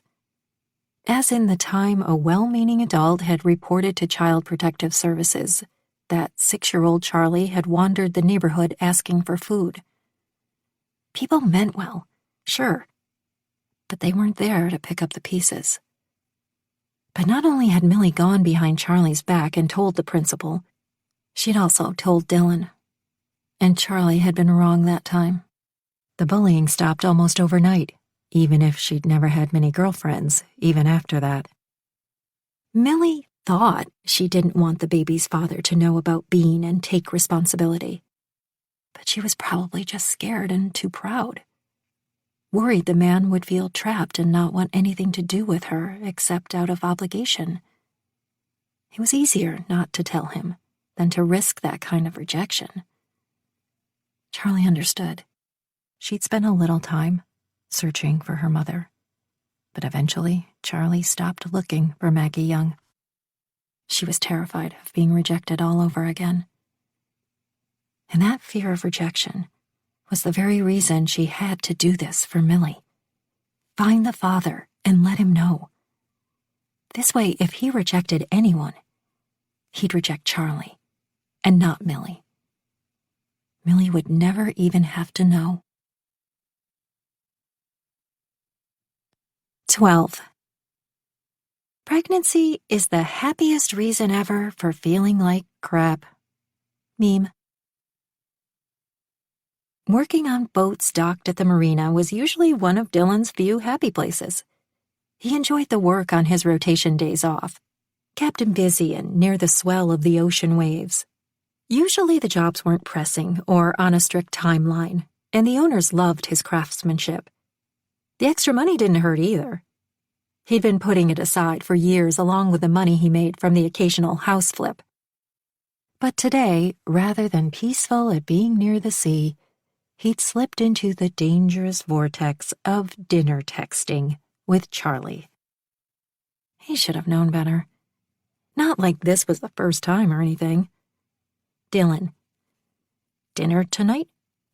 Chuck. Okay. Where? Dylan. Wherever you want? Italian? Chuck. No. You know I'm picky. Dylan, you decide then. Seriously. Sometimes this relationship of theirs was a bit like being married, but without all the perks. 5 or 6 messages later, with him suggesting and her knocking down, Charlie texted him, "I'm actually not that hungry." At that point, he wanted to throw his phone into the cold waters of the bay. Hell, it shouldn't be this hard for 2 people to decide on dinner. He considered what she meant by, "I'm not hungry." Was that code for, "you jerk"? Or could she possibly mean she wasn't hungry? Was she mad he hadn't talked to her about the kiss? He finally texted, "What about lawns?" Chuck, "Fine." Dylan wasn't sure if that was a good fine or you're an asshole fine. Yes, he'd been avoiding her. The reason? He realized he was in trouble here and didn't know what to do about it. She'd be leaving again before long, and he didn't see the point in starting anything up. What was he going to do? Have sex with her like he'd been fantasizing? Or take the high road? And how painful would this high road be? Would she get that he was trying to prevent a likely disastrous breakup, or would she take it as a rejection and hate him? He was in a no-win scenario, and he avoided those like candlelit dinners. At least a decision had been made about dinner. He shoved a hand through his hair, uncomfortable. This was odd. It wasn't natural to second-guess himself with her. He did not want that to change. But he'd done a lot of thinking about what he'd started. It would have been far better to find out that kissing her was like kissing his sister, or a wall, or a plasma TV set after the Giants won the pennant. But no, it had been the most erotic experience of his life, in the back of a hot bakery. And then he'd remembered something he'd nearly forgotten. A year ago, he'd fallen asleep watching a movie with Charlie at home and had a strange dream. In that dream, she had covered him with a blanket, kissed him, rubbed his jawline, and whispered that she loved him. Later that night, when he'd woken to his dark and quiet house, Charlie had already gone, leaving him a note. "I watched several minutes of Scarface before I realized you were asleep. Now you have to watch Letters from Juliet with me. And I don't want any crap from you. See." Had she still been there, he might have told her about the dream. Whatever. But probably not, because one of the more compelling aspects of the dream was how enticing the fantasy had been. How soft her lips had felt against his. How she'd revved him up without even trying. A dream so real, it took weeks to get it out of his head. Dylan heard footsteps on the pier coming in his direction, and looked up to see Ron Hiroshima walking toward the yacht Dylan had just finished. He met him halfway down the pier. Originally from Seattle, Ron was one of the original investors in a little company called Microsoft. 20 years ago, he'd retired at 40 and bought himself a small fleet of yachts. "Hey," Ron said. "Done with that job?" "Yeah," Dylan said. "Got something else for me?" "I have a proposition for you," Ron said. "One of those deals that falls into my lap from time to time. A timely investment." Dylan followed him down several boat slips to a sailboat named Miracle One. How about that? Someone apparently numbered their miracles. Dylan would be happy to stop at one, but if he were in the bargain for miracle wielding, he'd want Joe to settle his ass down. What his younger brother needed was to be in a service-oriented career, something to give him purpose and direction. Dylan still didn't know what was going on with Joe, who'd been hanging around the house for days now. It wasn't like him. When he was at home, he seemed to be spending a great deal of time on his laptop, his brow creased in concentration. Whenever Dylan asked, Joe claimed he was charting the swell of the waves. He was lying. "My latest fixer-upper," Ron grinned. "And I see nothing but possibilities." "Looking for a buyer?" "Not exactly. Help me clean and polish her up, and I'll split the profits with you on Sunset Kiss." There were usually dozens of sailboats dotting the bay for 3 days, so much so that interested parties had to book a sailboat months in advance. "You know I don't like to indulge in that stupid legend." "What's the harm? We could make a killing. All the boats are already booked with a wait list. We'll get twice the going rate and split it." True. He wasn't one to walk away from an opportunity. Even though Mom and Abuelita were able to support themselves by renting out rooms, he, more than most people, understood they were one more major medical catastrophe away from bankruptcy. Sunset had broken over the bay, a splash of orange and muted yellow. The salty air stung his nose, and the sounds of the seagulls squawking echoed. He hunched his shoulders against a cool Pacific Ocean breeze and shoved hands in the pockets of his jacket. "Just some sweat equity?" "Exactly." It might take him a few of his free days to clean her up, but the return on investment was nothing but his time. Ron was being more than generous. "Deal." "Rack 'em up," Smitty called out. "I'm going to kick your ass, Dylan." Yeah. As usual, the guys had congregated at the pool table near the back of Juan's. Joe had joined them, and even if Dylan had his suspicions, Joe wasn't being perfectly honest with him about his reason for being back home. It was good to have his younger brother around for a change. Charlie waltzed in a few minutes after he'd arrived, dressed in her usual jeans and a long-sleeved black tee that read, "My Kitchen, My Rules," in neon pink. She wore her pink Chuck Taylors tonight. Her long hair was pulled into a ponytail, and as usual she looked like she put 0 effort into her appearance. He appreciated being able to count on her being practical, and that had made it easier not to fantasize about her. But tonight, she looked... radiant was the only word that came to mind. Was that shirt tighter than normal? Did she always wear jeans that hugged her butt? Or was he only now noticing this? Marco picked her up and swung her in the air like she was a rag doll. "Hey, look who it is." "Put me down," she squeaked and pounded his chest. He set her down, but because he apparently had a death wish, he only handed her over to Joe. But once Joe set Charlie down, he was summarily distracted away by a blonde crooking her finger at him. "BRB." "Look at that," Marco said. "One pretty blonde and suddenly he's an only child. Whatever happened to the brotherhood? We're about to rack him up again in a minute because Dylan is going to miss a shot at some point," Smitty said, holding his cue stick. "The hell I am." Dylan leaned over the table, easing his hip against the edge. "Dylan never misses," Charlie said. He met her eyes. Black ball, corner pocket. Made the shot handily, if he did say so himself.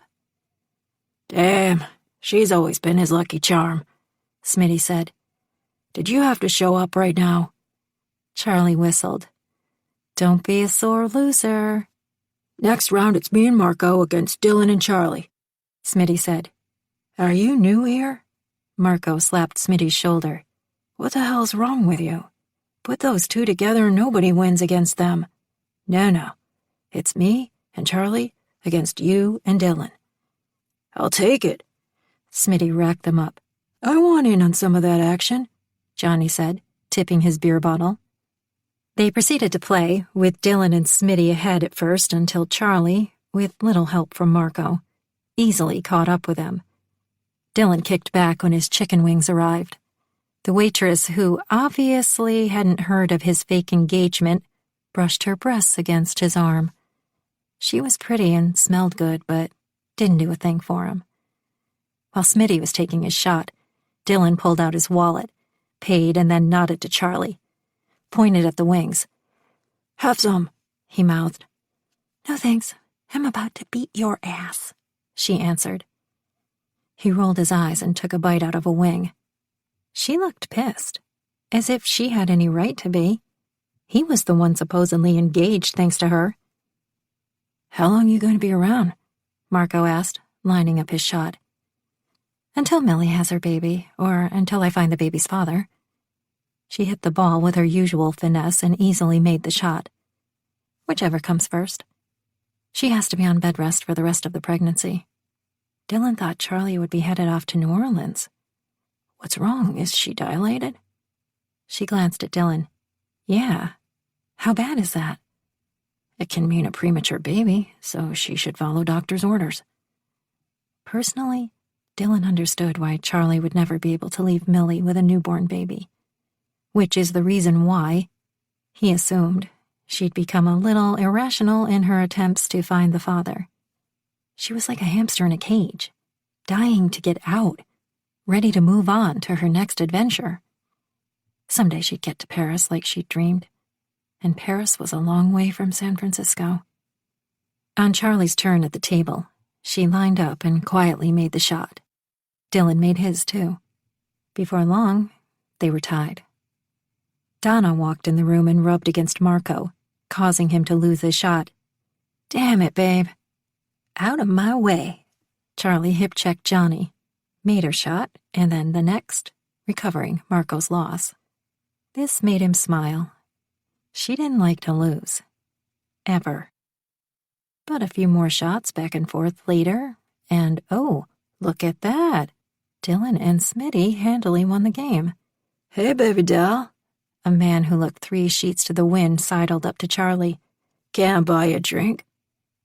A white-hot streak of anger shot through Dylan, which he couldn't explain if he were given 1,000,000 years to do so. Charlie could take care of herself. She told him so countless of times. Still, he moved to her side. "Go home, sober up, and I'll reconsider," Charlie said. "You don't want this badger cat, man." Smitty put his arm around Charlie's shoulders. "She's too hot to handle."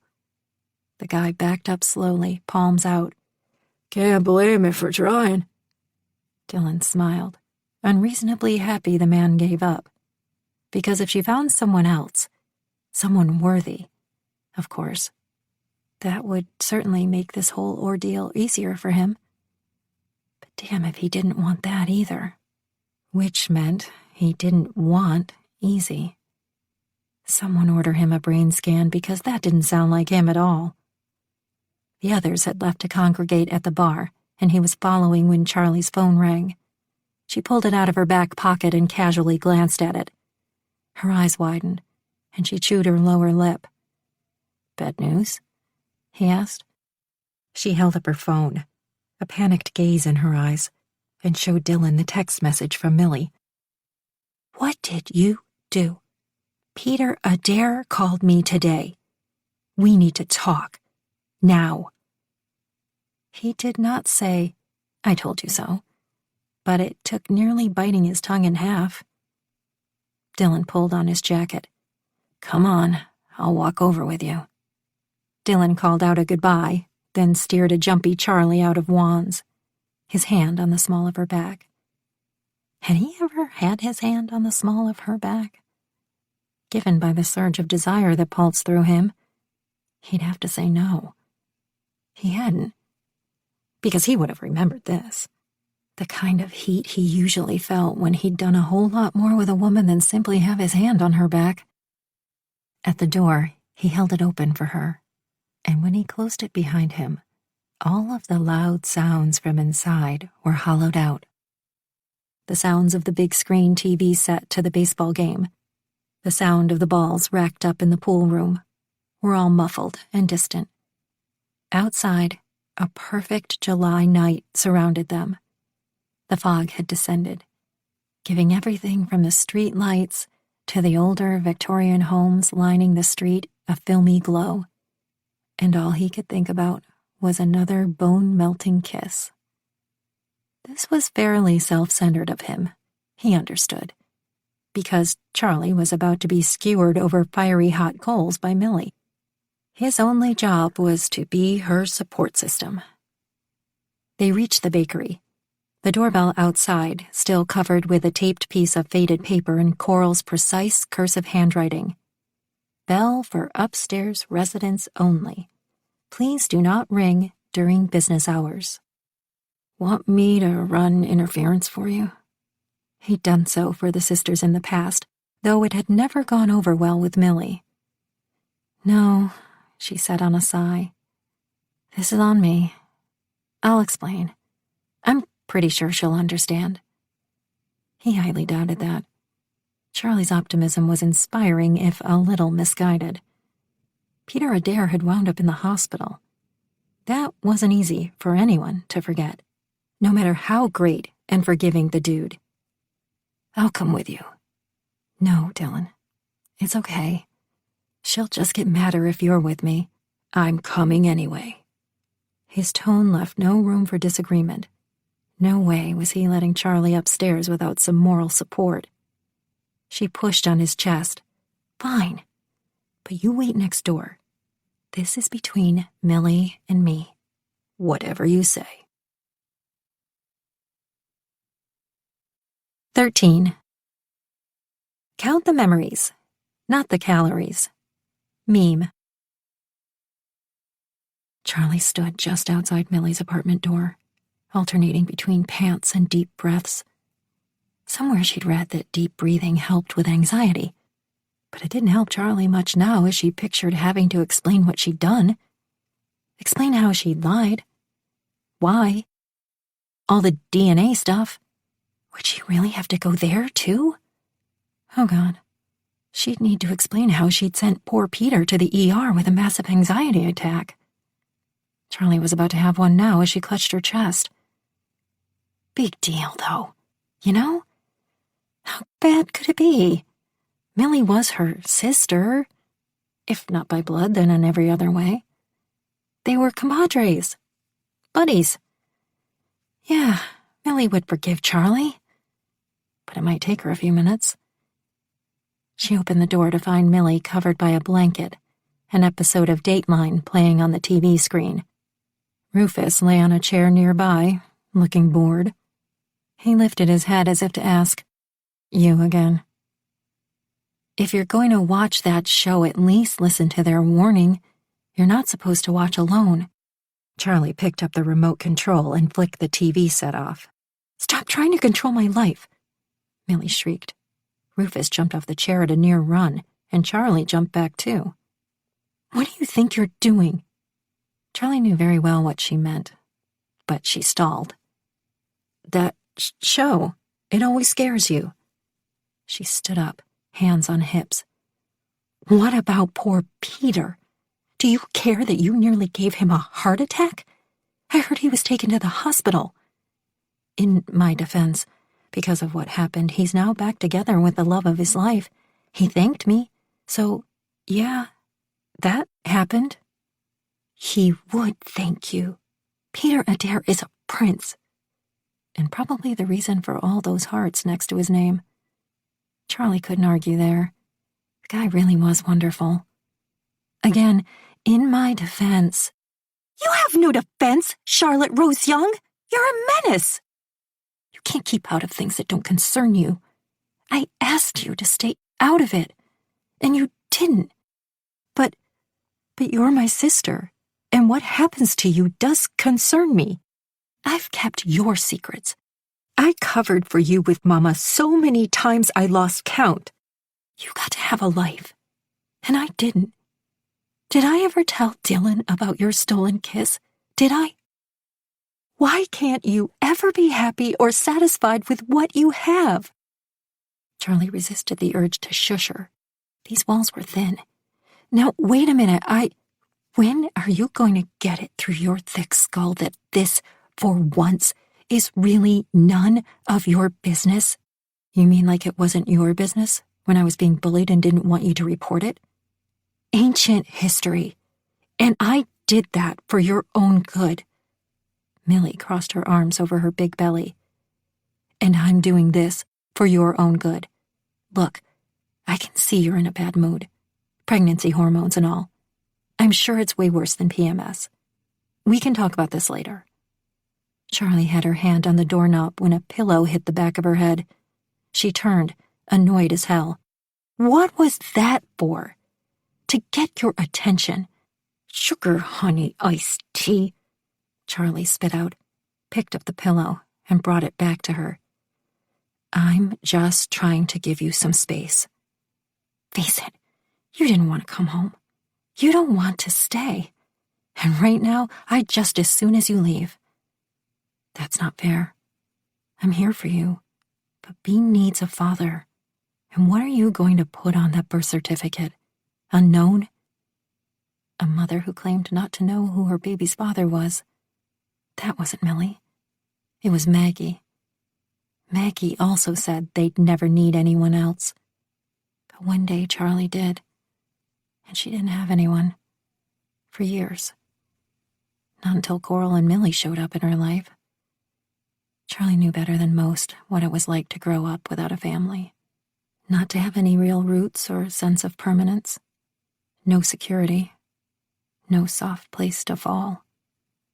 Millie blew out a breath, and for the first time Charlie saw uncertainty in her eyes. I haven't figured that out yet. You do know who it is. Of course I do. You don't have much time left. She took a strangled breath that passed through her lungs like a stone. You can't do this on your own. I can. I will. And I don't need you either. Charlie pushed back her own tears, swallowing until she could get past the ball of raw pain in her throat. You don't mean it. Stop trying to fix me and fix yourself. You're always chasing after something you think is going to change your life in some way, make you special. Paris, New Orleans, New York City. You already have everything you could have ever dreamed of right here. But you just can't see it. You don't know what it's like to be moved from one home to another, nobody wanting me for years. We wanted you, but that wasn't good enough. Of course it was. How had Millie managed to turn this entire conversation around to Charlie's issues, of which, admittedly, there were many? But none of them had anything to do with this conversation. You did it again. Turned it back to me. Oh, you're talented. Well, Coral was my mother, so I guess I learned from the expert. She always wanted to be your mother, too. Did you ever think about her and what it did to her to know she wasn't enough for you? You always thought Maggie would be back for you, and she loved you too much to take that away from you. She loved you, like you were her own daughter. Charlie couldn't breathe. Her throat was closed up so tight it had become difficult to talk. Millie was having no such issue with all of the talking. You don't want to stay. Mama and we were never enough for you. Go ahead and take your job in New Orleans. I don't want you here. But you need my help. You're on bed rest. Charlie fought back tears. Millie had never been this irate before. I'll get Naomi to help more. Naomi was just a girl, and she wasn't Millie's sister, so she didn't care as much as Charlie did. She saw Millie in a frosty haze through wet lashes. If that's what you want, I'll leave. It's what you do. Millie rose from the couch, walked to her bedroom, and slammed the door shut. Charlie let herself out the front door and banged it shut. That last statement was so unfair. Charlie didn't always leave. Even if she did, the point was that she always came back. That counted for something. When she stepped inside her apartment, she caught Dylan standing by the opened refrigerator door, apparently searching for something to eat. He took one look at Charlie, and his brow creased in concern. What? Without a word, she launched herself at him. He had stepped forward, so that the impact of their two bodies colliding was jarring to her senses. He caught her tightly to him, his hands at her waist. She pushed her face into his chest, the cotton of his shirt smelling fresh and warm. The tears came easily then. Tell me, he said, as strong arms wrapped around her, holding her close. Sorry. You were right, she managed through ragged breath. I should have minded my own business. She's mad. Mad? She pushed back and tilted her head to meet his eyes. I've never seen her like this. She told me to leave. She doesn't mean it. You warned me. I never listened, do I? Oh boy, the tears were coming harder and faster. The dreaded ugly cry. Stop. Nope, you were right. Her eyelashes were wet. No holding back. You know I didn't want to be right about this. I hoped Millie would cut you some slack. She knows you love her. She knows that you mean well. She also knows that I didn't have a father. I barely had a mother until Coral. But this wasn't Charlie's baby to love and do right by. That was up to Millie. Charlie should have realized she didn't have control over this any more than she'd had control over Maggie's life choices. She reluctantly pulled out of Dylan's arms and laid on the couch, drawing her legs up to her chest and assuming the fetal position. Go home. I'm going to lie here and regret all my life decisions until I finally fall asleep. No way. Dylan crouched beside her, balancing on the balls of his feet. I'm not leaving you like this. I'm not good company. Don't care. You didn't eat. So? Who needs to eat? Okay, she was scaring herself now. Everyone needed to eat, and eat a lot. Rich and delicious food. Butter, cream, red meat, screw the calories. She'd skip the buffalo wings at Juan's because, please. She had planned to cook for Millie tonight, but now she just wanted to shrink up and die. Millie wanted her to go. Charlie didn't know what to do next. Maybe she could take the job with Chef Toddy in New Orleans if it wasn't too late now. As usual, nobody wanted her. Not even Millie. When she heard rustling in the kitchen, she sat up to find Dylan next to a pan on the stove. Oh no, he was going to cook for her. It would be an unmitigated disaster, and she would have to eat it because the best friend card. And her face was so expressive she could never conceal when she hated a dish. It hadn't made her many friends in the culinary world, except for excellent cooks who didn't have a thing to worry about in the first place. She heard the sizzle of butter. She'd recognize that sound anywhere. It was like hugging an old friend. Dylan, what are you doing? Making you an omelet. You're going to eat. He said this as if there was no debating the subject. She prayed for him because there was nothing worse than eggs that were either undercooked or, heaven forbid, overcooked. But she told herself that if she resented Millie micromanaging in the bakery, surely she could stop herself from doing the same with Dylan. Any advice for me? I'm going in. His sleeves were rolled up to his elbows, displaying those muscular forearms. No?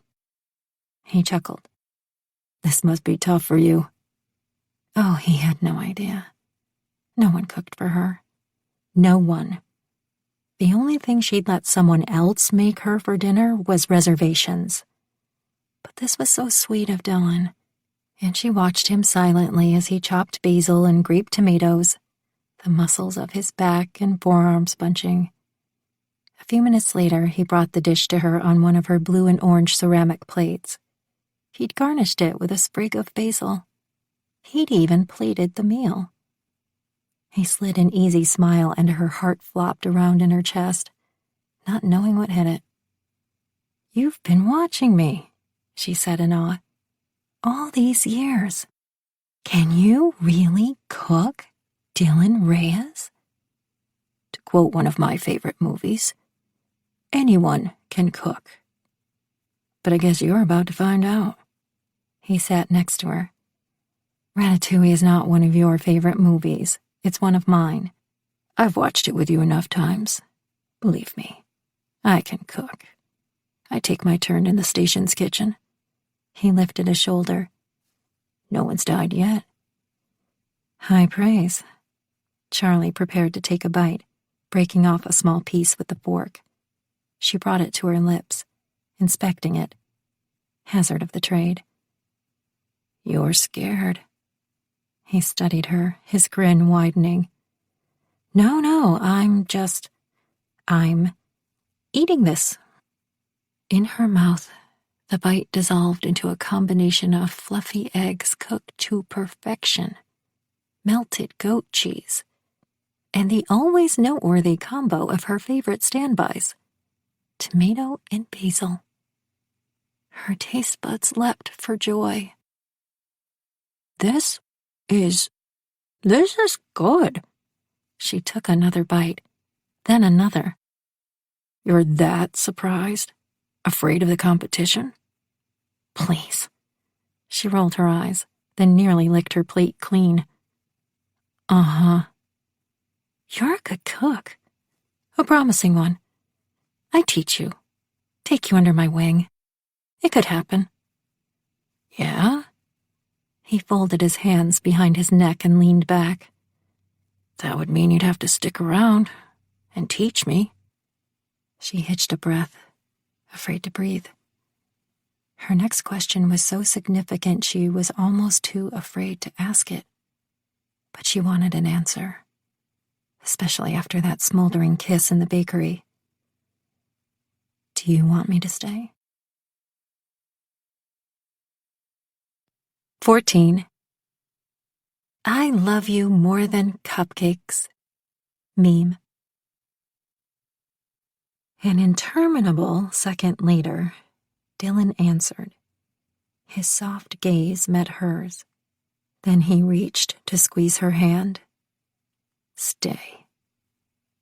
Oh my God. He'd honestly never asked her to stay. Well, he hadn't asked this time either, she reminded herself. But he'd confirmed it to be what he wanted, and she'd run with it. About that kiss. This isn't about the kiss. It's about you and Millie. You can't leave her like this. You'll regret it, and so will she. Her stomach churned with regret. Oh, that's it. You haven't thought about us? You and me? Together? I didn't say that. Because I've thought about us. I know, he said. Wow, okay then. Just because you're handsome, that doesn't mean it was in the way you kissed me. You kissed me. Well, you kissed back. Look, I don't want to argue about who's right. You can be right this time. She moved the plate aside. And because you asked, I'll stay. That's all it takes. Asking? Because that would be a first. There's a first time for everything. Taking her chances, she moved to climb on his lap and straddle him, threading fingers through his thick, dark hair. His eyes immediately heated as his hands skimmed down her spine. Shy and fixated on his sensual mouth, already tipping up in a half smirk, she sent him a wordless invitation. He certainly got the message and took her mouth in a soul-ripping kiss, consuming her just like she'd devoured his eggs, pulling her closer, tighter. She met his hot tongue as it explored, plunged. He tasted like seduction, like the sweetest of sins. When his hands lowered and settled on her hips, she kicked things up a notch and gyrated hips over him. He let out a low hiss. The pattern of his breathing changed and matched her short and panting breaths. They were moving fast, but she didn't give it a second thought and hoped that he wouldn't. He stopped kissing her, and hand on the nape of her neck, pulled back to meet her gaze. This could be dangerous. You and me, here, alone together. The words sent a shiver of sweet and intense pleasure up her legs, and warmth grew heavy between her thighs. Danger and Dylan were two words that never went together for her. But there was another side of him she'd never seen, and she liked edgy Dylan. Dangerous? She kissed the rough, light stubble of his jaw. How? Are we talking I'm going to need a safe word kind of danger? He sent her a wicked smile and his teeth dragged over his lower lip. There are a whole lot of steps between making out and needing a safe word. A tingle curled up her spine. I know that. But maybe you should pick a safe word anyway. Okay, she said, enjoying this game. My safe word is pineapple. How's that? Pineapple? His eyes narrowed. I've decided that it's my favorite fruit. It's just so regal. Stop thinking in terms of food, Chef. He squeezed her behind. Try again. When he touched her like that, she would do anything he asked. Then I think I'll choose please as my safe word. See, that could be taken both ways. As in, please stop, and please don't stop. A muscle in his jaw twitched. Exactly. Well, I like my safe word, and I think I'll keep it. But you need one too. That can be kind of dangerous. What makes you think you don't need one? The fact that you picked pineapple as your safe word? His fingers trailed from her thighs to the back of her knees and caused an electrical current in her belly. Stop teasing me, she said, gazing first at his trailing fingers, then meeting his eyes. The teasing was familiar, but the heat in his eyes, not so much. Never.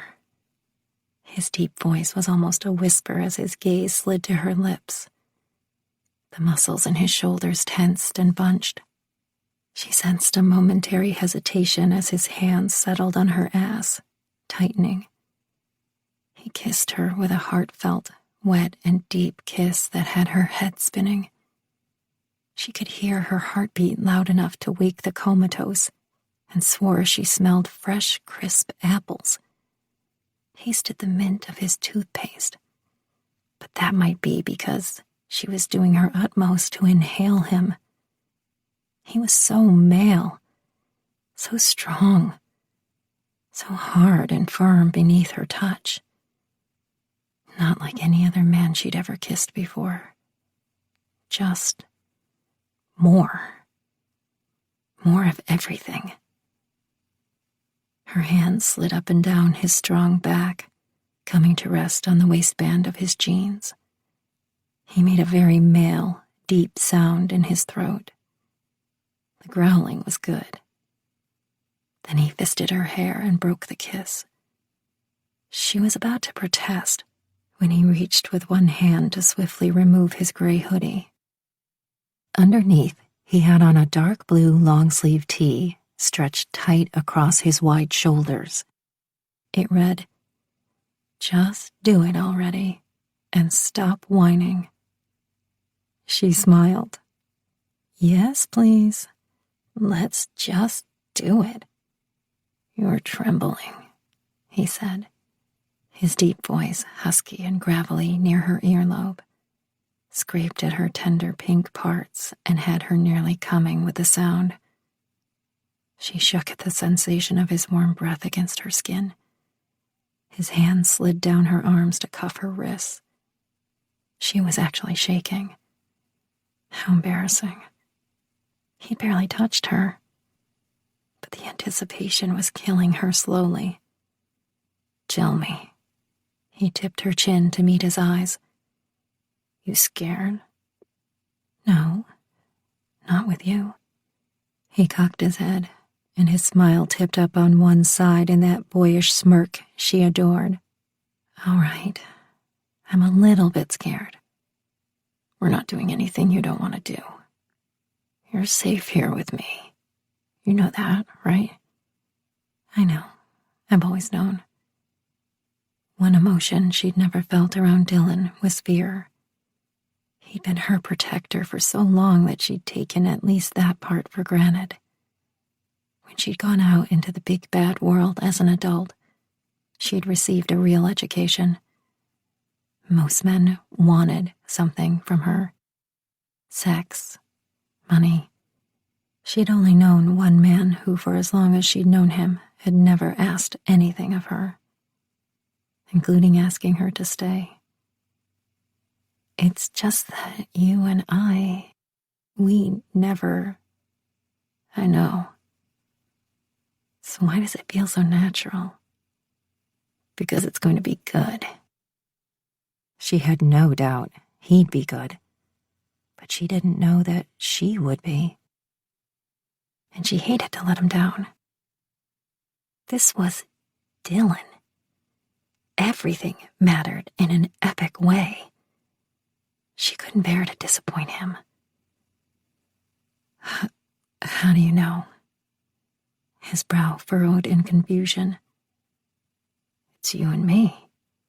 Us. And believe me, this kind of chemistry doesn't come around every day. I know. You're so beautiful, Charlie. So damn beautiful. Believe that. He kissed her long, deep, and hard. No wonder she'd loved him for half her life. It wasn't just the dark and brooding Reyes looks. It was the way he looked at her, as if she was the most precious thing in this world, as if she was the prize.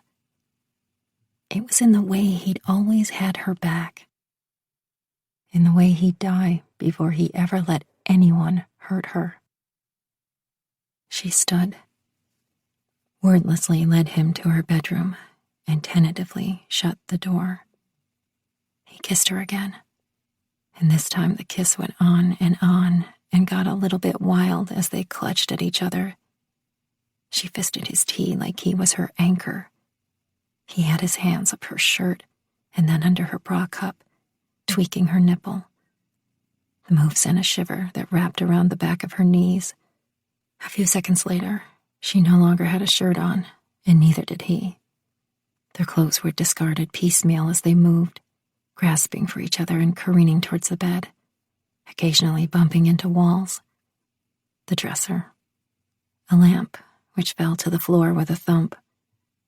Dylan laughed and settled the lamp on her nightstand. Then he turned to her. She wore nothing but her bra, panties, and what she was certain had to be a quivering smile. He'd seen her in a two-piece bathing suit plenty of times, but from the look on his face now, he'd never really seen her. Not like this. And it wasn't as if her bathing suits had ever been the slightest bit revealing. She'd have never been allowed to wear anything skimpy when Coral Munro had anything to do with it. Smutty underwear was also forbidden. To hear Coral tell it, all teenage boys had X-ray vision. But from the day Charlie moved out of Coral's home, she'd taken to stocking up on racy panties whenever there was a sale. She had quite a collection. Nice, he whistled. Wearing nothing but his close-fitting boxer briefs, he took a step toward her, but then stopped as if he wanted to get the full view. Like it? This matching bra and panty set was hot pink with a velvet red heart right over her happy place. I like it so much it's coming off in 2 seconds. He closed the distance between them, and true to his word, had her bra unhooked in seconds. Her breasts fell into his hands like they had been waiting for him. He kissed each one tenderly, then backed her up to the bed. She fell in a heap of heat, lust, and hormones. This was happening. Her wildest fantasy come to life. But first, I need to tell you something. I'm listening. But he'd also sunk his teeth on her earlobe while tweaking her nipple. Man of many talents. multitasking like a boss. Why was she so nervous about telling him this? This was her Dylan. She could tell him almost anything. Even something she'd never shared with another human being before. Certainly not a man. It was private, sensitive. But if anyone would understand this about her, wouldn't judge, it would be Dylan. And she had to tell him because he, of all people, would see right through her otherwise. He knew her too well. It's just that I don't worry, I have a condom. He slid off her panties, and suddenly she was bare and completely exposed to him with nothing but a breath between them. He cursed under his breath. Soft and so beautiful. She jerked on his arm. Dylan. He finally heard the urgency in her voice, braced himself above her and met her eyes. What is it? You don't know this about me, because why should you? But I think it must take me a long time to, you know. Please be patient. It's just me. Uh-huh. He studied her. Haven't you ever had an orgasm? Ha! She snorted. What do you take me for? Have I ever? Well, I guess not. You guess not? At least I don't think so. You would know it if you had. She blew out a breath because of course she'd known that for a long time. Then, no, I haven't. Not with anyone else around. Got it. He gave her a slow, easy smile. Do you remember that time we all drove down to the Santa Cruz boardwalk? Yeah? The bumper cars? You were so good at driving yours that no one could ever catch you. Later you said that was the best time you'd ever had. She smiled at the memory. Such a good day. And this is going to be 1,000 times better. 15. I'm just a girl standing in front of a salad, asking it to be a donut. Meme. When Dylan removed his boxers, discarding them to the side, Charlie had a view she'd never seen before, and it was spectacular. She swallowed hard. After all the anticipation, after all the fantasies over the years, she was not at all disappointed. He was every bit as gorgeous as she'd imagined. All hard planes and inherently male angles. Beautiful olive skin. He'd just promise her the best time of her life. If she were to go by his slow grin and the easy and confident way that he moved in his own skin, she had no doubts that he'd deliver. He covered her with his warm, hard body, and she felt something else that was incredibly hard. Hi, she said inanely, from the most wonderful place on earth.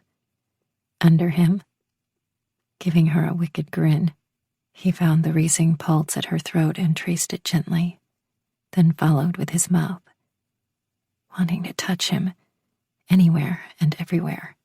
She threaded her fingers through his thick, dark hair. She stroked up his back and back down again, resting at the gorgeous curve of his ass. His fingers skimmed over her breast, and his mouth followed their path. He reached between her thighs and stroked the sensitive area there, touching and teasing her folds. Her skin was too tight. This was unlike anything she'd experienced before, and she felt her control slide away. An intense wave of pleasure rippled and rolled through her body. Everything else in the world slipped away. This might be too good. Too much. Is it supposed to feel this way? I don't know. How do you feel? He asked, then nipped at her earlobe. like I might explode. Good. He pressed his forehead to hers. I'm going to watch you come apart, and then I'm going to put you back together again. Lord, his voice. It was so gravelly deep, sexy. Not wanting to be a slouch and fall behind, she took the opportunity to reach for him and wrap her hand around his shaft. She stroked him, gratified when he hissed between his teeth, "Wait." He removed her hand after a few minutes. I want this to last, and I want you inside me. We'll get there. Not soon enough for her. Dylan's palms skimmed down her bare skin, creating an intoxicating sensation. He dipped his head again, and then his tongue was where his fingers had been minutes ago, when he touched her right in the middle of all her heat and desire. She fisted the sheets in both hands and undulated her hips in rhythm with the exquisite caresses of his warm tongue. Like the tide, her desire rose slowly and methodically until her entire body shook, and she came in a rush of lust and pleasure. Boneless and liquid, she was mildly aware of the sound of plastic ripping open. Dylan thrust into her, and her body woke up again. To everything under the sun, to every sound and every tantalizing smell. She heard the sound the bed made as it creaked beneath them, Dylan groaning as he pushed inside her, filling her so completely. He moved slowly, pulling out and then back in again. Even her hands on his ass, urging him to go faster for her, didn't sway him. But each time he drove into her, he did so harder and a little faster, the pressure building inside her. She didn't know how long it was, hours or minutes or days, because she lost all sense of herself and time. When it seemed as though the tide took her under the toe, she shuddered and came again, clutching onto his shoulders. Dylan pumped faster and harder, locking eyes with hers when he followed her over. A few minutes later, when she stopped panting like an animal in heat and came back down to earth, she opened her eyes to find Dylan smiling. You okay? Yeah, sure. I'm fine. Not just fine. She was more than fine. She was a word that hasn't even been invented yet. Because who knew sex could be like this? But maybe sex was different when you could trust a man completely. Trust him enough with your body to let yourself go. She wouldn't know because until now that had never happened. He rolled on his back and took her with him, splayed on top of Dylan's chiseled hard chest. She didn't think she'd ever seen a more breathtaking sight. And she'd once watched a 5-star dessert chef create a white chocolate and raspberry truffle in the shape of a Fabergé egg. That dessert had been a work of art. So was Dylan. Look at me, he said. I am looking at you. Oh, maybe he meant his eyes. Those eyes were now crinkled with the start of a smile. He threaded his fingers through hers. This thing here between you and me, I won't let it change us, no matter what happens. There went the ache again. Her heart felt too big in her chest, her skin too tight. Friends forever. He kissed her, a long, deep kiss with a heat she felt all the way to her heart. Naked friends.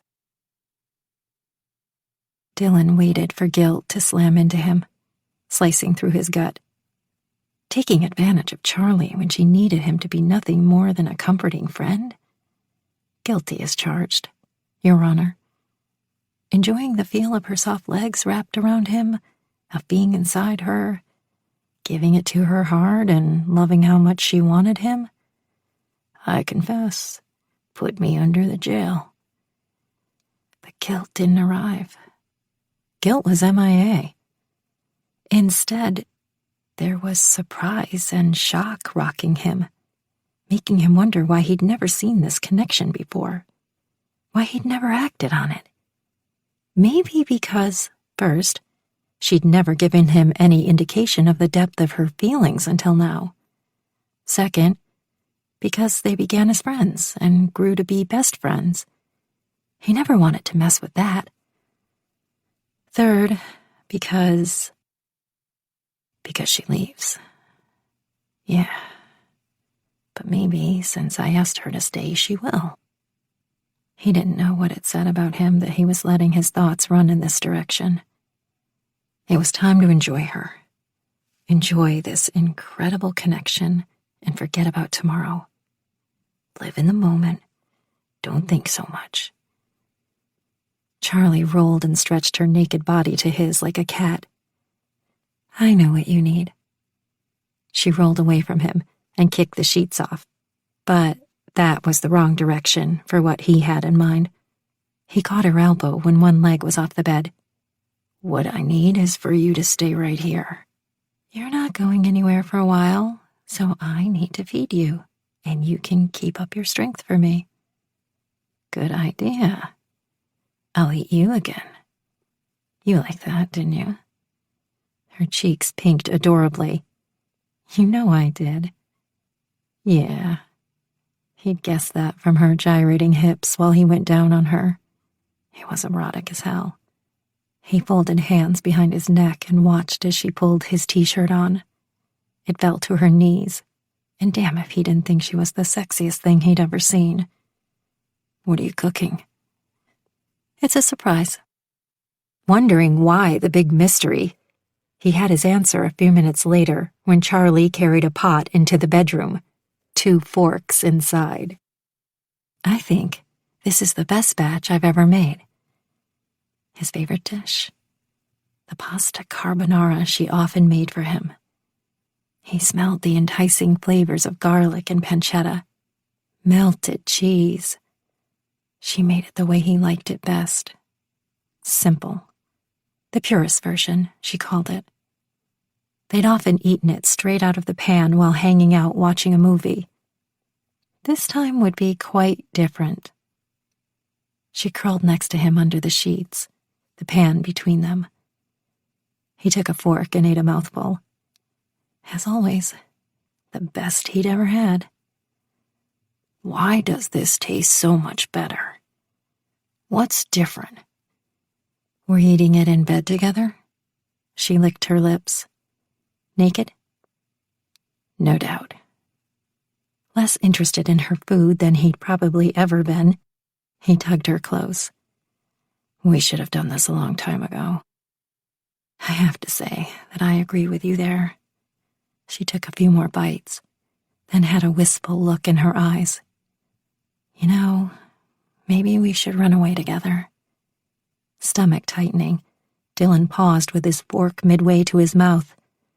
Run away? Yeah, I mean, get away for a while. Leave everything behind, just the two of us. She always wanted to run. All the bright and shiny of a new and intriguing city was too much to ignore. When he finally spoke, his voice had a rough edge to it he couldn't help. Your thoughts always go to leaving. What? I meant you and me running away together. So that makes it better? Her eyes went wide. I didn't really mean it. Just a fantasy. Right. Dylan climbed out of bed and pulled on his boxers. A fantasy. Like the fantasy of the Sunset Kiss legend. More of the same. He should have expected this from her. And while he wanted real, Charlie wanted a dream. He could never give her that. Damn it.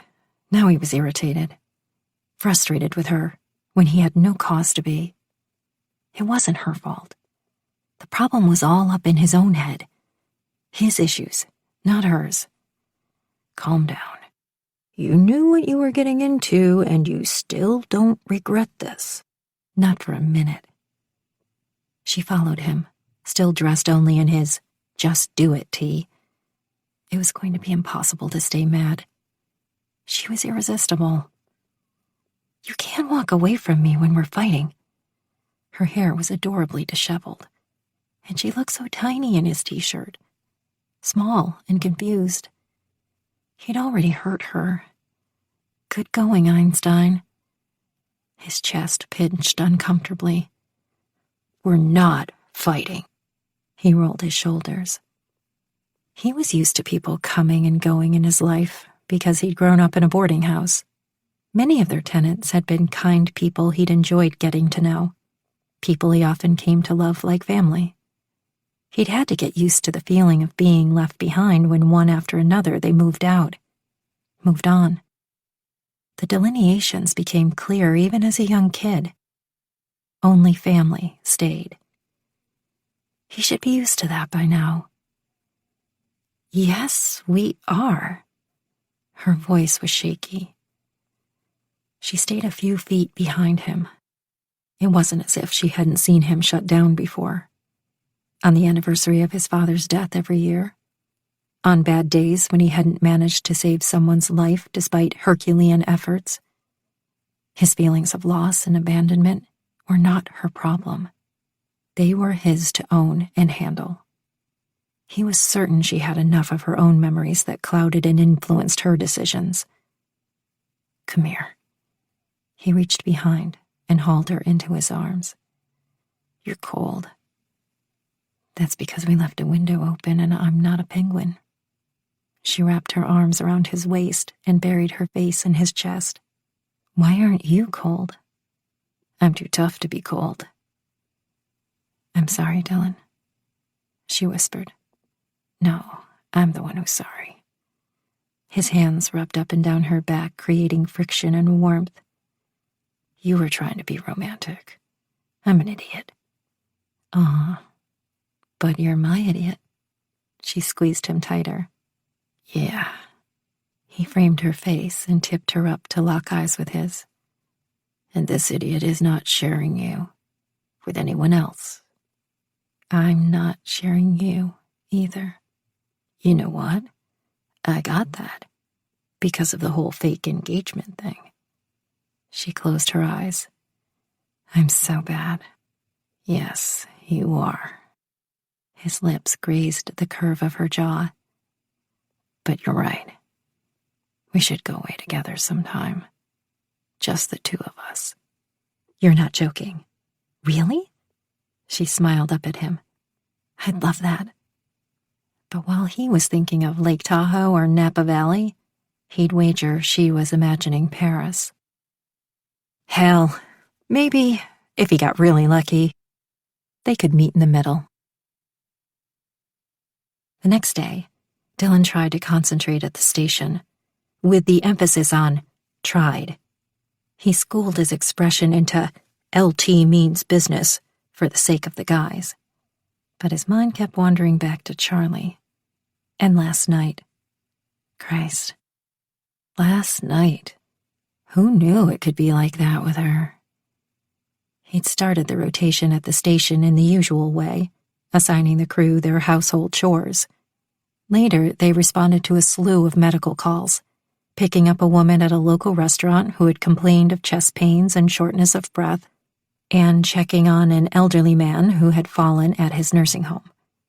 Since medical was about 50% of their runs, it was a typical morning. He ran a training exercise for the men using some of their new hydraulic rescue tools, since some of the crew had little experience with them. Slow times were a perfect opportunity to work on skills. Dylan had Johnny run the hose from the truck a few times and stretch the line. He was not only new to Miracle Bay, he'd also had no experience with structural fires. It showed, too, and that concerned Dylan. He preferred to minimize the risks to his men by allowing experience to take root. Later in the afternoon, having completed a presentation on bloodborne pathogens, Dylan headed to the room where they kept the weights. After a few minutes on the bench, Marco joined him. Hey, spot me, Dylan said. He bench pressed 75 pounds. He grunted and put the barbell down after 10 reps. More weight. Marco added more weight. What's up with you? Nothing. But something is going on with Joe. You notice? Notice what? Seems preoccupied. And he asked to crash with us for a while. That's not like him. Dylan mopped his brow. Maybe he missed home. Thought you'd be happy about that. Ma certainly is. Yeah, of course she would be. He says he loves his job and all's good. Then it's something else. A woman? Could be. Given the situation in his own backyard with Millie, Dylan couldn't help but imagine that Joe may have knocked someone up. And holy crap, Dylan hoped he wasn't running from the situation. From the responsibility. Because if that's what he was doing, Dylan would have to kill him. Either way, whatever it is, I'm going to assume he's handling it since he hasn't asked for our help. And he needs to grow up and decide what he wants to do with his life. Dylan sat up and reached for the towel before going for another rep. Talk to him any more about the open call? Until his eyes glazed over, Marco said. He's not interested. You need to accept it. Reyes, one of the crew shouted. Yeah? Both Dylan and Marco answered at the same time, and then laughed. And you really want there to be 3 of us? Marco smirked. Joe's here, someone else called out. Speak of the devil, Marco said, and when Dylan stood from the weight bench, he quickly took his place. Hey, Dylan said. What? If he's here, I know you'll want to talk to him about the open call next month. Marco slid him an evil grin. Is that so wrong? He has to want it, Marco said. Marco was right. The problem was Dylan didn't understand why Joe wouldn't want to have some direction in his life. A purpose. He wouldn't have to be an EMT or firefighter forever if he didn't enjoy it. But it wasn't as if there was any other direction in his life. If there was, Dylan would back off. Probably. He found Joe in the kitchen surrounded by some of the crew, including Smitty and Tony, who'd been around when Emilio Reyes had been part of the crew. Little Joey Reyes, Tony said, though Joe had a good 6 inches on him now. What's it been? 6 months? Smitty grabbed him a bear hug, as was the big man's way. Missed you, son. Ought to come around more often. I've been living in Santa Cruz working as a surfing instructor and a part-time lifeguard, but the shop's being sold, so I got a little time off. The news slid through Dylan with no small amount of relief. Joe wouldn't have come to see family if he wasn't thinking it might be time to move back. He was probably considering options. Hey, why don't you let Smitty show you the new rig? Dylan said. Let me guess. It's red and super shiny. Joe grinned, tipping back on his heels. You should come out for the open call next month, Tony said. Guys, you all know I'm a surf bum. Even so, Smitty said, arm hooked around Joe's shoulder, leading him to the bay. Couldn't hurt to see this baby. You know, your dad used to love the beach too. Did I ever tell you about the time he and I went fishing at Bodega Bay? Joe turned slightly and caught Dylan's eyes as if he wanted to be rescued. But Smitty was really proud of that new rig. Dylan simply shrugged as he made his way to the kitchen to grab a post-workout snack. 16. Can't eat because of nausea. Nauseous because I can't eat. Well played, pregnancy. Well played. Meme. Later that same evening, the rotation crew were all waiting for Tony to serve them spaghetti and his famous meatballs. Only Tony believed them famous. Charlie would be more inclined to call them infamous. Hey, Johnny said, is that girl that played pool with us the other night seeing anyone? You mean Charlie? Smitty answered for Dylan. Man, she's really cute, Johnny added. Low maintenance, just my type. Think I stand a chance? A hot spike of jealousy flared in Dylan. Johnny stood a chance over his dead body. Mine. She's sort of a sore subject around here, Tony said as he drained the pasta. Why? Johnny pressed, clearly not aware of Dylan's level of irritation. Because she's the one that got away. Smitty smiled with satisfaction. Dylan groaned. These guys really could write a Hallmark movie of the week. He had no idea what they were talking about. She'd never been more than a good friend to him, but they were convinced he couldn't possibly be best friends with, of all things, a girl. But that's the way it had been for years. Still, what had recently developed was nobody's damn business. He was still coming to terms with it himself. For now, he wanted it to be his, and his alone. Let me tell you something, Johnny boy. Tony took a heaping serving of pasta and set it on a plate. RLT here could have any woman he wanted. Dylan snorted. Before or after the fake engagement. Either way, not true. Must be nice, said Johnny, eyeing the plate as Tony piled on the sauce. And also, if anyone cares, not true, Dylan added. But he and Charlie never quite happened, Smitty continued, shaking his head. And we always wondered why, Tony said. She's perfect for him. Man, that looks delicious, Dylan said, redirecting. Oh, it is. Tony served them their generous plates right to the table. Dig in, guys. Dylan had poised his fork above a meatball when the fire alarm set of tones, growing in volume, resonated through the fire station. 2-alarm fire on 20th Street, believed to be at least one child still trapped inside, the dispatch operator said over their loudspeaker. There was one word Dylan never liked to hear on the job. Children. Everyone moved fast. They all met at the housing bay, where their turnout gear and boots were literally lined up next to the engine truck for them to step right into. After gearing up, Dylan jumped in the truck next to Tony, pulling on his comm headset and air harness. ETA is 3 minutes, he confirmed into his headset. He turned to his crew. Anyone know the closest fire hydrant? Got it, Tony said through his set. Many times the guys used the headsets to talk to each other on the way, but there were few words spoken now. Anyone trapped inside was always cause for concern, but a child?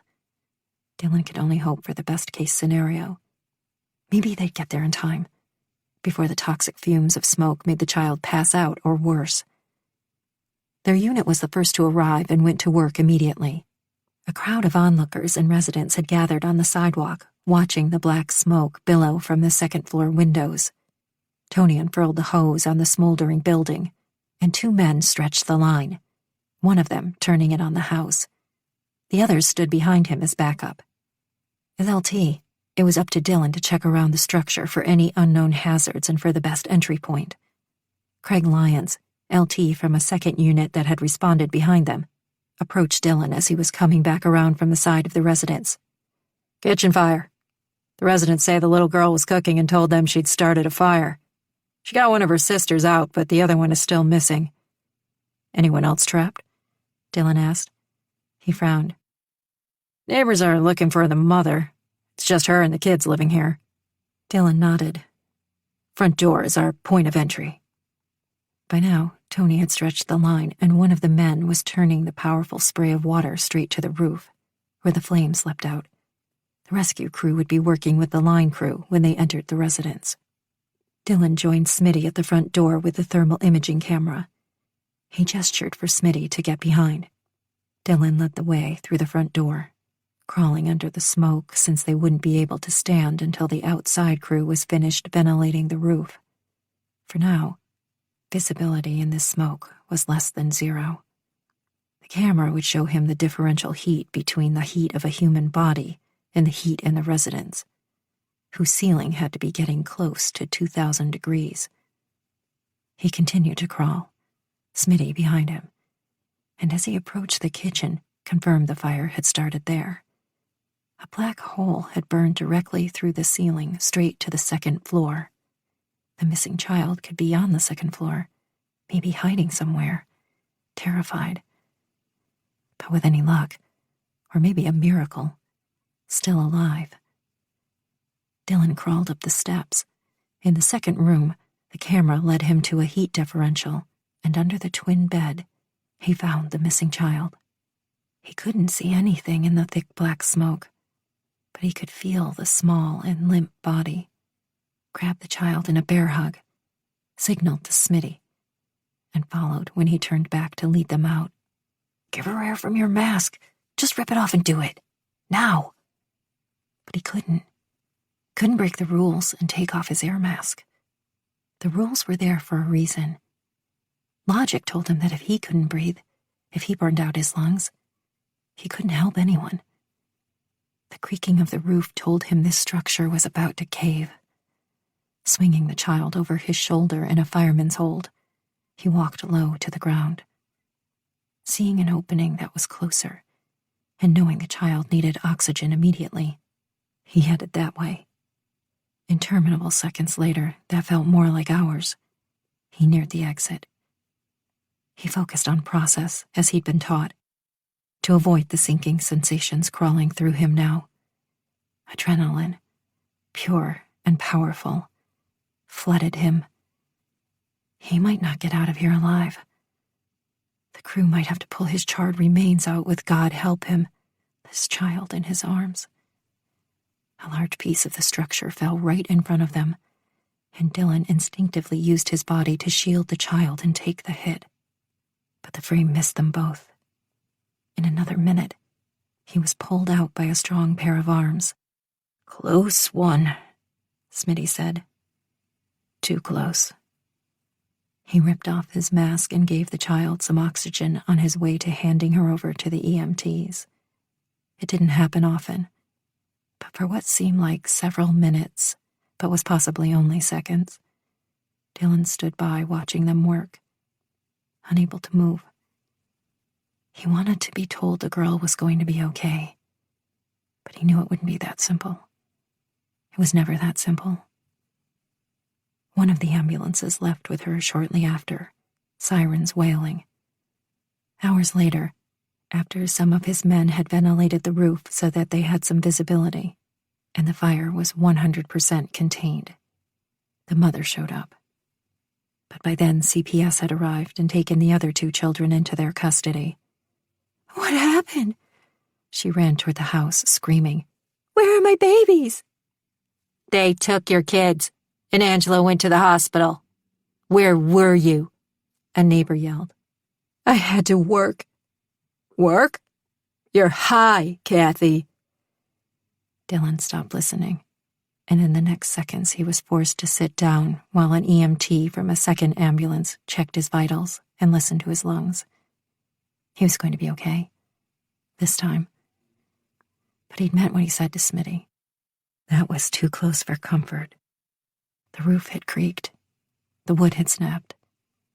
The fire, its fierceness and intensity, had humbled him and reminded him that, like his father, he was simply mortal. "How you doing, LT?" Tony asked, as Dylan walked away from the ambulance. "Hard to say," Dylan said, because it was the simple truth. He couldn't quite put into words the feeling he had at the moment. His adrenaline levels still hadn't come down. "I've seen this many times.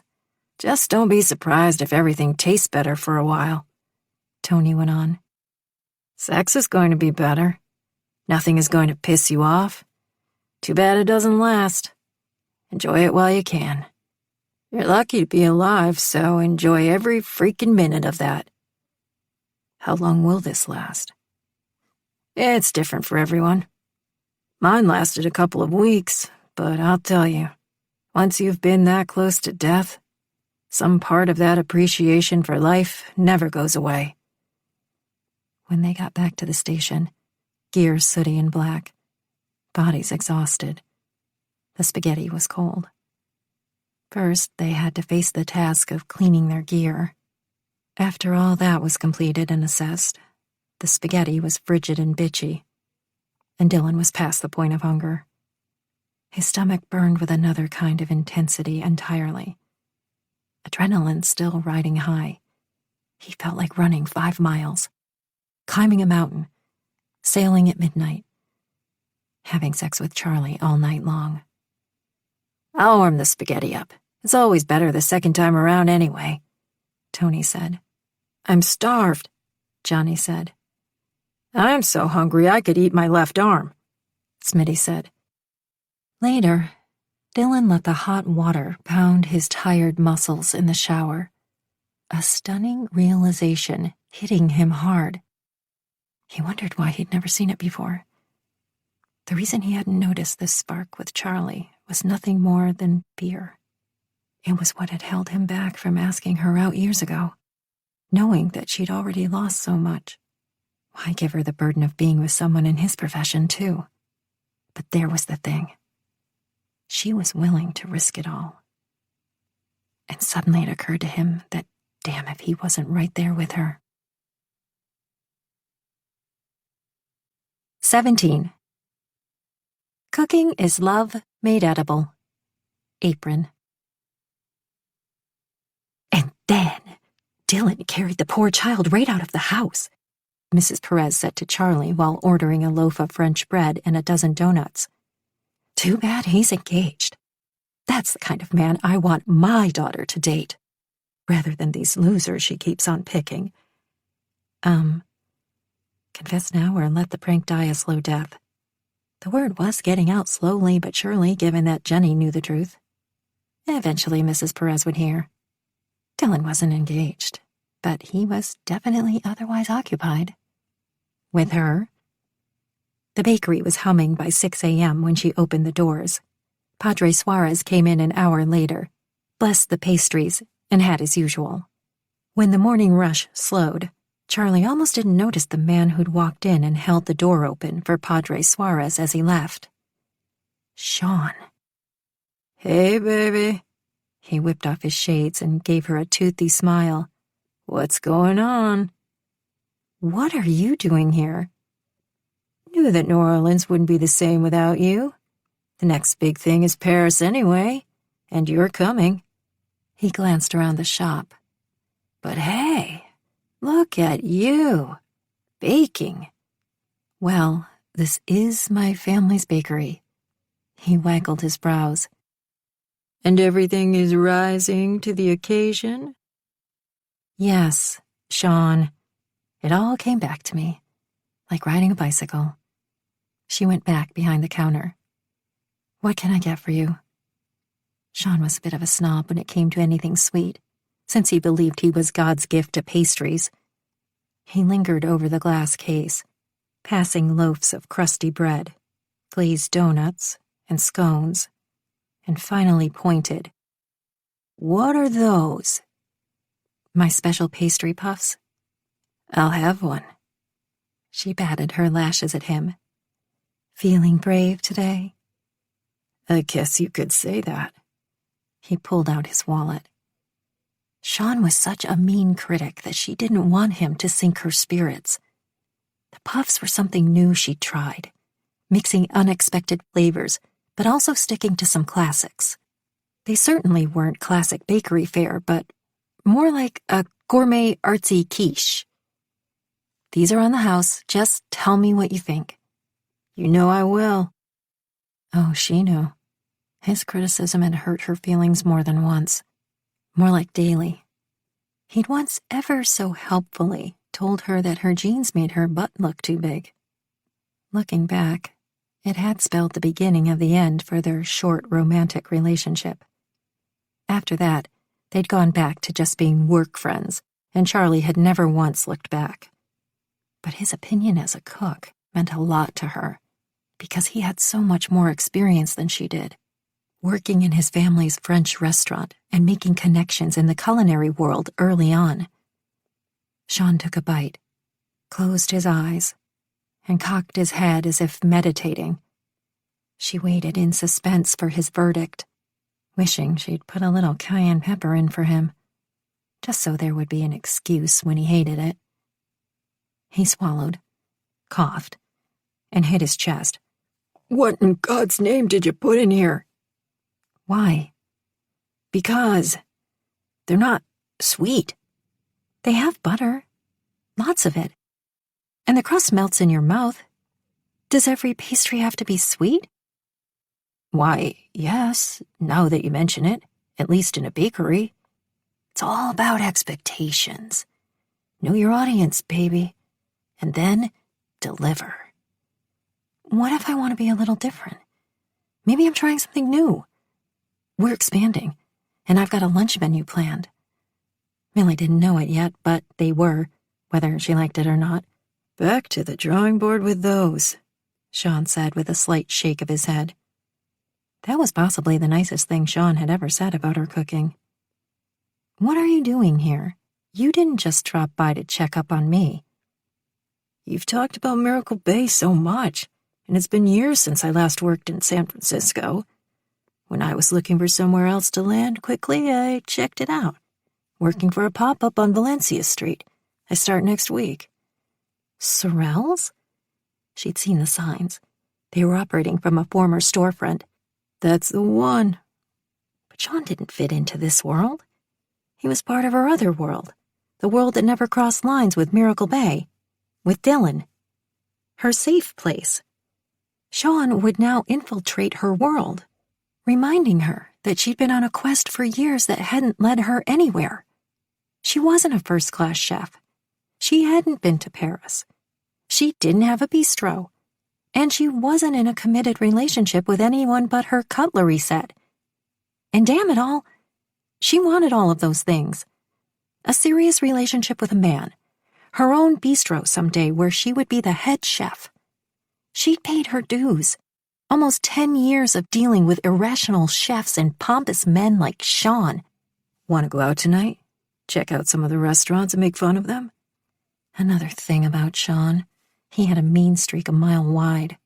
Charlie secretly believed it was his destiny to host a reality TV cooking show in which he yelled and belittled all of the contestants, all with a smile on his face. Sorry, but I'm busy. The bakery's door jingled, and Jenny strode inside. Her face red, brows lowered over squinted eyes. There might as well be smoke coming out of her ears. She came up to the glass case, nearly shoulder-checking Sean. If you wanted him for yourself, all you had to do was say so. Hi, Jenny. Charlie dug her hands inside her apron and wouldn't meet her eyes. Don't you hi me. There's no sunset kiss or true love. No engagement for Dylan. You lied to me and made me look like a fool. I never did understand you and Dylan and your stupid little jokes. And by the way, half the neighborhood thinks you're already screwing and have been for years. So why not get on with it and do him so the rest of us can give up? Sorry, Jenny. I went too far that time with my prank. Jenny went hand on hip and swiveled her neck. You think? Sean, who had been checking out Jenny's goods the entire time she'd been yakking, spoke up. Hello. Jenny turned as if she'd just noticed him. She tossed her long dark hair, then appraised him from the top of his spiky blonde hair to the tips of his Birkenstocks. Hey there. Jenny, this is my friend Sean Hannigan. Sean, this is Jenny, Charlie said. An old friend. Want to go out sometime? Sean's gaze slid up Jenny's body without the slightest bit of covertness. Slow was not in Sean's repertoire. No preamble, no big setup. Just put it out there. Awkward for anyone that wasn't Mr. Sean Hannigan. Sure, Jenny said, her voice laced with honey and arsenic. Any friend of Charlie's is a friend of mine. Charlie wiped down the espresso machine and gave them some privacy. While there, she took a moment to roll her eyes nearly right out of her head. I'll call you, Sean said. When Charlie turned back, he was alternating between typing into his phone and watching Jenny's behind as it wiggled away. Emphasis on the wiggle. She doesn't usually walk that way, Charlie said. Thought you should know. Even better. She must really like me. Looks like I'm going to be busy and not just at Sorrells. Look, Sean, I should warn you. Jenny is predatory. She chews men up and spits them out before she's on to the next one. Run! Don't walk! Away from her! But then she flashed back to the day Sean had told her her butt looked too big, and later at work, that her tort needed a major overhaul. That if she ever wanted to be anything like Julia Child, be a chef or have her own bistro, she was going to have to up her game. That sometimes, he doubted, she had it in her. Never mind. She went back to wiping the espresso machine. I was just going to say that she doesn't have a real appreciation of French cuisine. Just a heads up. Where are you taking her? He braced an arm over the counter. Figured I'd let her take me around. She does know the city. Don't worry, baby. You haven't completely missed your chance with me. Just say the word, and we're on again. He winked. Though their relationship was firmly in her rear view, lovely Sean liked to keep all options open. Occasionally, he flirted and fooled himself into thinking that Charlie might give him another chance. If neither one of them was married by age 40, he'd once suggested, they should get married to each other and open a bistro together. She was to be his consolation prize, and he was to be hers. Flattering. I'm sure Jenny would be more than willing to help you drown your sorrows. Yeah, she's pretty, but she's no Charlie Young. He flashed his megawatt smile. Stop it. Whatever you say, princess. Oh, yeah. The silly and cheesy nicknames. Like foreplay for Sean. Princess? How original. Finally, she had another customer. And by the time she'd filled 24 special order boxes for the Chamber of Commerce meeting, Sean had gone. 18.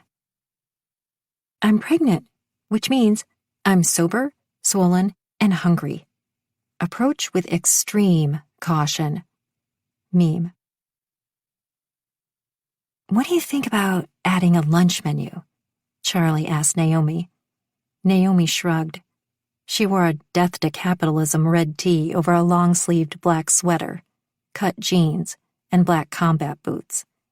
Her strawberry blonde hair was tinged with blue highlights, and she wore black nail polish.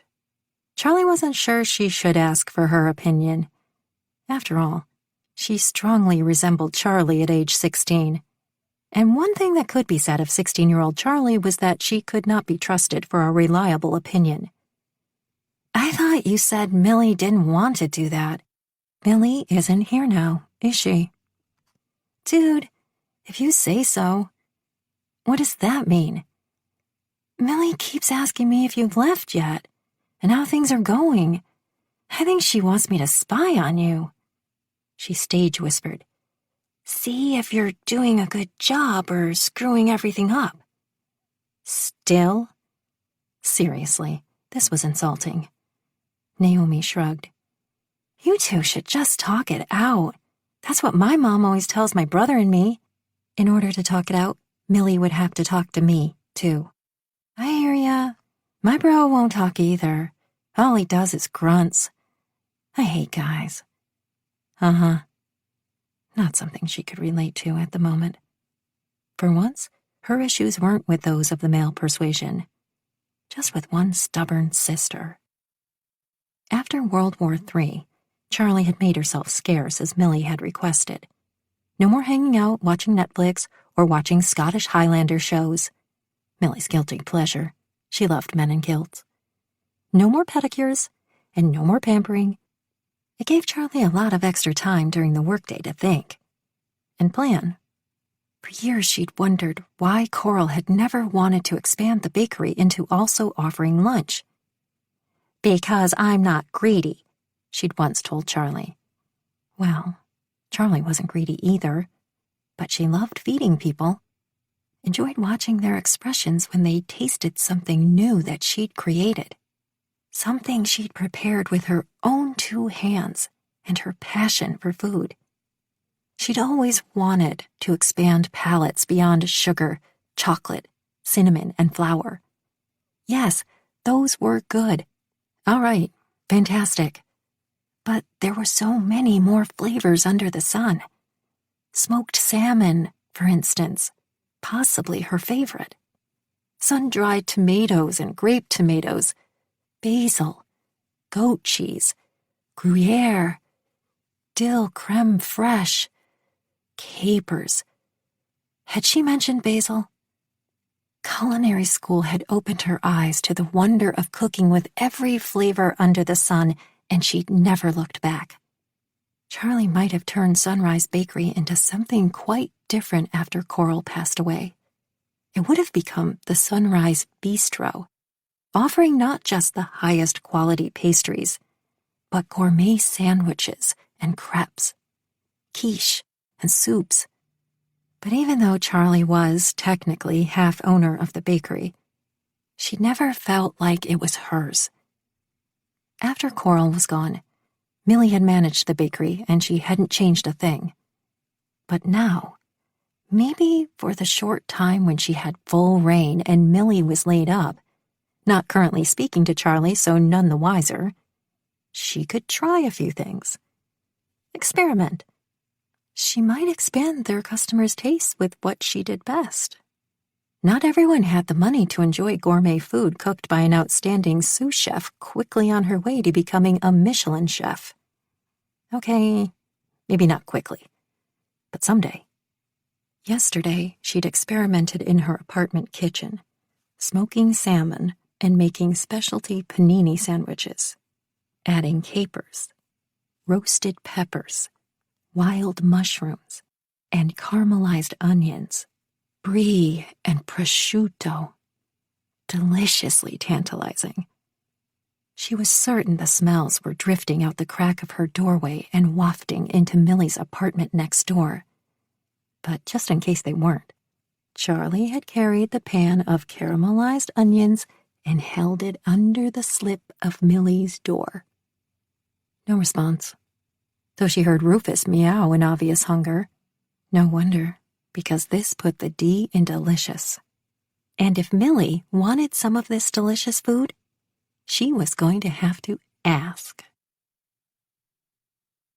When Dylan went home at the end of his shift, he was still riding on an adrenaline high. Maybe he'd test drive that sailboat at midnight tonight, or talk Charlie into an all-night sex marathon. Joe sat on the couch, laptop at the ready, fingers flying, his face a mask of concentration. He didn't even look up when Dylan threw his keys on the counter. He hadn't seen Joe this involved in reading anything since Catcher in the Rye back in high school. "What's up?" Dylan finally asked, by way of announcing he had walked into the room. "Hey," Joe said, finally breaking away from the screen. "That's impressive concentration," Dylan said, making his way to the fridge. "I haven't seen you this focused on something since you offered to take Mandy Kelly to the prom. She was a senior, and you were in the 8th grade. "Oh, yeah, almost forgot about that. I had a plan." He closed the screen. It would have worked, too, except for her boyfriend.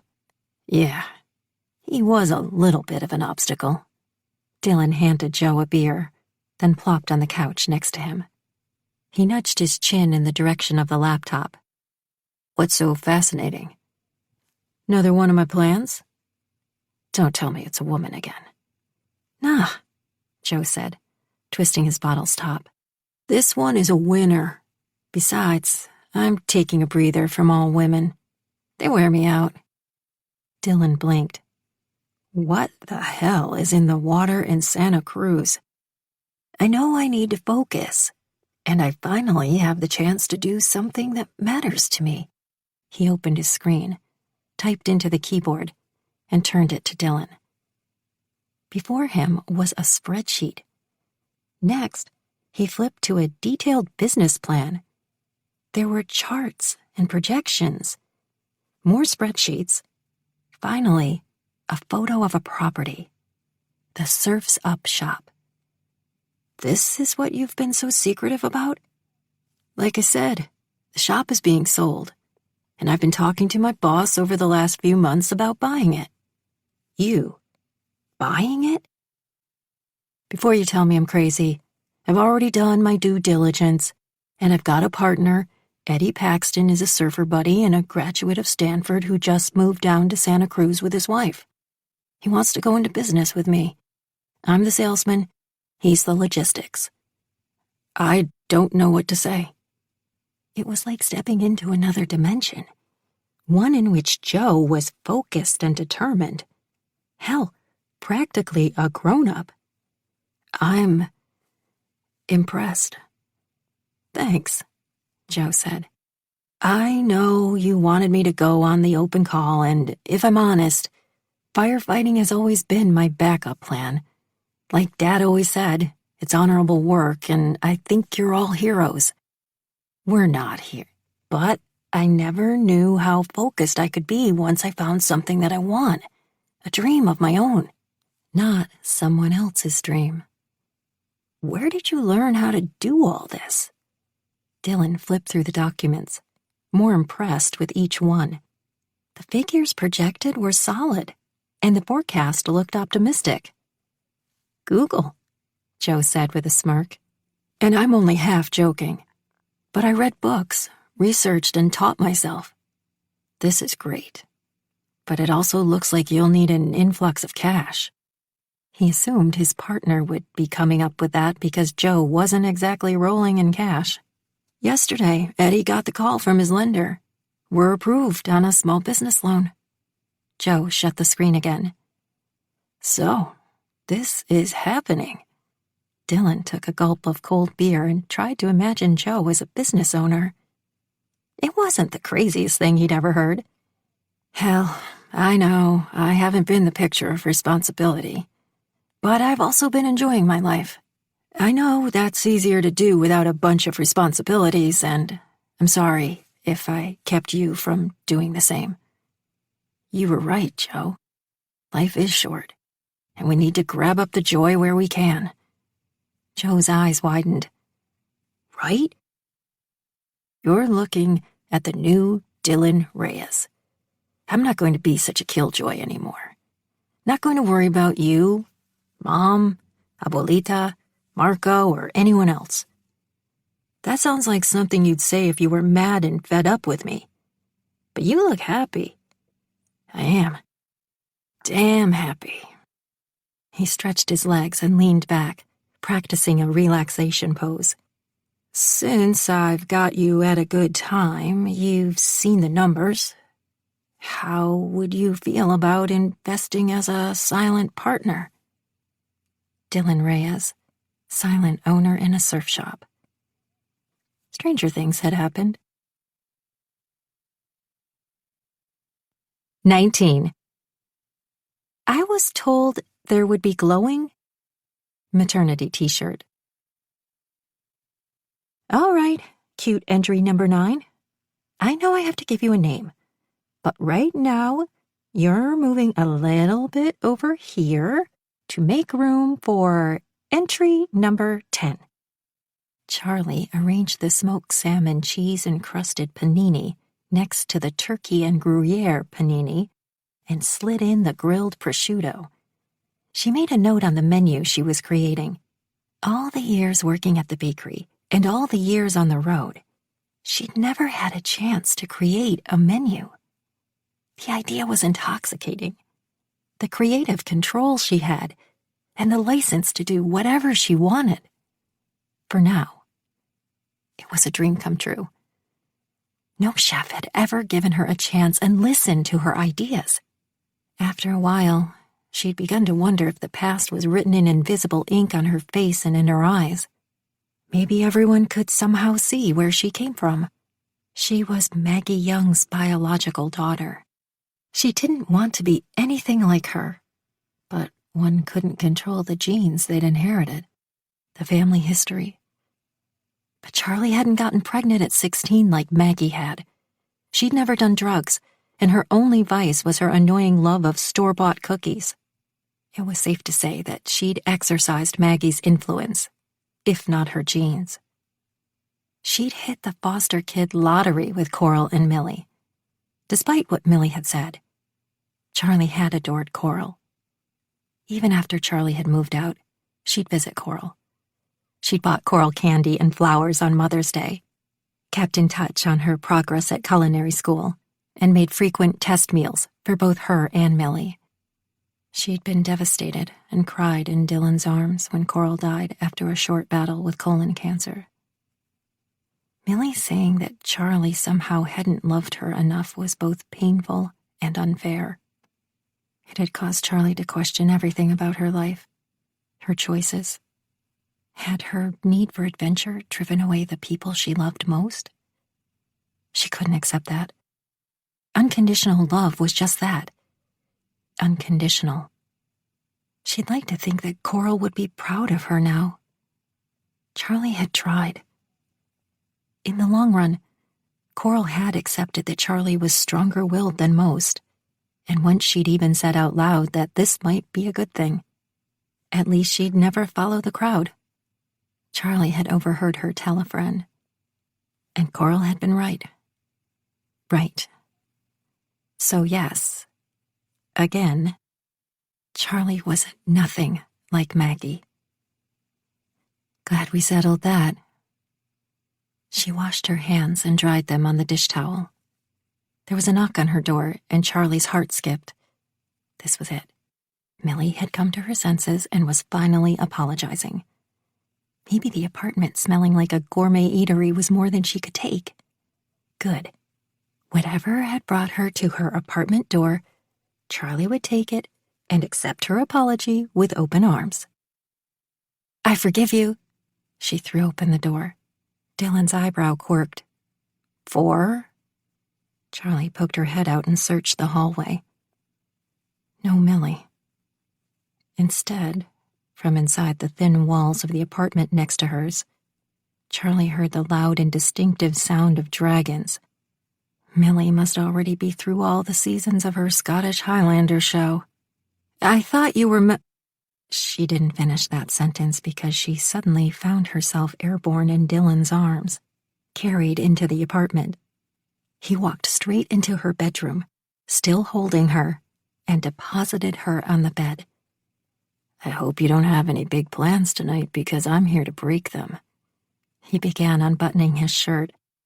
What have you got in mind? If you behave yourself, I might let you sleep a little tonight. Who needs sleep? Sleep is overrated. She rushed to join him in losing her clothes, since he was already ahead of her and half naked. Her clothes went flying, and she laughed when her bra hit Dylan in the face before it fell to the floor. Then he was on top of her, his warm, hard body covering her. His mouth went to her breasts, his hot tongue sucking and coaxing each nipple to a crest. Her nipples hardened, and she was already wet between her thighs under his ministrations. He crawled down her body, kissing as he went, paying extra attention to her belly button ring. When he kissed between her thighs, she nearly came apart right then and there. Get in me now, she gasped. I need you. Love to hear that, he said, crawling back up her body. But then he froze and groaned. What is it? She was dying here. Why did you stop? Charlie, are you... Am I ready? Dylan, I was ready yesterday. Please. One half of his mouth tipped up in a smirk. Are you on the pill? Because I forgot a condom. They'd obviously never talked about this sort of thing, but it was high time. Weirdly, she almost responded with, None of your beeswax. Jot another surreal moment down in the Charlie and Dylan show. Yes, she said. I am. Do you trust me? Now she was about to lose it. Yes, I trust you. Now, shut up and do me. She didn't need to ask him twice. Almost as if he wanted to shut her up, he thrust into her, and they both moaned. No more words were spoken as she clung to him, her pleasure mounting as he drove into her. Not slow or tender this second time, but hard and fast strokes as if he'd lost control. It was everything she wanted and craved. She'd lost all control within minutes, writhing under him and matching his thrusts, quickly reaching that precipice and coming apart just as he'd said she would. Charlie lay in Dylan's arms, clinging to him, sated. He was playing with her hair, wrapping strands around his finger. She didn't want this night to end. This night, which he'd promised would go on as long as she wanted it to. On a high, she didn't think she'd ever need to sleep again. Sex could be amazing with the right person. Charlie was still reeling from the knowledge of how good it could be. But this man who was everything to her scared her sometimes, even if she had total faith that he knew what he was doing. I saw news coverage, and the fire was horrible. The whole building destroyed. Why didn't you tell me how bad it was? Hell, I don't want you to worry. He tugged on a lock of her hair. You can't do anything about it. I've always worried about you. I'm not going to stop now. Always? He grimaced. That's years of you worrying. I should have picked a different profession. Accountant, maybe. Like Ma wanted. But it almost seemed that Dylan had been born with a fire helmet welded to his head. She couldn't see him ever doing anything else with his life. She rolled to prop her chin on his chest, giving him an incredulous look. You can't be serious. No, but I don't want you to worry. I'm okay. More than okay. Changes are coming.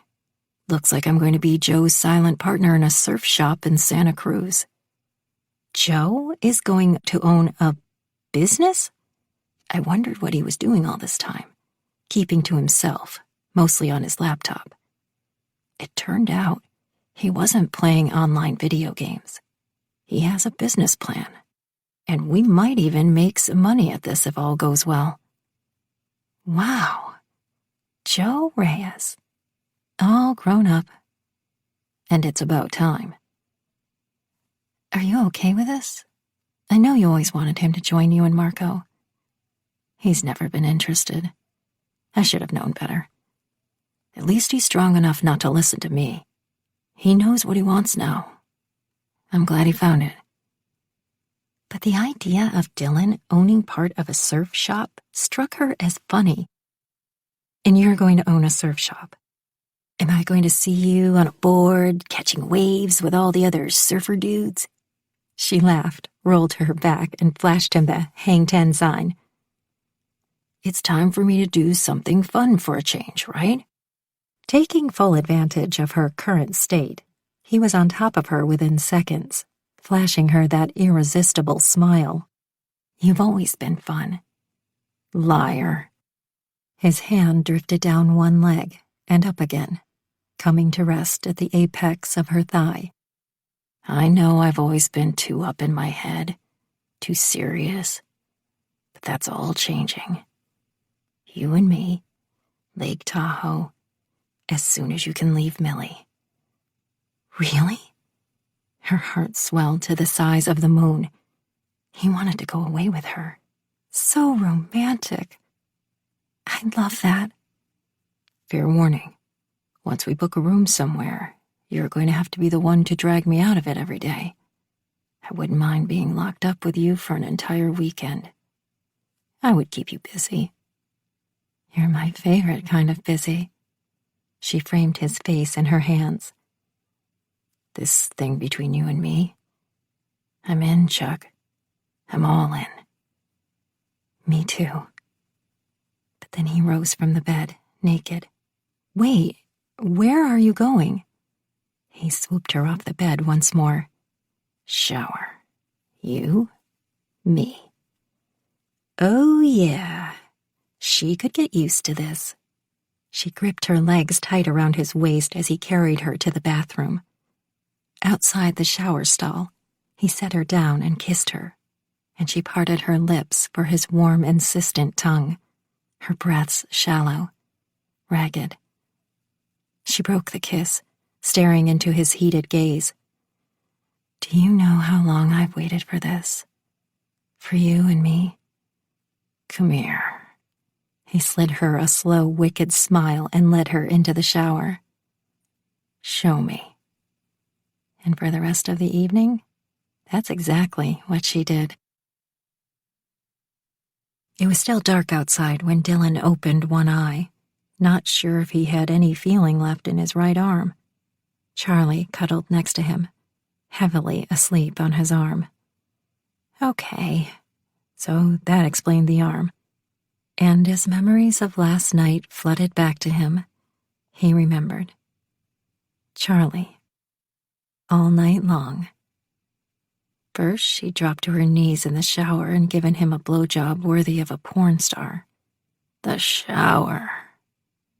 Just thinking about that got him hard, and he wondered if he had time to wake Charlie up before she was due to start baking. She was definitely the best recipe for a man celebrating having another chance at life, after nearly having a roof fall on him. He was having the time of his life so far, and last night was only the beginning. He carefully removed his dead arm from under her, and she rolled away from him onto her stomach.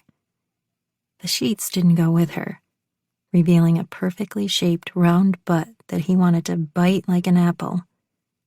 He dipped his head to do just that as his cell phone rang. Caller ID read, Millie. Worried it could be an emergency, he picked it up. Hey. Oh, hey, Dylan. Sorry to bother you. I just want to remind Charlie that she needs to start baking. I assume she's there? There went his fun wake-up call. His hand went instinctively to the back of her neck and skimmed down to the small of her back. She's here. Uh-huh. That's what I thought. She wasn't picking up her phone. She's still sleeping. He winced, not sure how much Millie had heard about him and Charlie, if anything at all. Oh, well, sorry to be trouble in paradise, but, you know, the bakery waits for no one. I'll wake her up. Thanks. Millie hung up rather abruptly. He pulled Charlie to him, butts to nuts, and she sighed in her sleep. But before he could even say, baby, to wake her, he heard a buzzing sound coming from somewhere on the floor. Within seconds, the buzzing sound had risen in volume until it was a little something between the sound of a burglar alarm and a jet taking off. What? Charlie flailed in his arms. Stop it! He decided it would be in his best interest to hold back the laughter that was threatening to break through. No. She dove off the bed and hit the floor. Where is it? He could hear the sounds of her searching for her phone. A few seconds later, the noise stopped, and from his position on the bed, hands clasped behind his head, he saw her slowly rise. Her morning hair was the definition of bedhead, tousled and covering one eye completely. God, she was beautiful. Sorry, did I wake you up? She asked, sleep thick in her voice, one eye open. No, I was just about to wake you up, but my way would have been a lot more fun than that alarm. She sighed and half smiled. I have to start baking now. I know. Millie called me. She called you? She said you didn't answer. But I have no missed calls. She scrolled through her phone and frowned. What did you tell her? That you were still sleeping, because you were until that M80 went off. It's the only way I can get up this early. That plus coffee. Much coffee. She stood to pull panties, bra, and jeans on. Millie still has no faith in me, or she wouldn't have called you and not me. Plus, you know what this means, don't you? I have a feeling you're going to tell me. Millie hasn't called to remind me once since we had our fight. These walls are so damn thin that she must have heard us last night. It means that we shoved it in her face that we're sleeping together. Charlie tugged on her blouse and glanced at herself in the mirror, tracing the red love bite he'd left on her neck. Dylan, what did you do? He winced, then smiled, remembering. I'm a teenager again. She turned to him, hands on hips. You suck. Yes, I do. He wasn't going to apologize. At this point, he wanted everyone to know she was taken. He wanted to mark her, like she was his. Reluctantly, he rolled out of bed too. He just pulled his shirt on when he caught Charlie staring at him. What? I almost forgot. I need to tell you something. Go ahead. Later. For the life of him, she looked guilty. He tried not to think the worst, but knowing her the way he did, this was difficult. What did you do? Does this involve DNA? No, I'll tell you everything tonight. It's kind of a long story, but I think you're going to love it. I'm working at the marina, so come by when I knock off and we'll get dinner. It's a date. She went straight into his arms, and he pulled her in tight, buried his face in that tousled, crazy hair, and took a deep breath of her. An actual date. Figured it was about time to make it official. You're my best friend, she said into his neck. His chest tightened, because he hadn't heard her say those 4 words to him in a while. It didn't mean they had ever stopped being true, and nothing's ever going to change that. Promise me.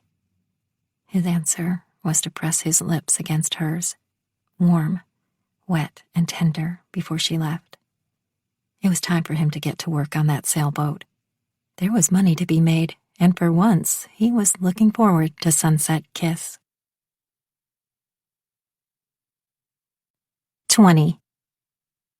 Bake the world a better place. Meme. It was time for Charlie to tell Dylan all about their accidental kiss. He'd always said that he didn't believe in the legend, but when she explained, he'd have to change his mind. Why else would their connection have moved so seamlessly from friends to lovers? Because that's what they were now. Not casual either. She'd known her share of players, and that wasn't Dylan's way. He was far too serious a person for that. She could sense it in the way he'd made love to her last night. He'd seemed to lose all control, and she'd loved it. After making sure that Naomi had checked in on Millie one last time before she left for the day, Charlie closed the bakery and went upstairs. She took a shower and then searched her closet for the shoes she'd found on clearance. They were in the back, behind her extensive collection of Chuck Taylors. Still in the box they'd come in. Aha! There you are, you beauties. These weren't painful contraptions designed by misogynists. They were soft tan leather ankle booties, and they were sexy as hell. Just as she was, apparently. They had a small heel, and as she walked through the apartment looking for her keys and shutting off lights, she got accustomed somewhat to the elevation. She hopped on her moped and drove to the marina to meet Dylan. The Pacific Ocean sky was socked in, a dark and swirling color. Charlie couldn't see the stars tonight, but they were there, hiding. Once, after a particular bad day at school with the mean girls, Dylan had driven her to Yosemite and his uncle's ranchero. Away from the city lights, the stars shined powerfully against a black velvet sky. Dylan had pulled her into his arms and whispered that the mean girls were full of shit.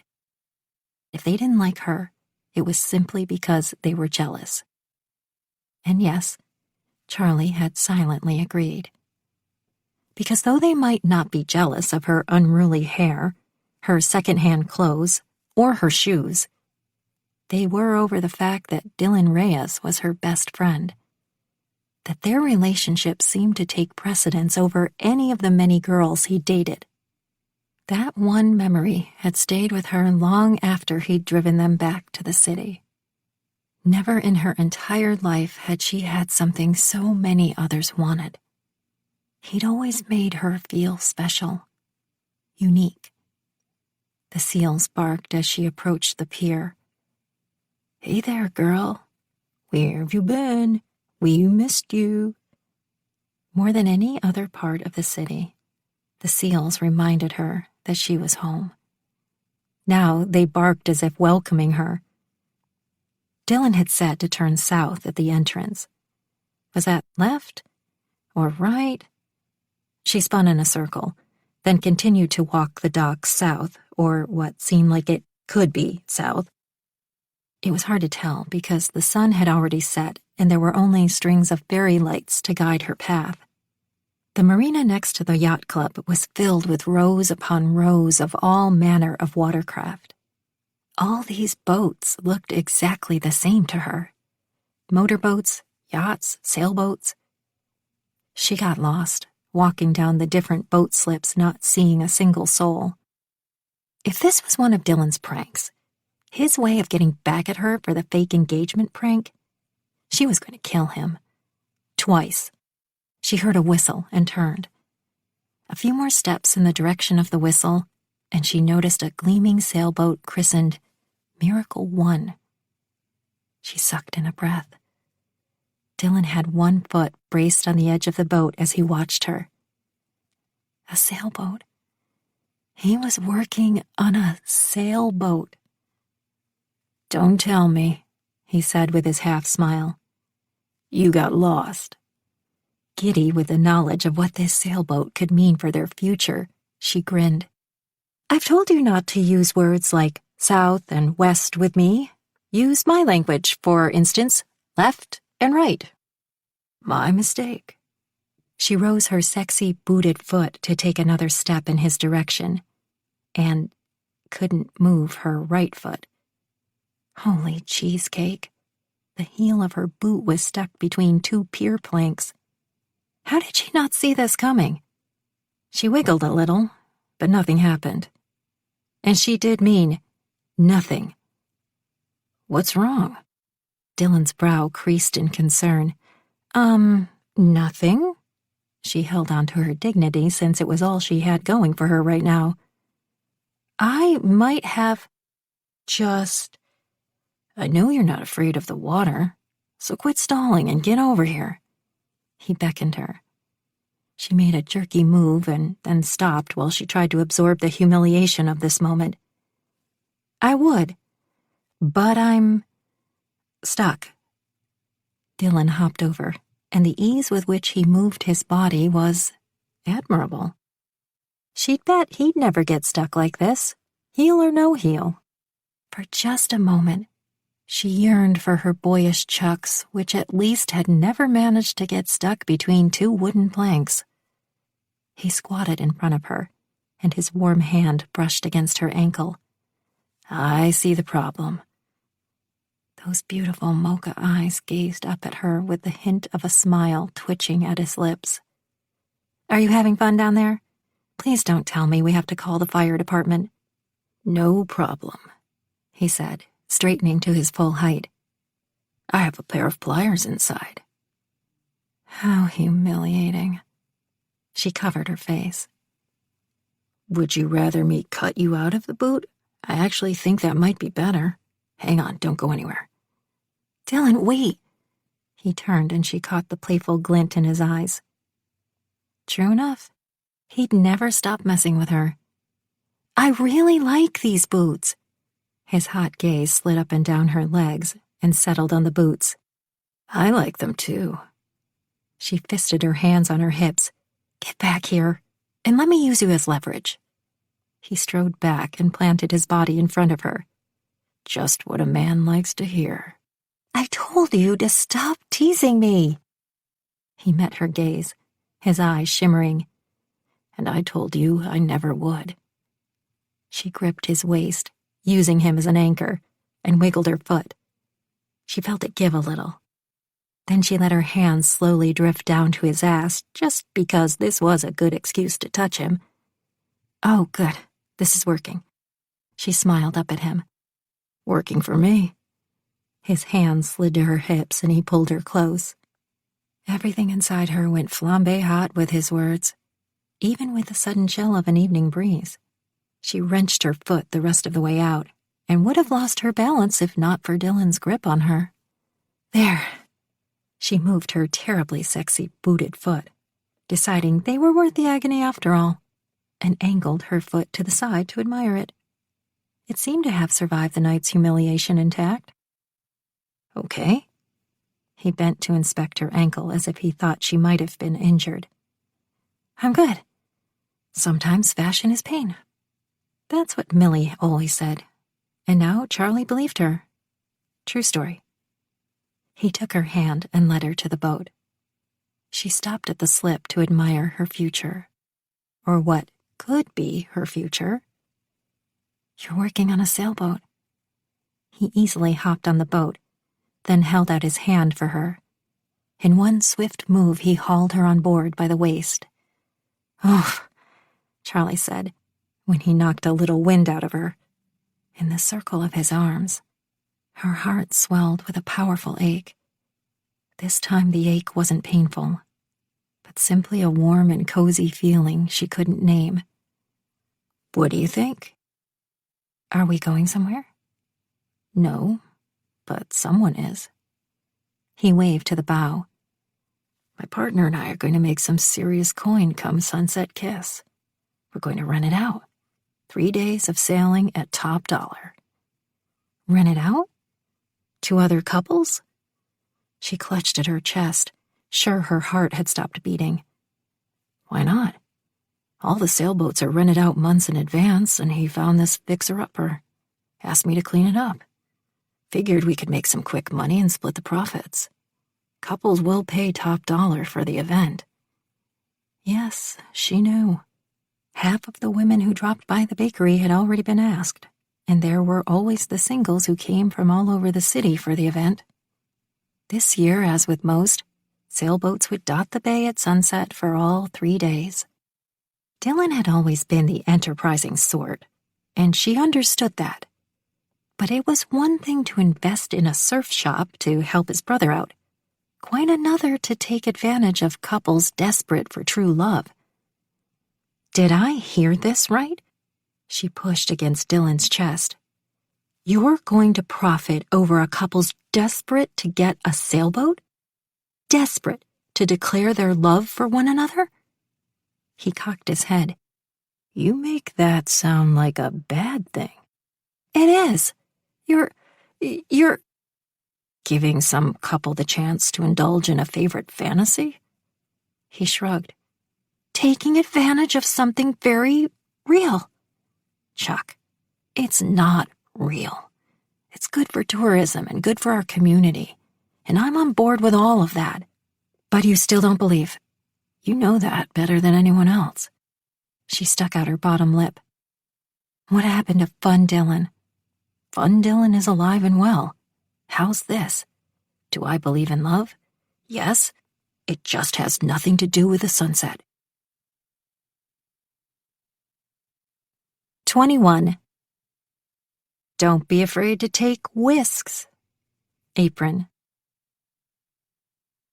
Damn, he was an idiot. He should have known that Charlie would see the sailboat and assume things. Blame it on the fire and the new carefree attitude he owned. He hadn't thought this one through all the way. But he still refused to indulge her in a fantasy, no matter how much he wanted the girl who believed. Even if it would, at least temporarily, make his life easier. Fun. Because this was Charlie, and he did not lie to her. He did not sugarcoat anything and tell her only what she wanted to hear.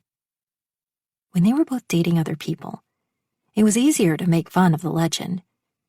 Now that he was the man in her bed, quite a different story. If he wanted to keep her, and he did, best to walk as if there were landmines every few feet. I'm sorry I didn't tell you about the sailboat. She wouldn't look at him, so he pulled her to him and held on tight. That's right, you fool. Hold her tight and don't let her go, because the minute you turn your back, she'll be gone. Only family stays. Never mind, she said, rather unconvincingly. It's okay. He took her by the shoulders, barely resisting the urge to shake her. Believe in something real. Believe in yourself. Frustration bubbled up as to why she felt the need to be special in some magical way. But what if it is real? What if a kiss at sunset is magic and suddenly you can see right in front of you who it is that you love, who you've always loved? That's a lot of what ifs. What ifs lead to what is. She tipped her chin. Are you afraid to kiss me at sunset because you don't want to know that it could be me? Not for the long haul. Not forever. She wasn't far from the truth. Though he didn't believe in magic, he wasn't sure he believed in forever love either. Forever friendships, sure, and that's what he already had with her. But that left him wondering about his relationship status with Charlie. Friends forever, yes. For the rest, he couldn't say. He knew what he wanted, but what would actually happen, no one could say for certain. Worse, she was forcing him to examine and evaluate when all he wanted to do was enjoy her and whatever time they'd have together. As if she read his mind, she continued. So what are we? Just friends? Lovers? Please don't say friends with bennies. He flinched at the casual term. You need a label for us? I want you more than I've ever wanted anyone. But it's always been one day at a time for me. Another bay breeze kicked up, rolling over the waves, and she clung to him. Hands fisted in her wild hair, he pulled her face close and forced her to look at him. This is what we have, here and now. Can you trust me? I always have. Then let's go grab a clam chowder bread bowl, girl, because I'm a hungry man. He took her hand and pulled her in the direction of the wharf. It was finally time for the Alice Reyes 4th of July celebration, and Charlie wouldn't let anything ruin the C-word-free celebration. Not the fact that she still wasn't really speaking to Millie. Not the fact that Dylan was possibly the most unromantic man on earth to consider overcharging couples for a sailboat on Sunset Kiss. Today was a special day for more than one reason. 10 years ago, Alice Reyes had been given her remission news on the 4th of July. The C-word took Coral Monroe, and it almost took Alice Reyes. Charlie and Millie had a pact never to say the word out loud again until the ugly beast was eradicated by modern medicine. Alice called her remission a miracle.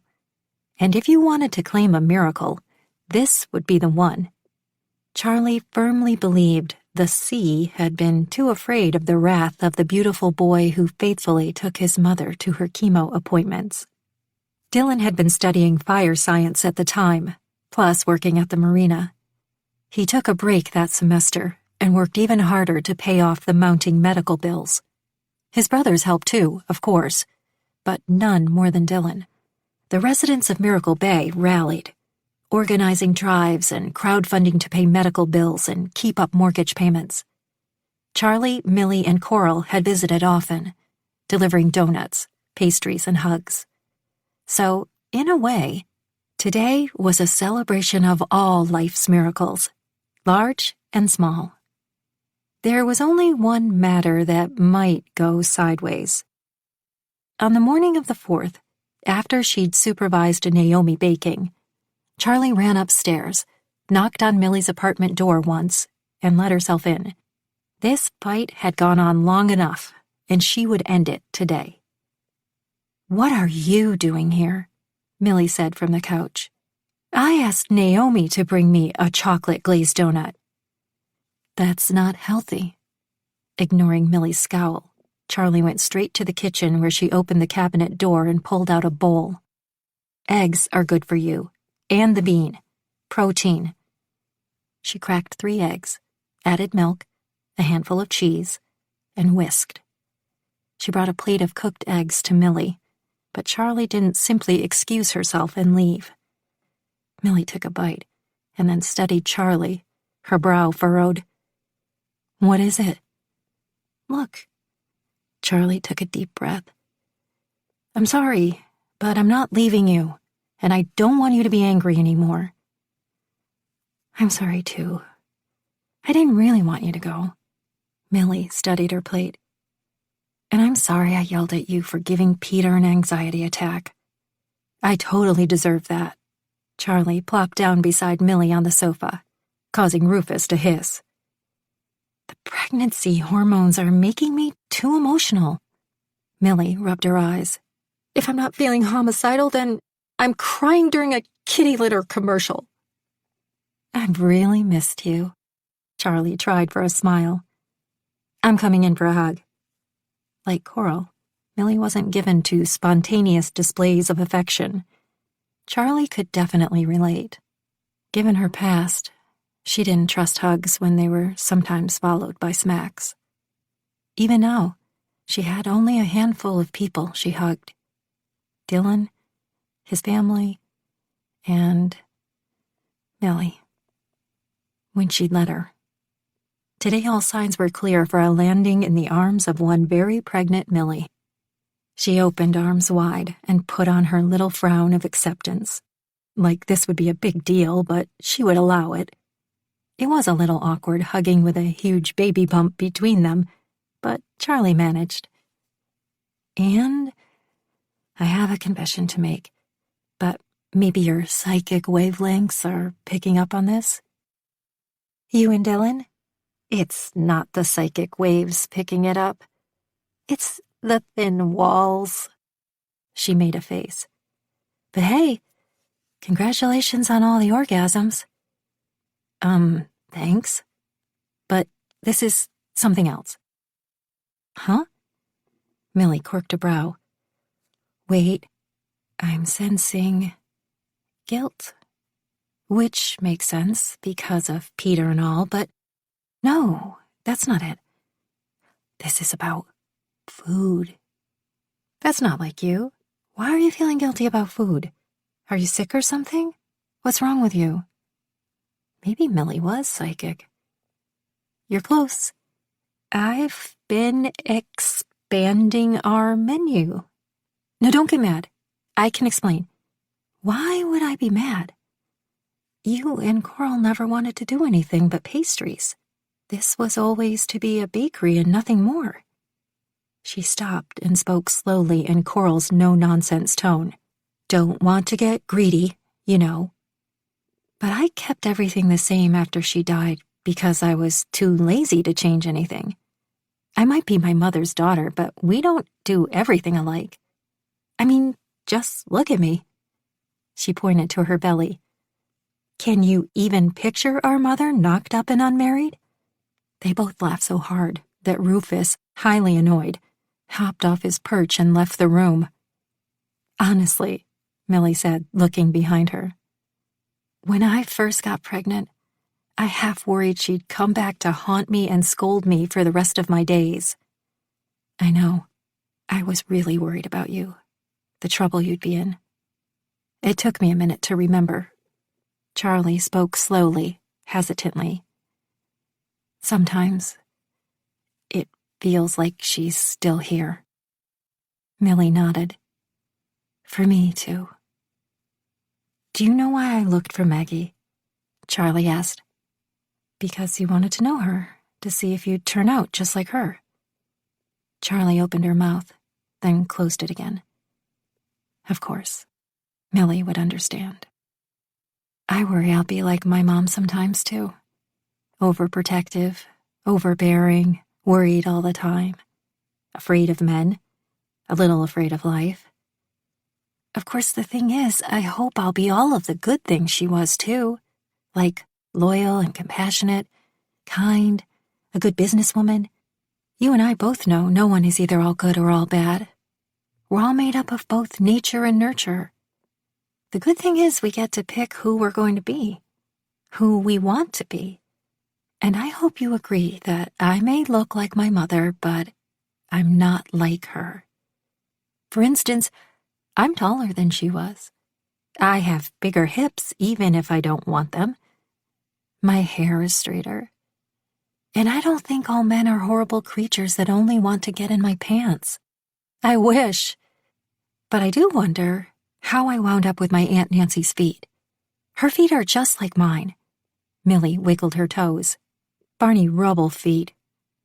Charlie had never given all that much thought to the obvious differences between Millie and Coral.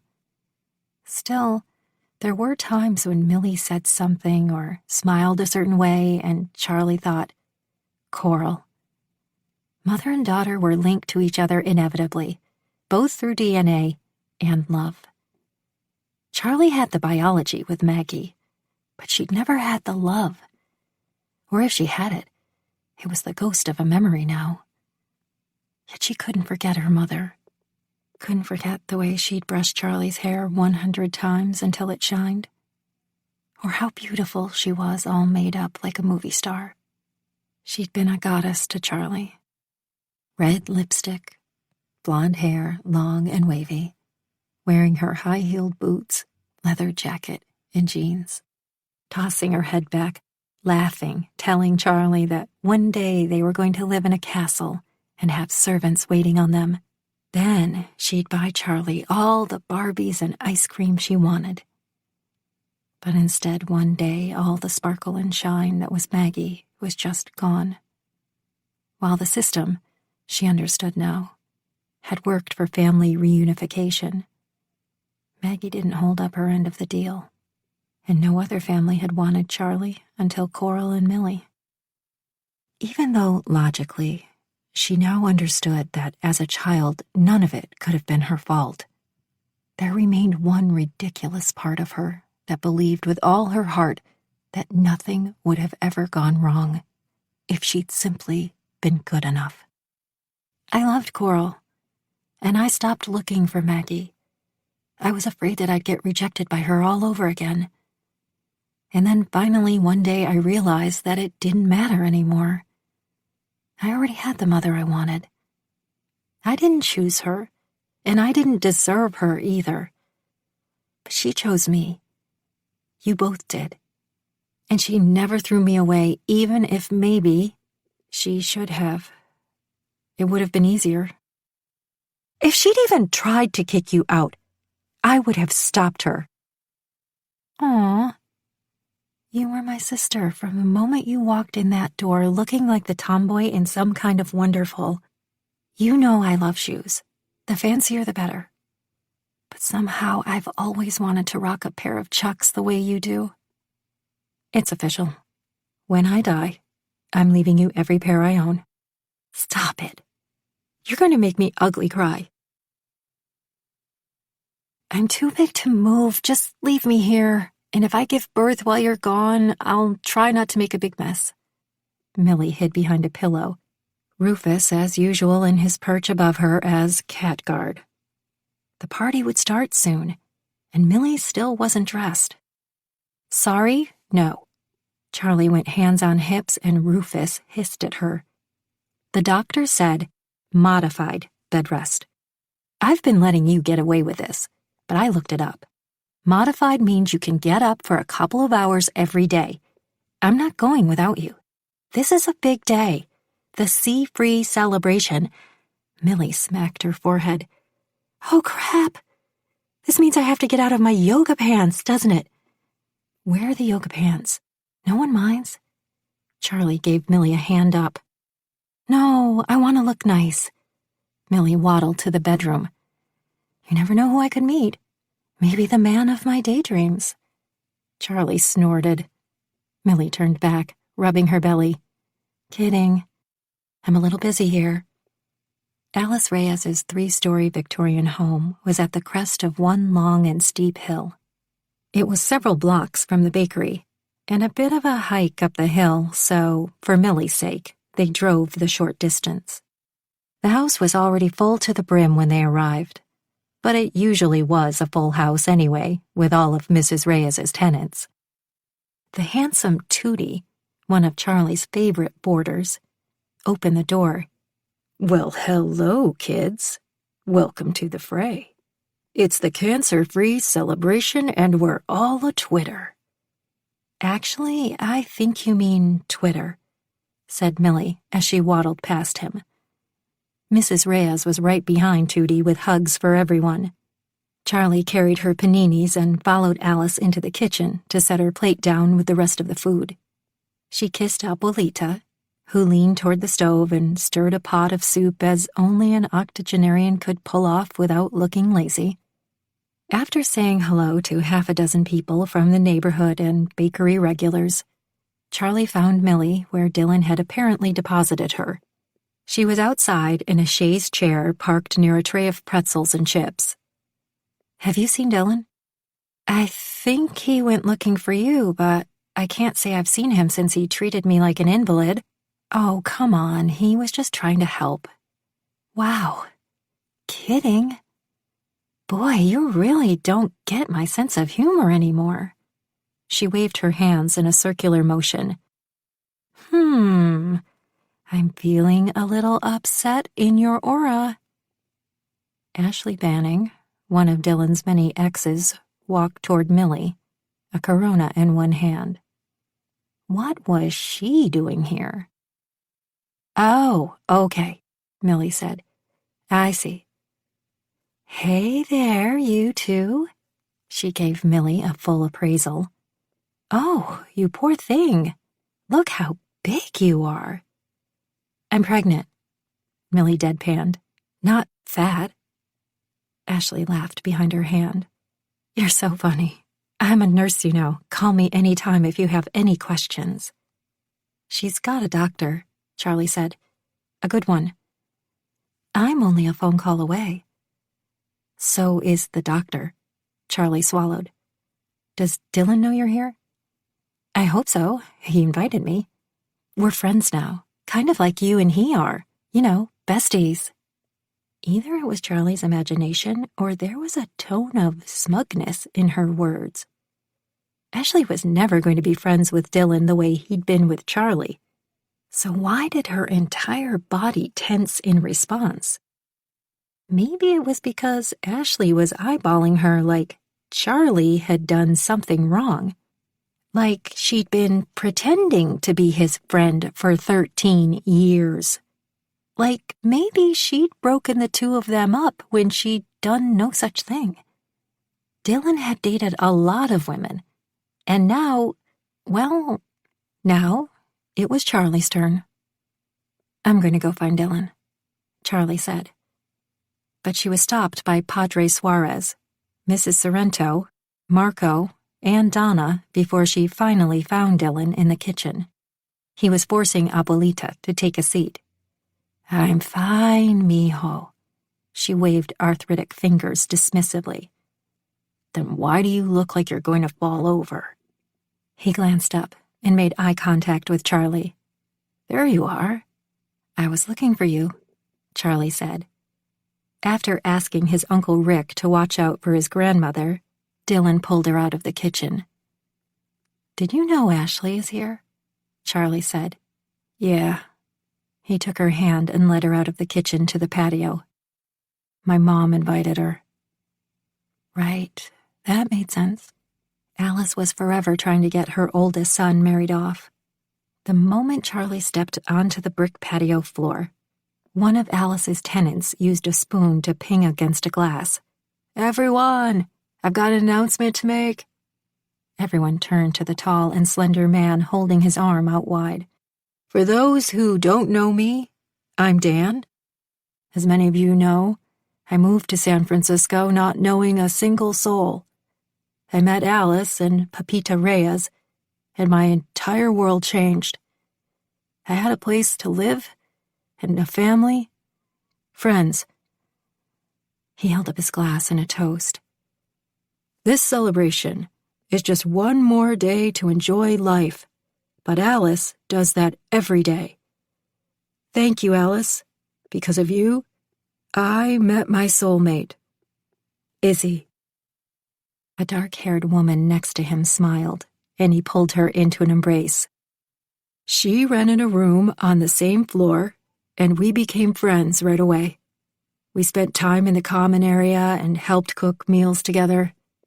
Eventually that led to some dates, and some other stuff. Everyone laughed, Charlie included. She reached for Dylan's hand and squeezed it. Yes, we took the sailboat last August and kissed at sunset. I would have waited a month, but because today is such a special day, the man dropped to one knee and everyone gasped. Izzy, would you marry me? Izzy was saying yes over and over again, kissing Dan and practically levitating. Everyone clapped, even Dylan. Charlie's hands were too numb to clap. Alice fanned her eyes, trying to hold back the waterworks. He hasn't even told you the best part. They lived within a mile of each other where they grew up in Kansas City. Never even met until they both moved here. Everyone, this happened because they met here in Miracle Bay. Another miracle, I'm telling you. This is the place for love and miracles. More clapping. Dylan snorted. Okay, Ma. Charlie didn't clap. She didn't smile. One more sunset kiss miracle. How many did that make now? She'd lost count. 22. Sex is kinda like cooking. Everyone can do it, but only some can make it delicious. Apron. Dylan wanted to personally thank Dan on behalf of single men everywhere for making them all feel like chumps. Seriously, a miracle? True love because of a stupid kiss at sunset? He had insider information on said miracle, and if these two were together, it was largely due to the machinations of one Alice Ramona Reyes. He had a good guess how this miracle had happened.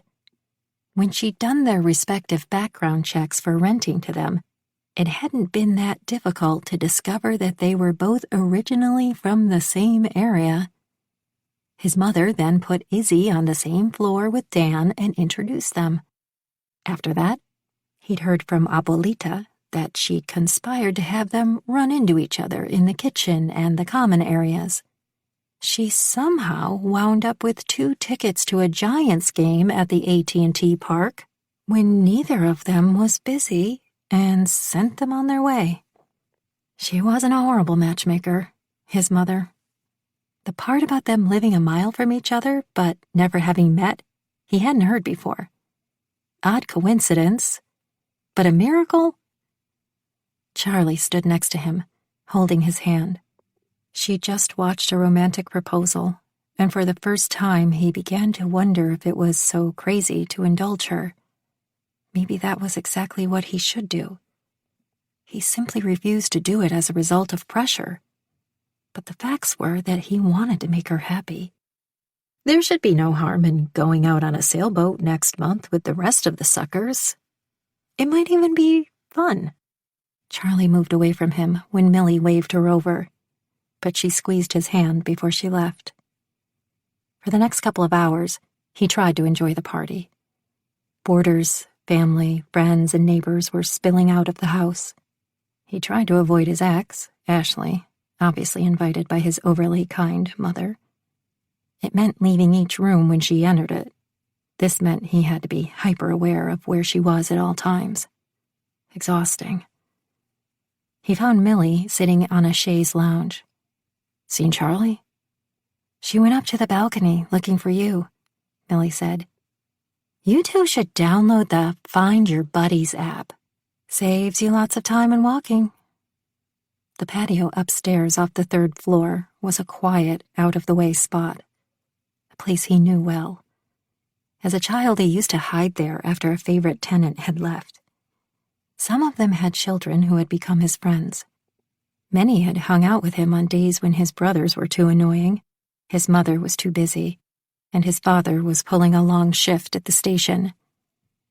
Charlie stood with her back to him, against the backdrop of the cresting sunset, her golden hair shimmering in the last rays. She turned slightly and gave him a smile which made his chest tighten. "Hey, you." He wrapped his arms around her waist and pulled her to him, dropping his head to her shoulder as she continued to watch the sun slip down.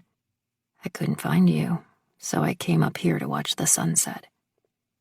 If he never heard the word sunset again, it might be too soon. He took the high road. "Beautiful, isn't it?" She turned in his arms, her hands coming to rest against his chest. I have to tell you something." He had a feeling that something to do with what they'd heard a few minutes ago. And while he might not be a sappy romantic, he had other skills. He covered her mouth with a kiss and shut her up. Her hands went to his spine and fingers drifted lightly up his back and down again, leaving behind a trail of electricity. This was better than air, better than forever.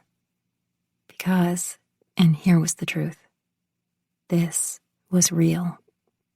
Charlie moaned into his mouth, and he smiled against her lips as he tugged her even closer, pulling them hip to hip, belly to belly. She seemed ready to scale him like a monkey, and hell yeah, he would welcome that. But just then a loud crash jolted him out of his lust, and he turned to see his mother. 23.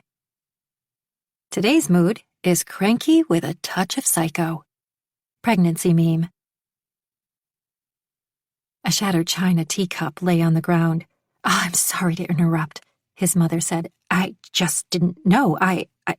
It's okay, Mom," Dylan said. "Let's not have an aneurysm." "But the two of you—" "I'm so delighted, even if I didn't have anything to do with it."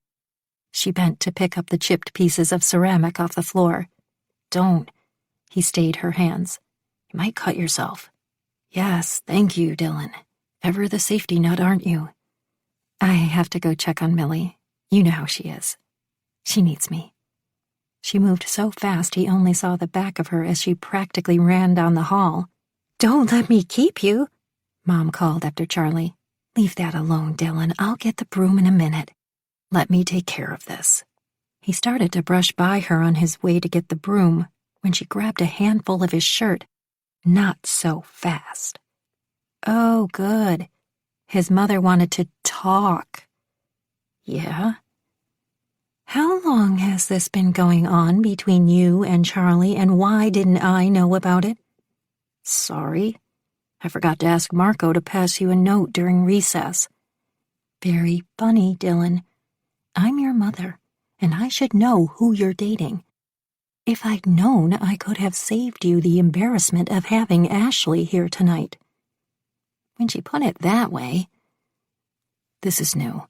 It just happened recently, and I didn't expect it." She nodded sagely. He was about to say, "So glad we had this talk," when she got a wistful look in her eyes and moved to the edge of the balcony that faced the port and gleaming bay in the distance. "Do you want to know why I came out here with my now broken cup of tea?" Actually, he'd forgotten to ask, seeing as there were a few other things on his mind at the time. But it was interesting that she'd come to the balcony alone, in the middle of her celebration. For years, she'd been at the center of the celebration, always as happy as on the first day she'd received news of her remission. "Why?" "So glad you asked, son. I do this every year, and no one notices I'm gone. It's just the way I wanted." She turned to meet his eyes. "This party got out of hand a while ago. Why didn't you say something? We don't have to do this every year." "I don't mind sharing my happiness and joy with family, with my dear friends. And anyway, all I need is a few minutes to myself with my tea. I look out at the bay and count my blessings. I've survived losing a husband, and nearly losing my own life. I have 3 sons I adore, and a mother-in-law who thinks of me as a daughter. Her green eyes pierced his. Do you think maybe I know a thing or two about life? About love? Sure. I worry, she said, hardly missing a beat. 2 of my sons are firefighters, and I have no control over that. You know that I support you, even though I wish you'd chosen careers as accountants. He sighed because he'd heard that one before, a few 100,000 times. This was why, if he had anything to do with it, she'd never hear about his close call. But when it comes to love, that's where I can give you some real advice. He shoved a hand through his hair, knowing nothing would stop her now. You had a front row seat to how I fell apart after your father died. Yet you chose to go into the profession anyway, and you've never been serious about a woman. You won't allow yourself that happiness with someone because of how it hurt me to lose your father. It hurt us all. But that's the thing, honey.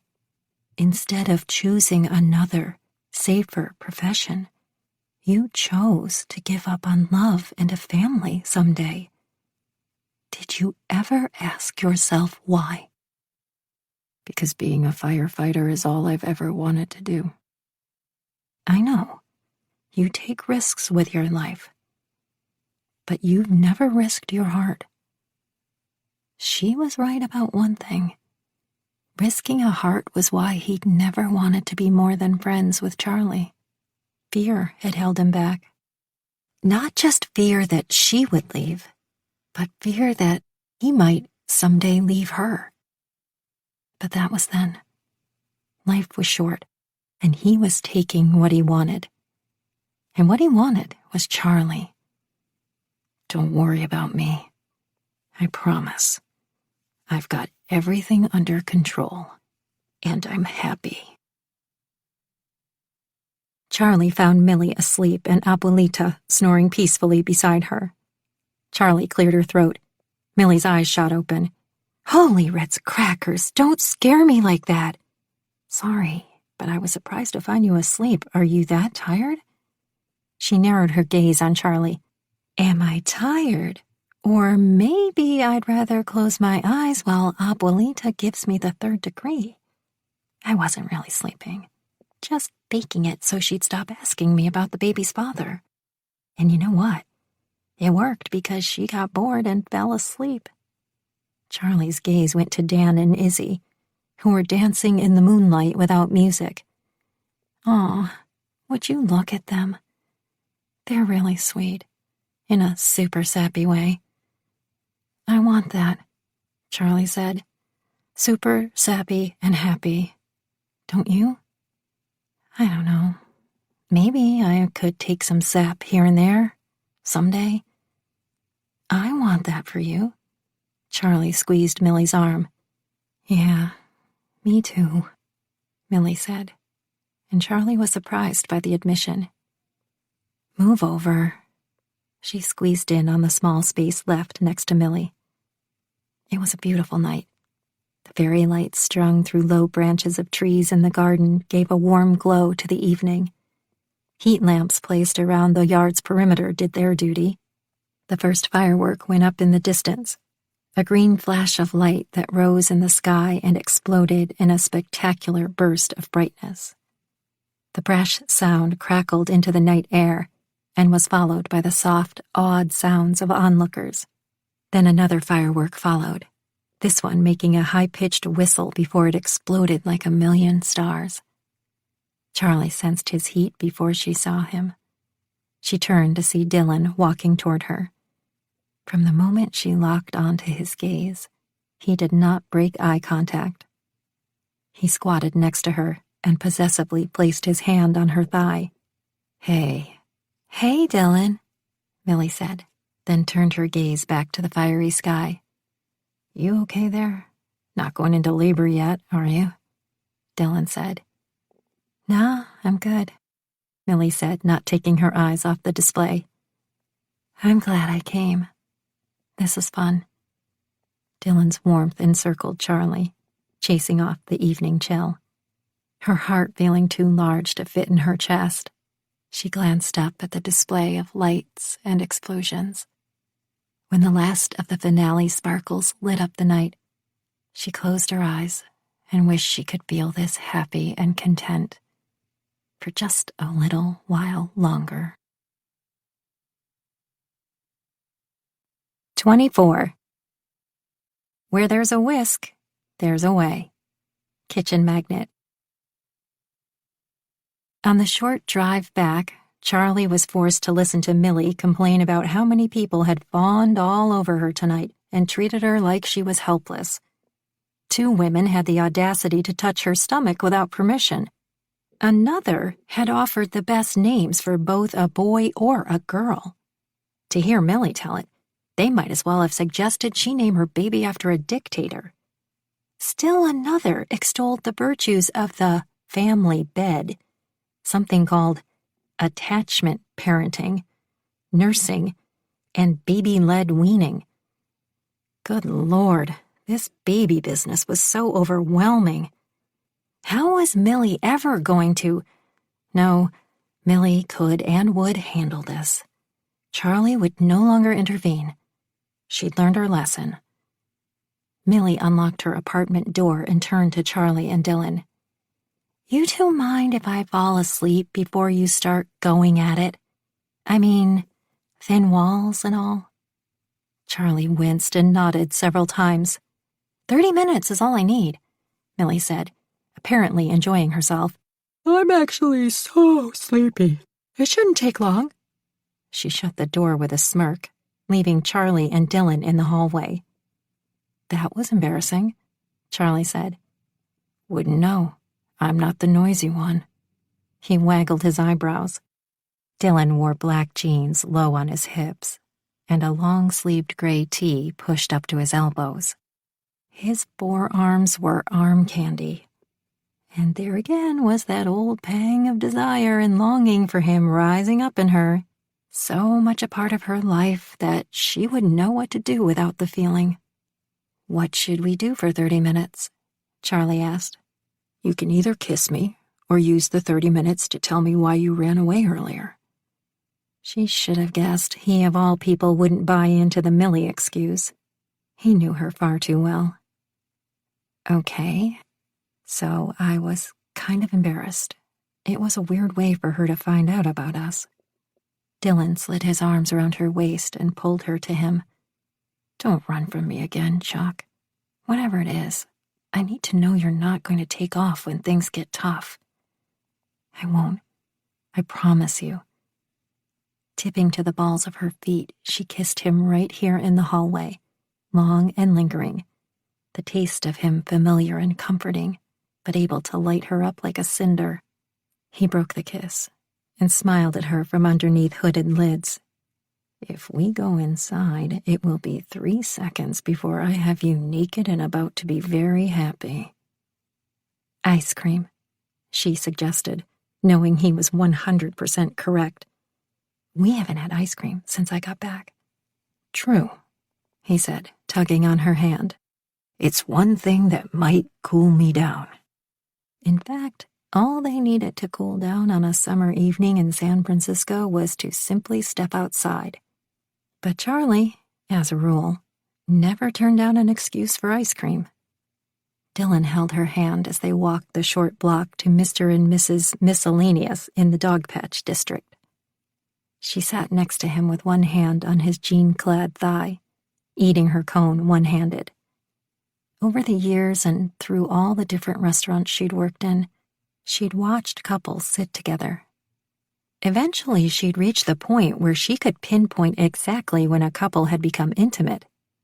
It was in the body language, the way their bodies physically tilted toward each other, holding hands, touching hair, thighs, necks, lips. Hot and pure envy had cut through her, nearly choking her with its strength. And now she was the other half of one of those couples that she'd envied. with a man that meant more to her than the air she breathed. A man who would probably be upset with her when she told him about the accidental kiss. A sunset kiss. He might even feel a little betrayed, as if she'd been trying to trap him. But it had been an accident. He'd understand. Sure he would. What is it? He tucked a stray hair behind her ear. I can hear you thinking. She choked on the ball of fear lodged in her throat and pointed to his chocolate ice cream. I like chocolate, but there's nothing quite like a good French vanilla ice cream a la mode with warm Dutch apple pie and a little hint of caramel. Sometimes it's good to get back to basics. He smirked.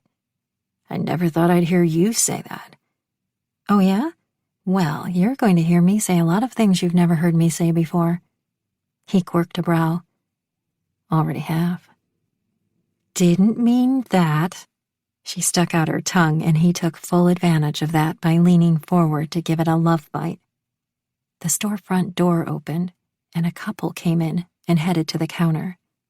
Jenny Santana and Sean. Naturally. Who's that with Jenny? Dylan asked casually. I don't recognize him. Oh, I meant to tell you. You remember Sean, the guy I work with sometimes? I guess it didn't work out in New Orleans. So he followed me out here and found a job at Sorrell's.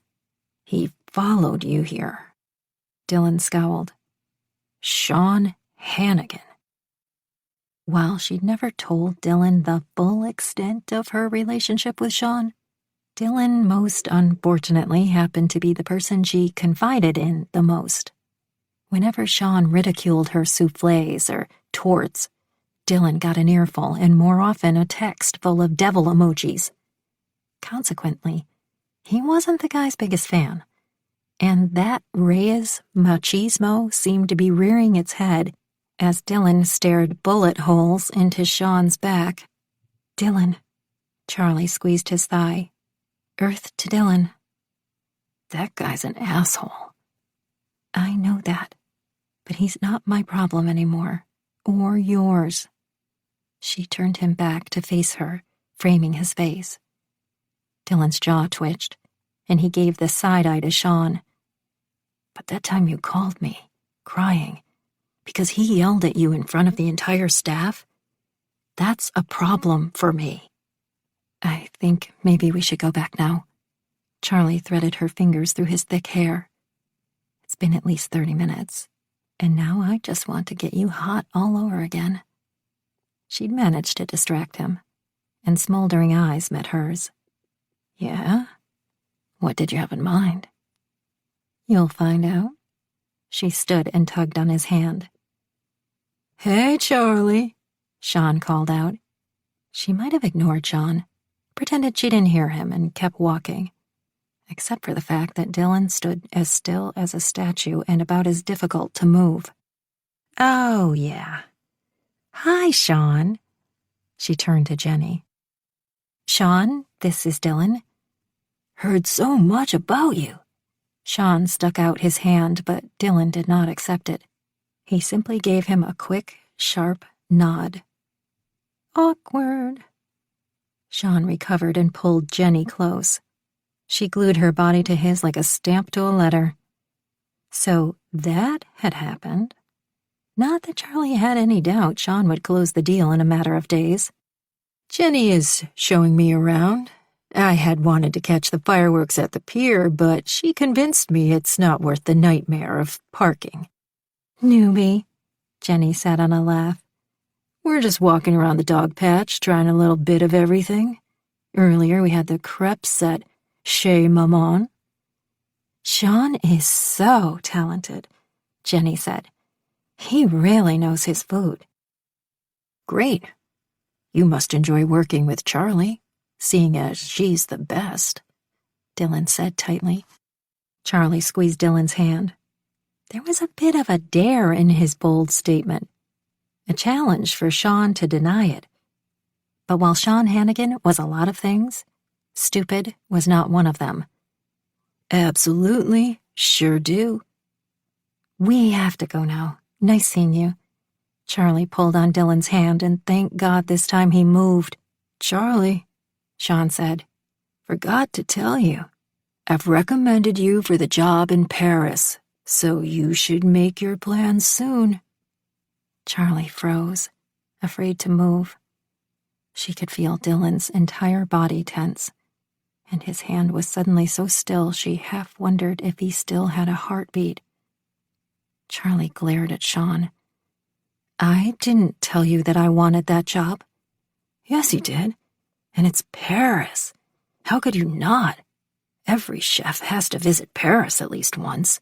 You couldn't keep me away from Paris if I had half the chance, Jenny said, adding a shoulder shimmy. Lucky you, Charlie. Tell me about it.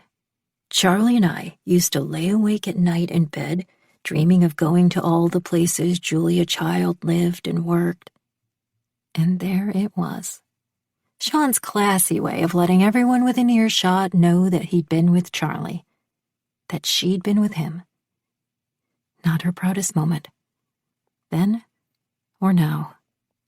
Jenny glared at Charlie. Seriously? I didn't know that.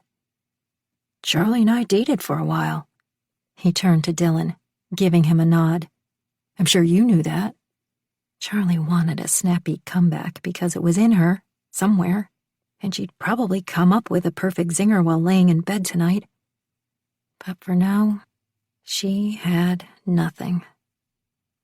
Dylan led her out of the ice cream shop, and they left without another word.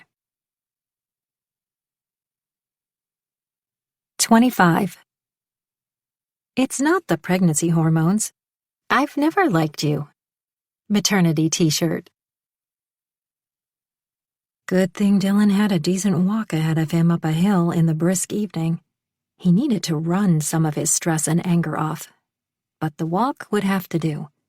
Charlie managed to keep up with his long strides, clutching his hand, her palm sweaty. He probably looked the picture of a jealous man, and he wasn't thrilled to hear about her and Sean. But the biggest problem for him was knowing that she'd been with a guy who used to make her feel like she was nothing. He'd have put a stop to that if she'd been in the city, but he couldn't very well protect her when she was far away from him.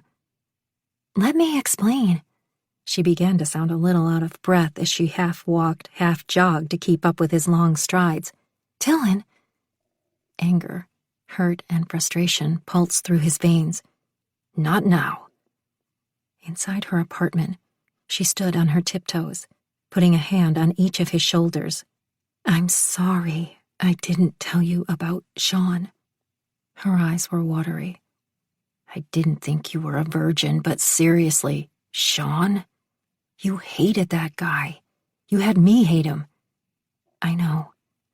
She covered her face with both hands, then lowered them.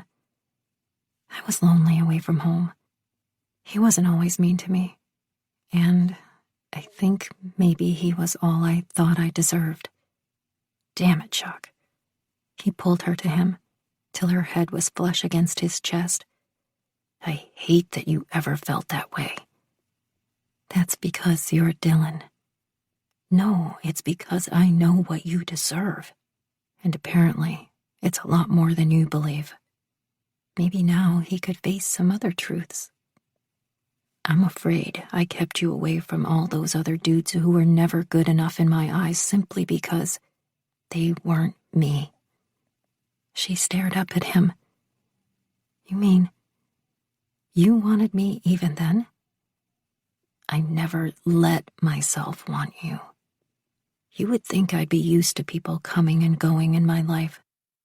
Just never thought I'd be you, even as much as you talked about Paris and Julia Child. The first time you left slayed me. Dylan, if I'd only known... Sean was right about one thing. Paris is the opportunity of a lifetime. I'm not going anywhere. I want to believe that. Then do. This thing between us, it means more to me than anything. Even food. Come here. He hauled her into his arms, holding on tight, fooling himself that he could always keep her close. There were warm tears against his neck. We're done arguing about this. Oh, good. Because I actually really hate arguing with you. She licked his neck and sent a bolt of electricity straight to his groin. But since this is confession night, I have something to confess. Something else that you don't know because I've never told you. And as long as we're talking about awkward stuff you didn't know, tell me. She held up her index finger. But first, seriously? She sashayed to the kitchen and brought him back a cold beer. For you. Trying to get me drunk and take advantage of me? He winked. Ha ha. She led him to the couch and they both sat. Now, I tell you. Whose DNA did you have processed? Oh, no, it's not that. I told you I stopped, and I meant it. She took a breath. This is something about us. You and me. He took a gulp of the cold beer, letting the cool liquid slide down his throat. Something I don't know about. She nodded. You know that I care about you, and I would never do anything to trick you, or hurt you, or in any way take advantage of you. Jesus. What did you do? Remember last year, when you fell asleep watching Scarface and I got irritated and left you that note? A night he wouldn't ever forget, since the next morning he'd woken with the strange dream. Yeah, of course. Still haven't seen letters from Juliet. By the way, thank you for that. You're welcome. She took a deep breath. That night, I kissed you without your permission. You were asleep, and you looked so tired. I felt so bad about how hard you'd been working. I was leaving in a couple of weeks and already missing you. I just got carried away. That's it? That's what you've been wanting to tell me? Waves of pure relief flooded him. She'd kissed him. That might explain why somehow subconsciously his brain had turned to thoughts of the two of them together. Because she'd made the first move and he'd reacted even in his sleep. He was still surprised a kiss hadn't woken him up, but at the time he'd been working long hours on little sleep. Then again, in another way, the kiss certainly had woken him up. That's not all. He stood. Wait, what else could you have done that didn't wake me up? I'm not that heavy of a sleeper. She went flush pink. No, it's not that. It's just that when I went into the kitchen, I looked out the window and saw the sunset. And she popped up out of her seat, joining him. Dylan, the sunset kiss. I kissed you at sunset, which wasn't fair to do without asking you, but I swear it was an accident. An accidental kiss? Well, no, the kiss wasn't an accident. I meant that. But the sunset part, that wasn't planned. It just happened. I swear. She held up her palm. The thought was interesting, if nothing else.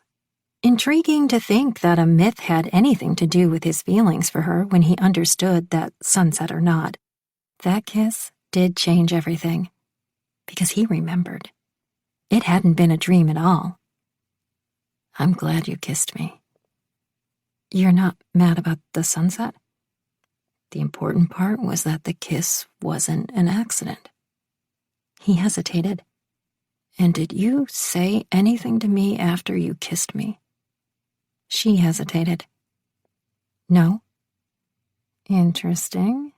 That part, the I love you, must have been added by his creative imagination. You know what this means, don't you? What? You actually kissed me first. He grinned, feeling a little smug about this now. But mine didn't really count. Oh, it counts. How? You didn't even know until just now. Still counts. I'm counting it. He picked her up in his arms and carried her toward the bedroom. "I guess we could table this argument for another time," she said, her eyes brightening. He dumped her on the made bed and pulled off his shirt with one arm while with the other he started on his belt. She stared at him, already removing her top and unzipping her jeans. "I love when you do that." "Take my shirt off?" He grinned, unbuckling his belt. "With one hand. Damn, it's so sexy.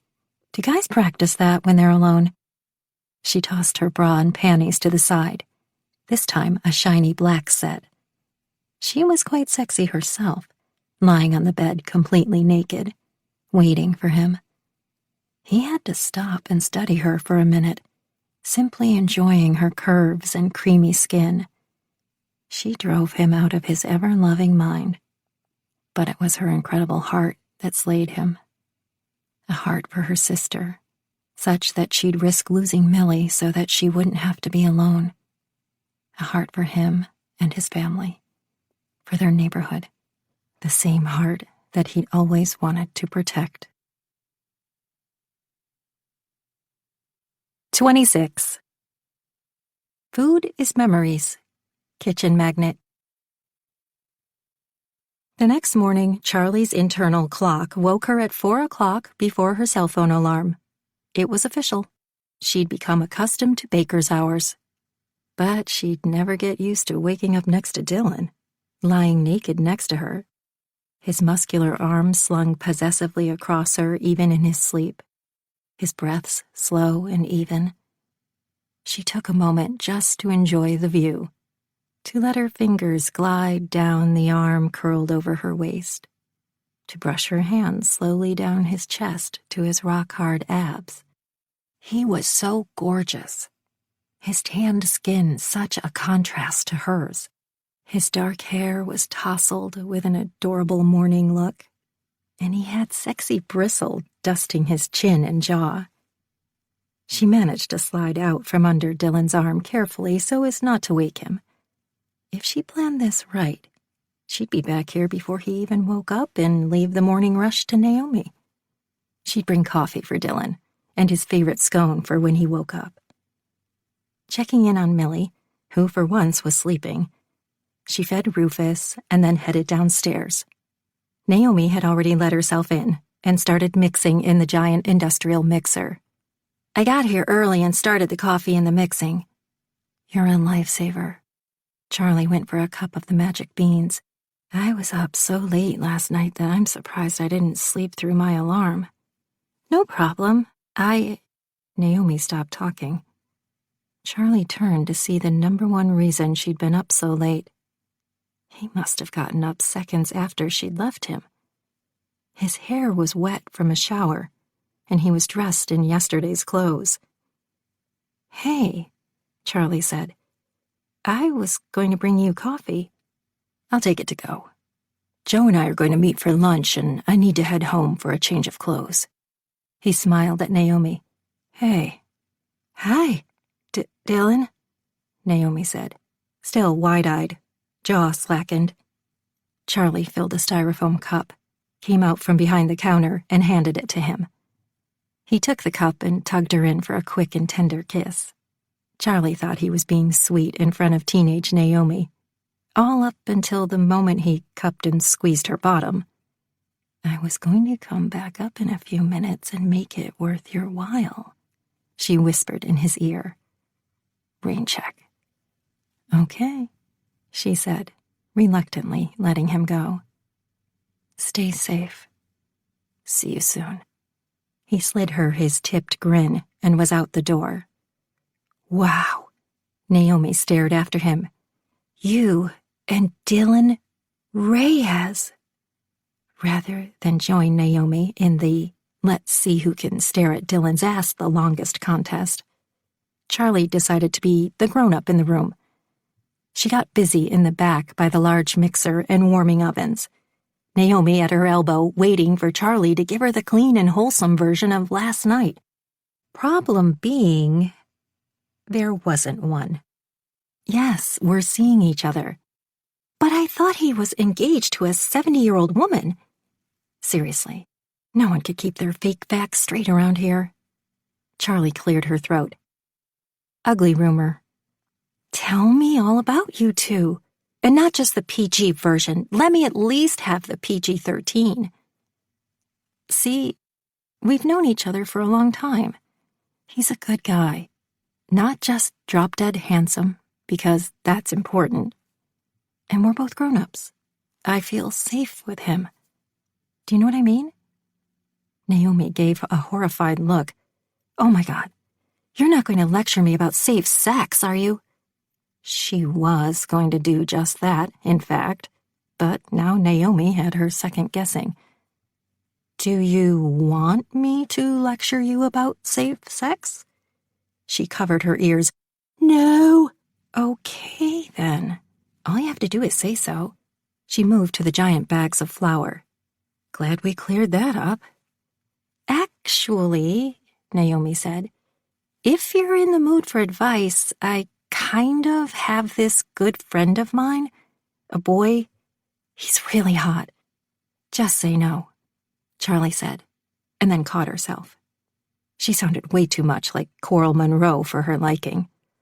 Oh, crap. It was much easier to avoid talking to a teenaged girl about complicated things like love and sex. For the first time in her life, Charlie felt actual sympathy for Coral. She'd raised 2 teenage girls, both of them boy-crazy, with one of them who didn't follow anyone's rules. I mean, Charlie quickly corrected herself. So, you have this friend, and here's the thing. I mean, I really think I want to kiss him. And the problem is, he's my friend. I mean, he doesn't see me that way. At this, her shoulders drooped in misery. How many times had this scenario played itself across the halls of high schools all over the country, the world? What she did know was that not all boys or men were Dylan Reyes. Not all boys would refrain from taking full advantage of the situation, the proximity. Hence the term friends with benefits, which she understood went both ways. But Charlie was grateful that Dylan hadn't ever made a move when they were younger because timing was everything.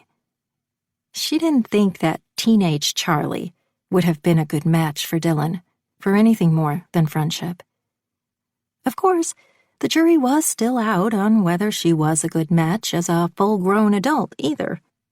She had to admit, though, she now had a pound of hope and a stick of butter.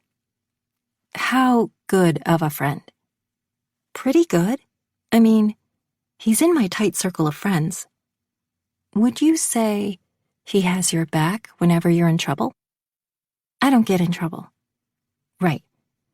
Charlie took a different approach. What's his family like? Dude, I'm not going to marry the guy. I just want to go out with him. I know. You're far too young to think about getting married. I'm too young to think about it. Naomi squinted. You are? Charlie scoffed. Never mind, Naomi. Well, what should I do? Just tell him how you feel and see what happens. You could be surprised. As the morning customers came and went, Charlie came to terms with the obvious fact that she, Charlotte Rose Young, was plenty old enough to get married, and maybe even old enough to, gulp, have kids. The thought made her grip the edge of the counter. But Dylan wasn't. He didn't seem ready to. Okay, deep breaths. In and out. In and out. She was getting way ahead of herself. No need to worry. They were new, still trying this thing out, which so far was going wonderfully. Because if she'd been afraid for Millie to raise a child, Charlie was simply terrified of the idea.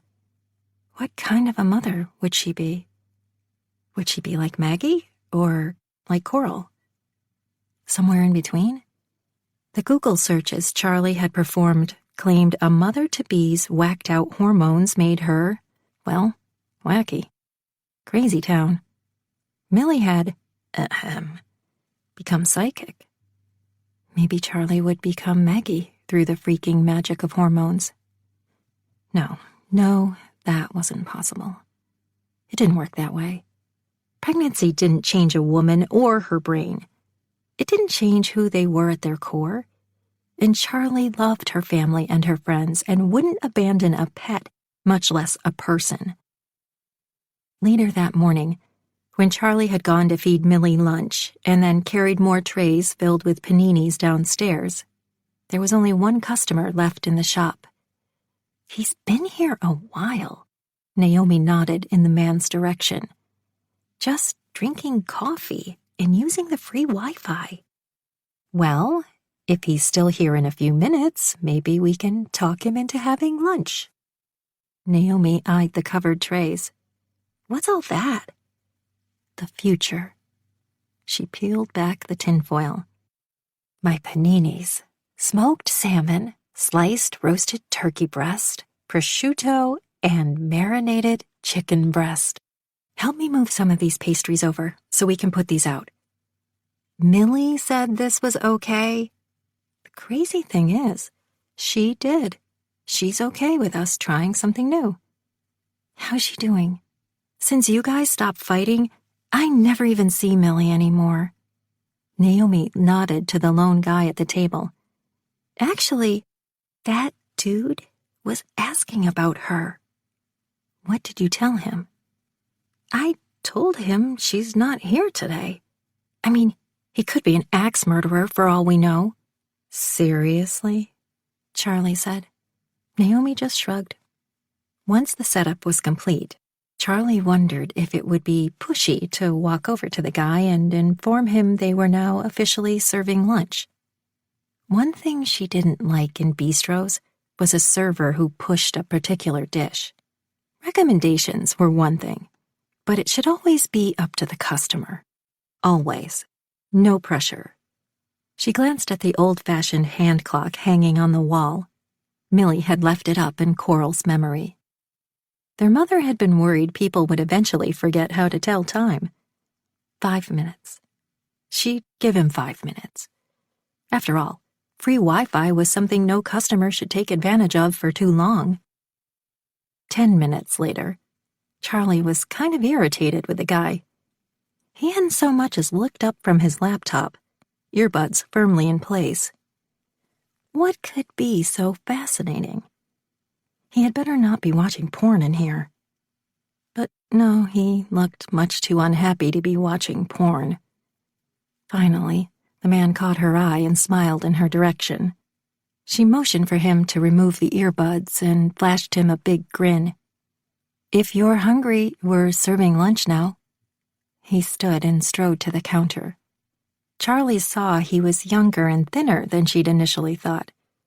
Even though he was the picture of a Silicon Valley techie, dressed in jeans and a white polo shirt, she thought he might be older from a distance.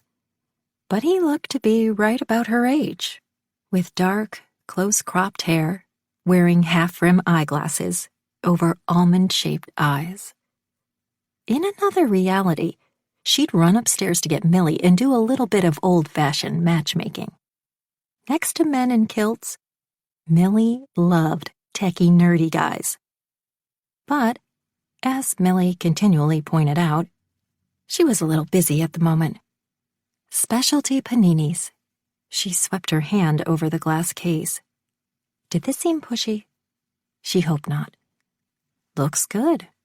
He pushed his eyeglasses up his nose, then pointed. "What's that one?" "That's my personal favorite. Smoked salmon panini with creme fraiche over a bed of spring mix greens." "Whoa, okay. I'll have that one." He pulled out a wallet from his back pocket. "Didn't even know you guys were serving lunch now. Millie never did." "How do you know Millie?" She reached for a dish to plate and drizzled some of the olive oil across in a circular motion.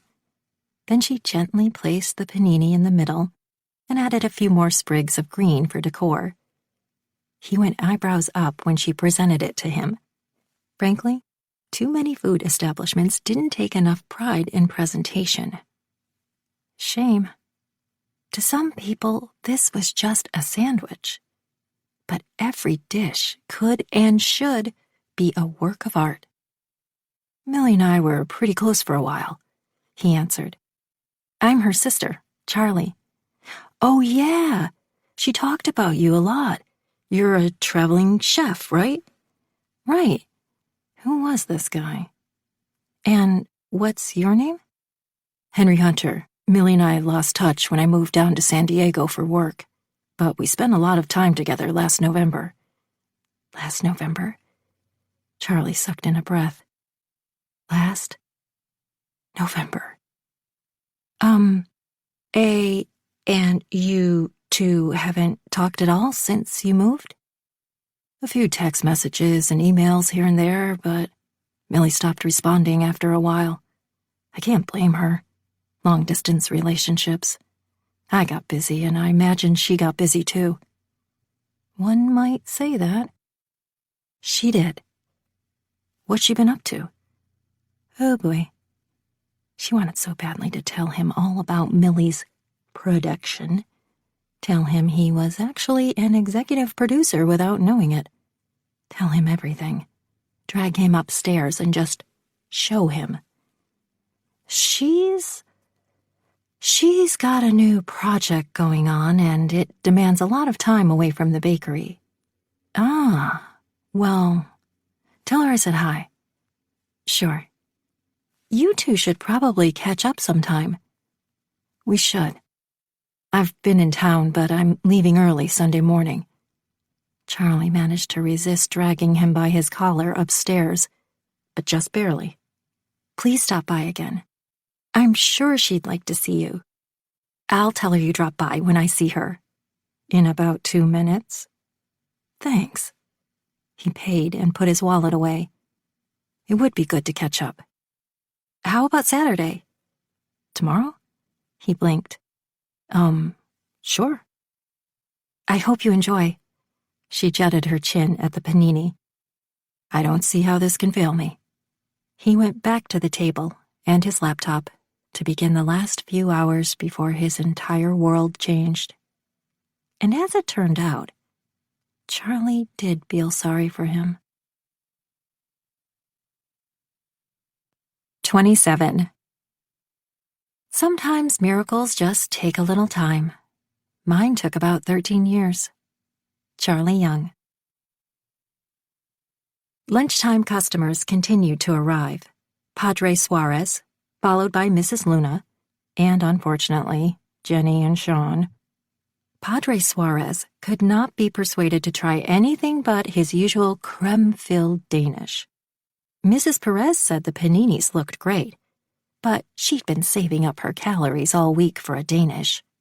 Sean and Jenny were foaming at the mouth to try the paninis. Sean to criticize them, no doubt, and Jenny to agree with him. But for the first time in a while, Charlie didn't care what Sean thought. He was a piece of, well, Coral had raised her not to even think such nasty names of anyone. I'll take the smoked salmon and Jenny will have the marinated chicken. We'll share, and this way I get to try 2 of your creations. Sean smiled as he paid, and didn't bat an eye when she handed over her presentation. Ooh, fancy. Jenny took her plate to a table. That thing you did the other night? Not cool. Charlie hissed. I was trying to do you a favor. I know exactly what you are trying to do. You can see that I'm finally happy. Maybe this relationship will work out, and you won't have a backup woman any longer. I've got news for you. I was never going to be your backup woman. Ouch! He clutched his chest, like she'd just pierced him with a sword. But he was still smiling, which irritated her to no end. And by the way, my butt is not too big, in any pants. I'm curvy, not a stick figure. Never trust a skinny cook. Sometimes, Sean, you're an ass, and I'm glad I can finally tell you that. He flashed her a sly grin. Should you really be telling me all this before I taste your paninis? She crossed her arms. I don't care what you think. He opened his mouth, then closed it a couple of times. I know I'm a good chef, and so are you, okay? I get that, but I don't need you to like me. Sure, maybe desserts aren't my specialty, but I know food. I love food. And people are going to love my paninis. You'll see.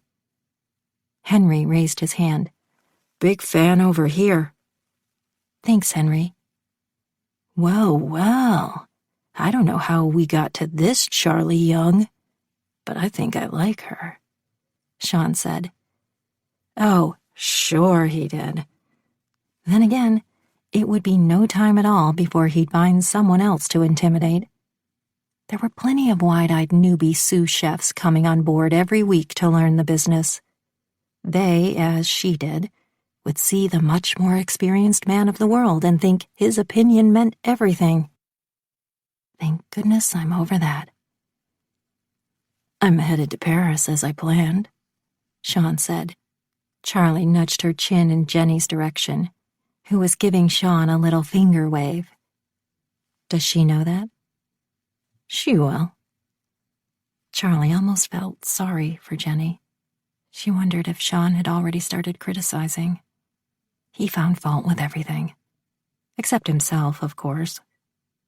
To think that she'd once found him attractive, sexy. The only explanation was that she'd been Dylan-deprived for so long that she'd forgotten what a real man looked and behaved like. He certainly didn't get off making a woman feel small and unnecessary. And she was never going to let anyone make her feel that way again. I'm calling it, Charlie said, reaching inside to sell her very last sandwich. Lunch is a resounding success. Woohoo! Naomi spun around in a circle and landed on her knees with her arms splayed wide. Ta-da! She was met with applause and a little hysterical laughter from their remaining customers. Spread the word, everyone. Sunrise Bakery is now serving lunch. Charlie turned to Naomi. You can start cleaning up, and I'll go check on Millie. Charlie found Millie in the kitchen by the French press. She wore her red bathrobe, belt loosely tied just above her protruding belly, Star Wars knee-high socks, plaid boxer shorts, and a flowery tank top so tight on her now that it seemed to be squeezing the life out of her boobs. Okay. Charlie joined her in the kitchen. Did you just get up? I sleep when I can. She scratched her head.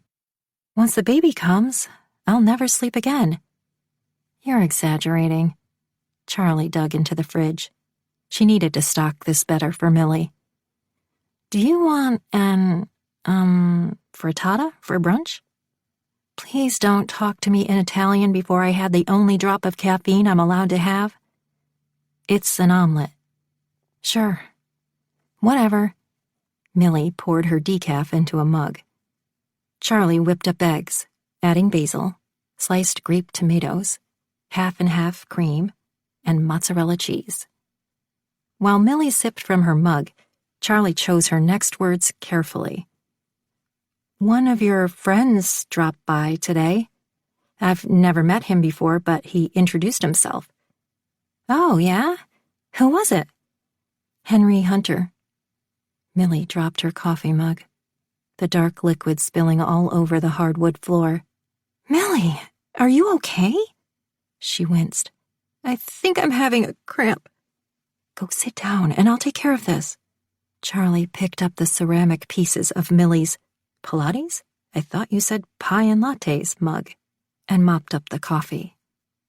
She quickly put together the frittata and for once ignored presentation. She found Millie on the couch, eyes watery. I'm not hungry. What's wrong? Is it the baby? Should I call Dylan? Should I call 911? Should I drive you to the hospital? Calm down. That's what you should do. She gave the frittata a disgusted glimpse, and Charlie fought not to take offense. As long as I don't have another cramp, I think I'm okay. Well, think is not good enough. Charlie went hands on hips. I mean, I can't deliver a baby for you. I'll do a lot of things for you, but I refuse to deliver a baby. That's where I draw the line at this sisterhood thing. Millie rolled her eyes. You won't have to deliver the baby. I promise. If it comes to that, we'll call Dylan. Or 911. Just call 911. Or I'll call 911. Her heart beat so fast she was fairly sure she was about to stroke out. Who should call 911? Which one of us? No one should right now. Charlie let out a shallow breath and slumped down in a chair. This all happened because I mentioned Henry. Millie did the lip quiver thing, and her eyes were far too shiny. He's the one, isn't he? Charlie spoke softly. Millie nodded. I didn't want him to know. Why? I mean, I don't really know him, but he seems like a super cool guy. He is. Then why? Why don't you tell him? Because he's a good guy. Millie rubbed her eyes. He'd want to marry me out of obligation, but I don't want him to marry me because I'm pregnant, and besides, I can't move to San Diego. Well, maybe he could move back here. No, I don't want him to do that.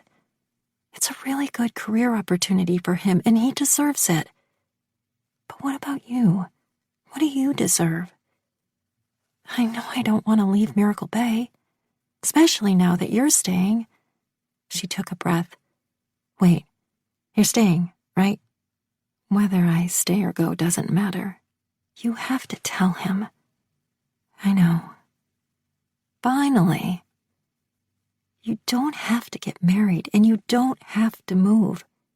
But you'll feel terrible if you don't tell him. Or if he should find out some other way. If he comes back after the bean is born, he's bound to do the math. I bet math is kind of his thing. You're right. He's here, so I'll tell him. He's leaving Sunday, but I have a feeling he'll be back tomorrow. You have a feeling? Millie wrinkled her nose. Are you psychic now, too? No. I used the great power of language. I asked him to come by. Great. I guess I should have expected that. I didn't tell him anything. That's up to you. If you liked him this much, why didn't you ever tell me about him? Because I was happy for about 5 minutes. A month. That's all we dated, anyway. Something told me it wouldn't last. Oh, Millie. Charlie reached over to squeeze her hand. That month we were together was like a dream. Stuff like that just doesn't happen to me. I was such a dummy. One night, we forgot all about protection. Nope, that didn't sound like Millie at all. I was wondering about that. She quirked a brow. That's how passionate he is. Charlie absorbed that knowledge and then decided she didn't want the picture in her head. Sounds like he's worth another shot. Millie's gaze swept over her humongous belly. But I'm not at my best right now.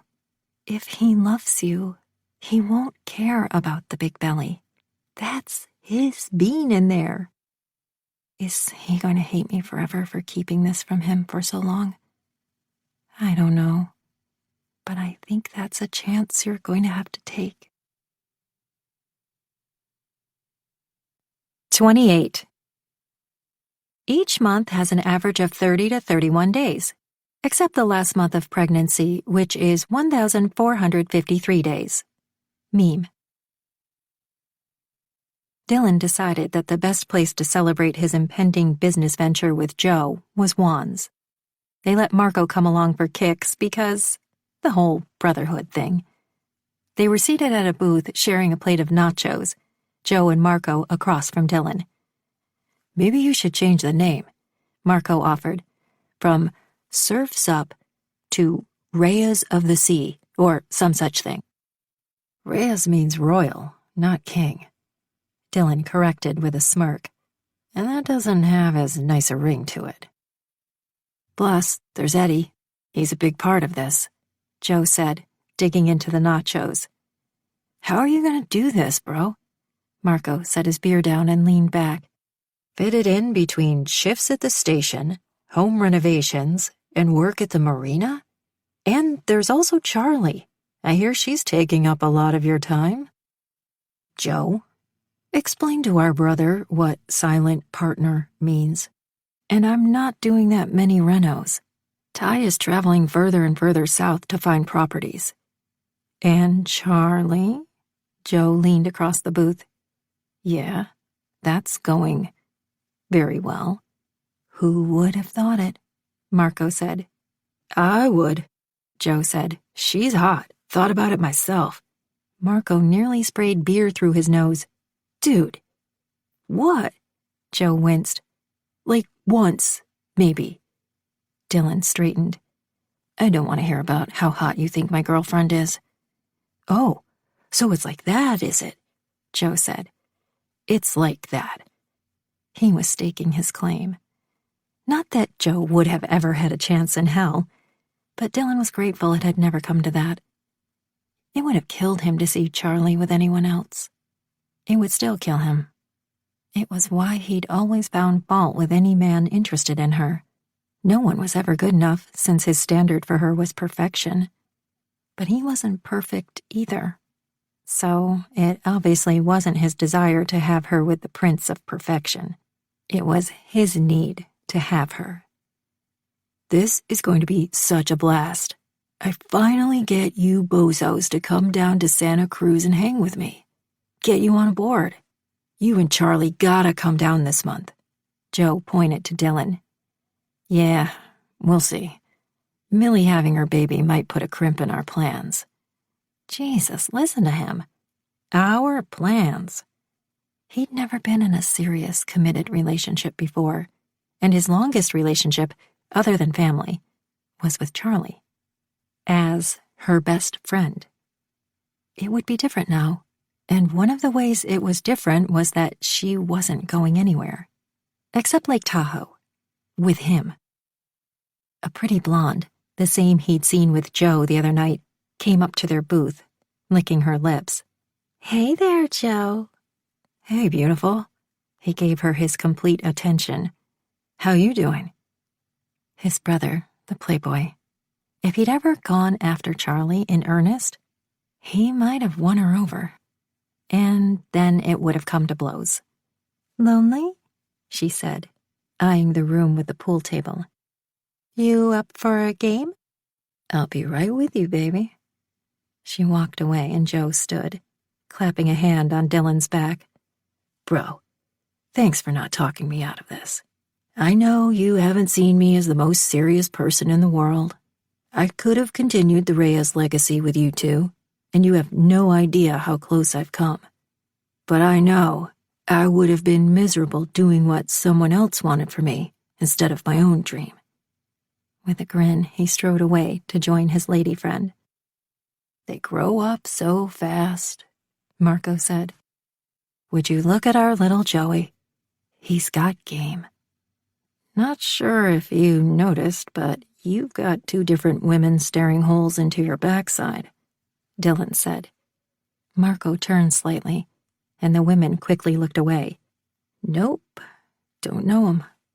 The woman at your 3 o'clock has been tossing hair and giving you googly eyes since we got here." "Looks like we've all got game," Dylan said, not even checking to see if Marco was correct. Marco rubbed the bridge of his nose.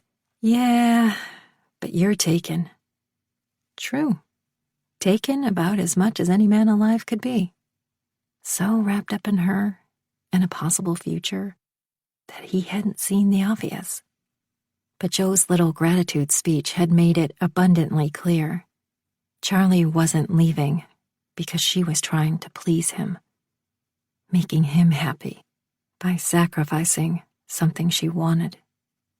She'd always wanted to see Paris, and though she claimed she didn't want to go now, eventually she'd be miserable at the lost chance.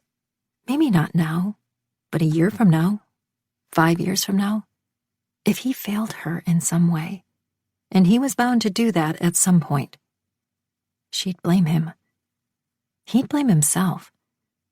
Whatever kind of ass Sean was, he was right in that Paris was a once-in-a-lifetime opportunity. It was what she'd always dreamed of. What kind of a friend would he be to Charlie if he held her back from a dream? She'd never once discouraged him from being a firefighter. It was as if she understood there was no other way for him. She'd always offered him the unconditional love and support a friend would do. What would happen if years from now they were married, and she blamed him for never getting to Paris? Whoa, where the hell had that come from? Marriage? He swallowed hard and tugged at his collar. But the obvious and rather pathetic truth was that, for the first time in his life, he was far more invested in a relationship than he'd ever been before. He wanted her to stay, despite the fact that might not be the best thing for her. Either he was going to let her go, or he was going to tie her down. Neither were acceptable options.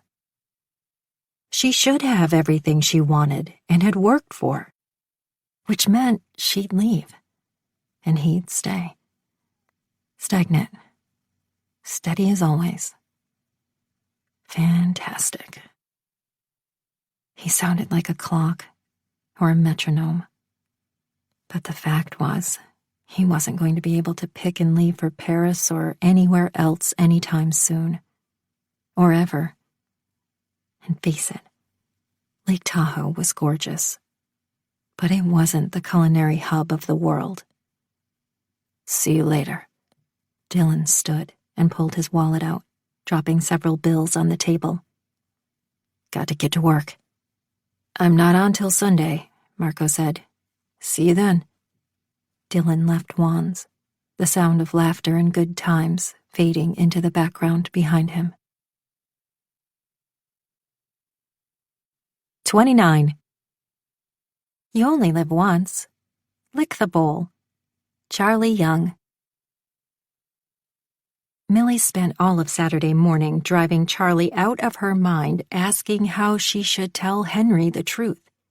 In what tone of voice? Should she ask for forgiveness or not? How offended should she be if he asked for a paternity test? Should she allow him to be in the delivery room if he wanted to be, or should she ask for privacy? Should she let him have some say in naming the baby, or just assume he'd pick a horrible name and not give him the choice? In the end, the final plan was that when Henry showed up and asked for Millie, Charlie would simply lead him up the apartment stairs. She'd open the door, step aside, and Millie would be waiting for him on the couch, ready to do the rest. Word was all over the neighborhood that Sunrise Bakery now offered lunch specials, and the entire fire department showed up to order. About half of the police department followed suit. Nothing like the residents of Miracle Bay supporting a new venture. They developed a system where Charlie would serve and Naomi would ring up. Charlie wasn't sure she liked it, as it had too much of a fast food air to it. But for now, it would have to do. I will try one, my dear, Padre Suarez said. In addition to my raspberry creme-filled Danish. You pick for me. She served him the smoked salmon. Let me know how you like it. Henry was next. Look at that. He'd actually shown up. Smoked salmon. Charlie was going to make more of them next time. Hey, did you tell Millie I dropped by? Yes, I did. and she said to take you upstairs to her apartment. Henry quirked a brow. She's upstairs right now? That special project I told you about? She's been working on that here, upstairs. I see. He so did not see. Henry had no idea how his life would change in a matter of— Charlie glanced at the wall clock. 10, 9, 8, 7. His life would be turned upside down and sideways and backward and inside out. The poor dude would probably need some antacids when all was said and done, though certainly not because of her food. Naomi, I'm taking a quick break and I'll be right back. Charlie took off her apron and crooked a finger toward Henry.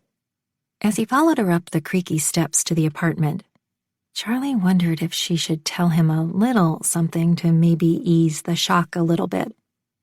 Maybe if she simply told him that Millie had been on doctor-ordered bed rest, that would give him a heads up. Or maybe not. Right before she opened the door, Charlie turned to Henry. Millie's had a rough time lately. I just wanted you to know that. So, whatever she says or does, just go easy on her, okay? I don't understand. You will. Everybody makes mistakes. She took a breath. And everyone deserves a second chance. Are we talking about the project she's working on? Sort of. Charlie opened the door and waved him in. Millie sat on the couch, Rufus at her feet. Her long hair sat in a neat and tidy bun, blue dangly earrings and a matching necklace. She wore her stretchy yoga pants and a blue maternity top. But her best accessory was the saintly and calm Madonna and child look on her face. And yes, it was true. Pregnant women glowed. Sometimes. Hi, Henry, Millie said. Charlie, still standing in the hallway, shut the door. My work here is done, she said to no one. Now back to the bakery. Charlie gave Henry and Millie their privacy for as long as possible. She'd been busy in the shop, but she'd never seen Henry leave, so she assumed he was still with Millie hashing it out. She gave him props for not running away the moment he'd seen her baby bump.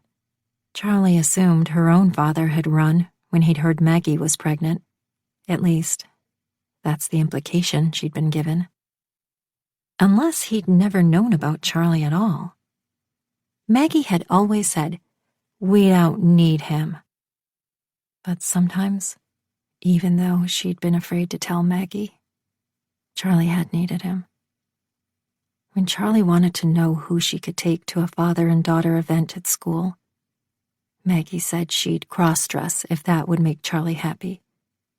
She'd laughed, although she hadn't understood the joke. Then Maggie laughed too, and Charlie knew. She'd never have a father, because Maggie had made the choice for her. She didn't want him around, whoever he'd been. Charlie pressed her ear up against the door to Millie's apartment and heard soft voices. So she went back to her apartment and cleaned, otherwise known as stalling. Because, come on, she wanted to know how Henry had taken the news. She was bored with all this waiting and cleaning 2 seconds after she started. Her phone finally pinged. Millie. Hey, how'd it go? Is he still there? No, he left 2 hours ago. Where are you? Next door, giving you privacy? Hanging up, Charlie crossed the hallway and let herself in. What happened? Tell me everything. Millie smiled. He was so understanding. I mean, after the initial shock. He stared off into space and needed a drink of water, but after that he started talking and everything. What did he say? Well, first he simply stared at me for several seconds, which felt like hours. My big belly, then my face, then my big belly. Charlie nodded. putting it all together, processing. Exactly. All I had to do was nod and say, "Yes, it's your baby." And then he plopped down on the couch and nearly sat on Rufus. Poor dude. I know. But after all the initial awkward stuff, he wanted to know how I've been. I told him about the bed rest. He wants to be in the delivery room. Are you going to let him? I think so. She cocked her head to the side. But jury's still out. So what happens now? He goes back to San Diego. That's it? He's going to ask for some time off. Did he, Charlie's voice drifted, waiting for Millie to fill in. Ask me to marry him? Yes, that's exactly where I was going. Did he ask you? No, she said. And I'm glad he didn't. It would have been too much for one day. Charlie couldn't argue with that. But now Millie would have support. The bean would have 2 parents. Why did she feel so sad? Guess you won't be needing me anymore. Oh, stop it. You weren't excited about this anyway. Diapers, formula, middle of the night feedings, crying, screaming, tantrums. You're describing a typical night working for the head chef. Millie cocked her head. And why do you put up with that again? Because I don't have my own bistro. Yet.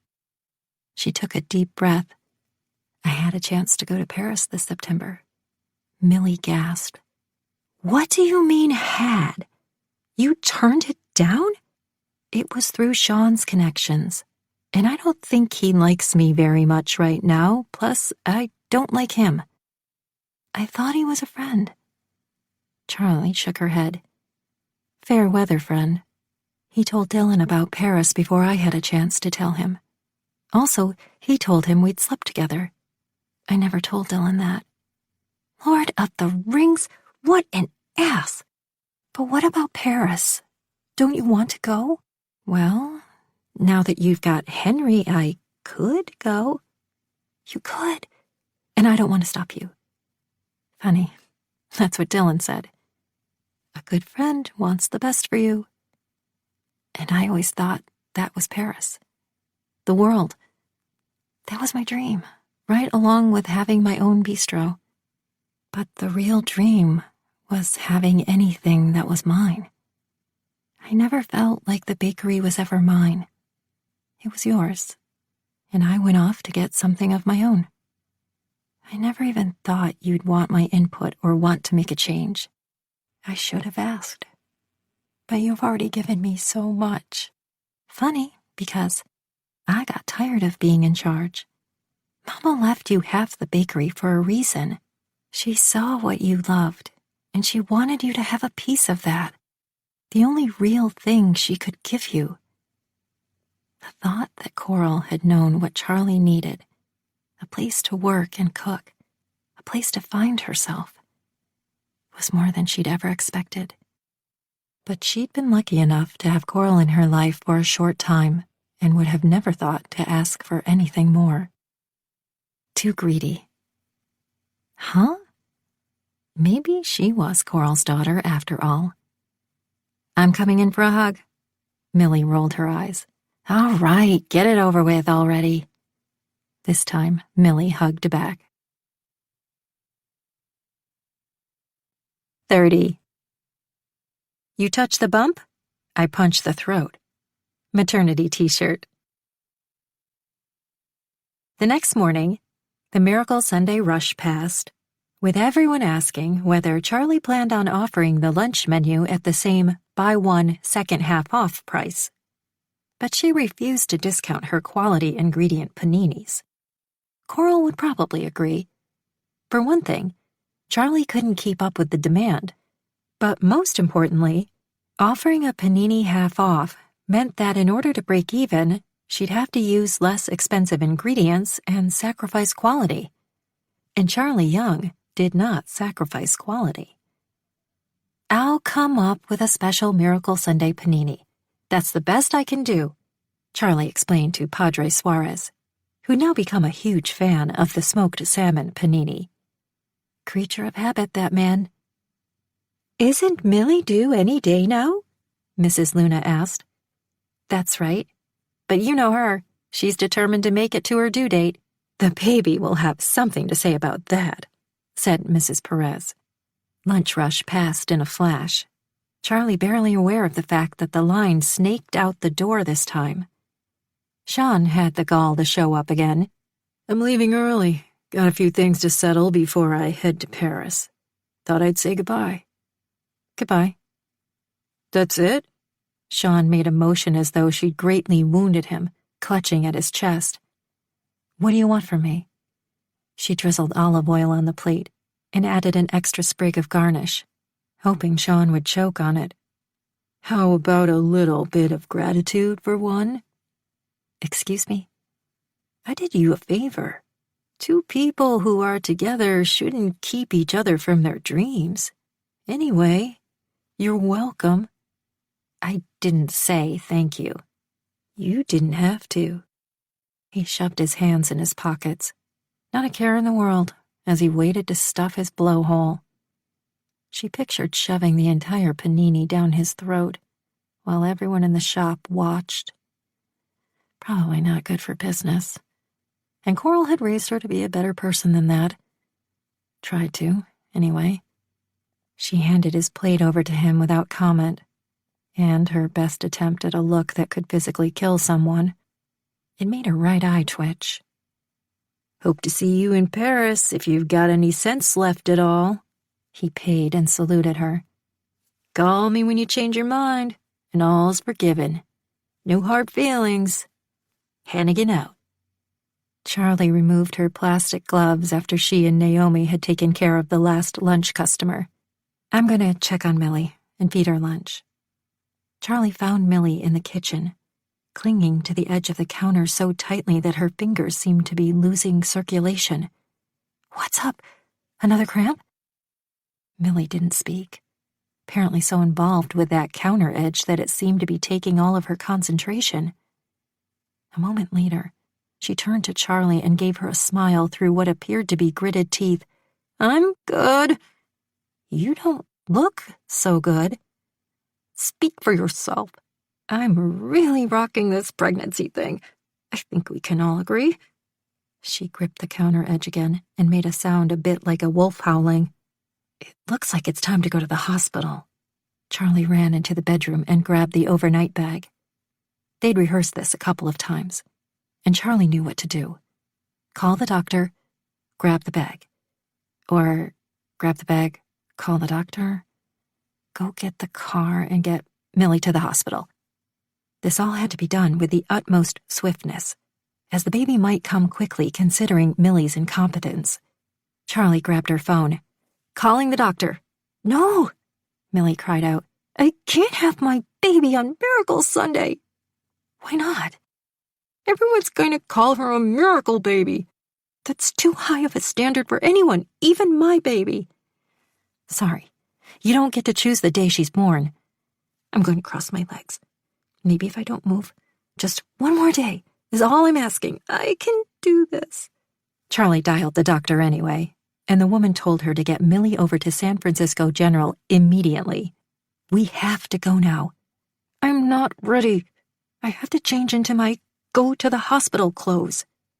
It's such an, ow, holy shiitake mushroom, cute outfit. I don't want to, son of a biscuit, waste it. She was gasping now. Rufus meowed loudly, apparently having sympathy pains, and walked in circles around the couch. No time to change. The baby could be here any minute. Do you want me to call 911? Dylan, or another paramedic from the station, would deliver the baby. Not Charlie. I can't deliver the baby. We made a deal, remember? Yeah, I remember. Millie lay on the bed. But don't worry, because I don't think I'm going to do this. I changed my mind. About what?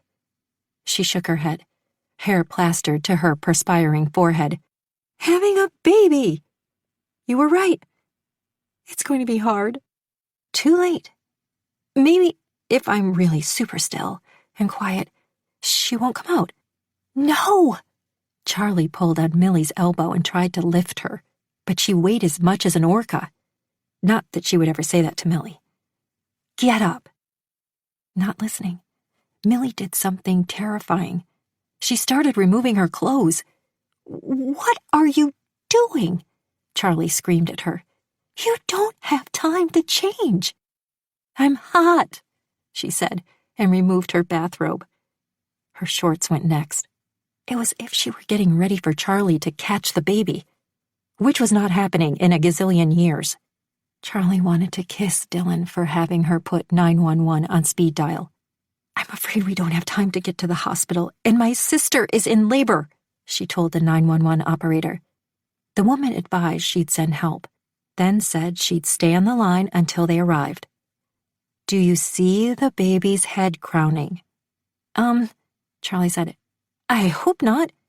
Remind me what that means?" Millie rose up on her elbows and gave Charlie a wild-eyed look. "My water broke." The little clothes she still wore were soaked. So were the bedsheets. "Her water broke. Help us." Charlie didn't know much, but she did know that this was very, very bad. "Go find some clean towels," the operator advised. "And make sure your door is unlocked so they can come right in. They're already on their way." Charlie did both those things, then rushed back to Millie, still carrying the phone in one hand to keep her connection to a human being who wasn't behaving like a crazy person. Millie now appeared to be in a type of trance, half moaning and half dozing as if this might be a good time to catch a nap. "Now you've done it. We're not getting to the hospital on time. Thanks a lot." Millie didn't seem to hear. She made a little mule-type sound. It sent Rufus skittering back into the room where he hissed at Charlie. "I do not have time for you," Charlie told him. "How is she doing?" the operator asked. "She seems to be napping," Charlie said, "and moaning. What do I do? Ma'am, listen, I really can't deliver this baby. I just can't. You don't know me, so you're going to have to trust me on this." "You'll be fine," the woman's calm voice assured her. "Just breathe, and tell her to breathe." "When will they get here?" "Soon." "How is the mother doing now?" Trying to get Millie's attention, she poked her shoulder and got right up in her face. "Are you okay?" She opened one eye. "Oh, sure. Yeah, fine, thanks. This is actually so much fun I might do it again tomorrow."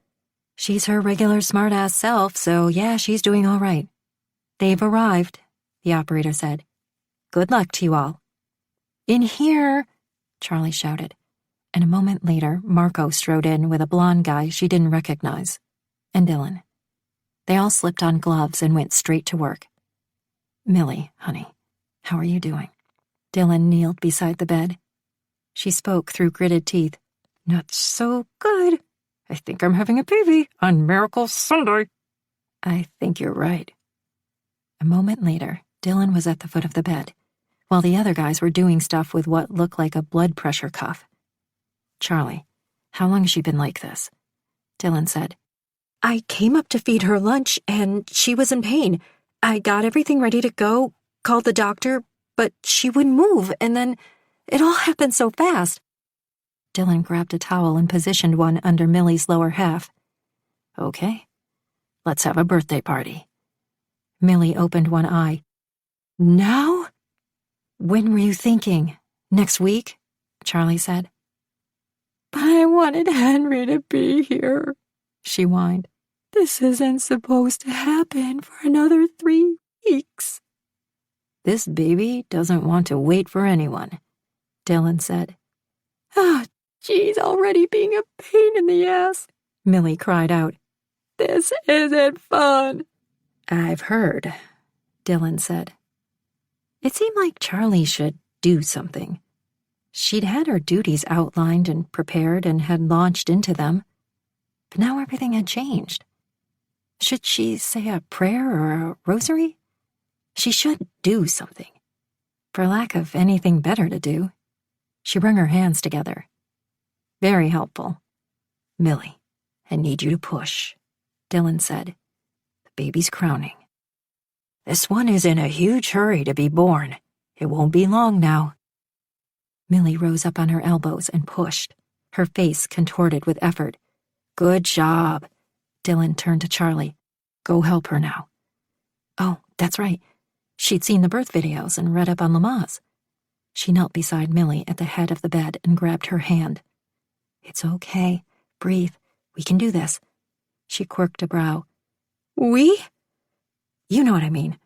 Seriously? Because I hoped you were offering to take over for me. I wish I could. Liar. She grunted and tried the staggered breathing along with Charlie for about 2 seconds before giving up. The breathing isn't working. Try again, Dylan instructed like a freaking drill sergeant. This time Charlie actually felt useful as she helped Millie lean forward so she could push. Marco and the younger dude were now both on either side of Dylan, equally as intent. Marco held another towel in his hands. After several seconds of effort, Millie ran out of steam and fell back. The baby's almost here, I can see the head, Dylan said. I can't do this anymore, Millie sputtered out of breath. I'm too tired.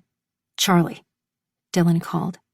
She met his gaze, which was not at all the soft, warm gaze she'd become accustomed to. All business. He mouthed the words to her. Help her. How she wanted to. But Charlie had nothing. If anything, Millie had always been her cheerleader. Okay, Millie. You can do this. You're the stronger sister, and we all know that.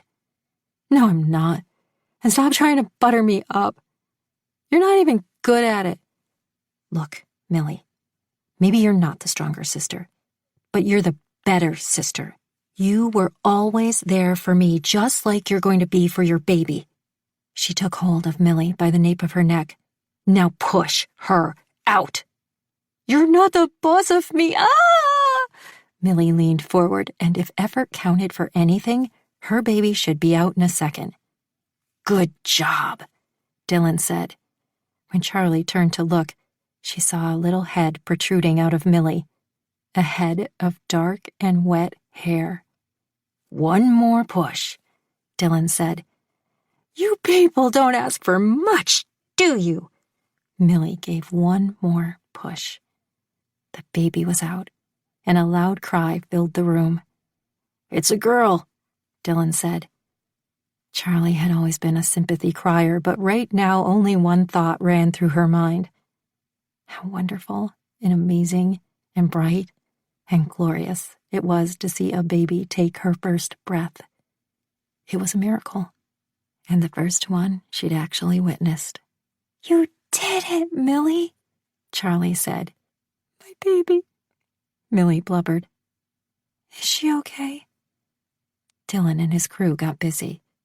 Marco wrapped the baby in a towel, and Dylan used some kind of syringe in the baby's mouth.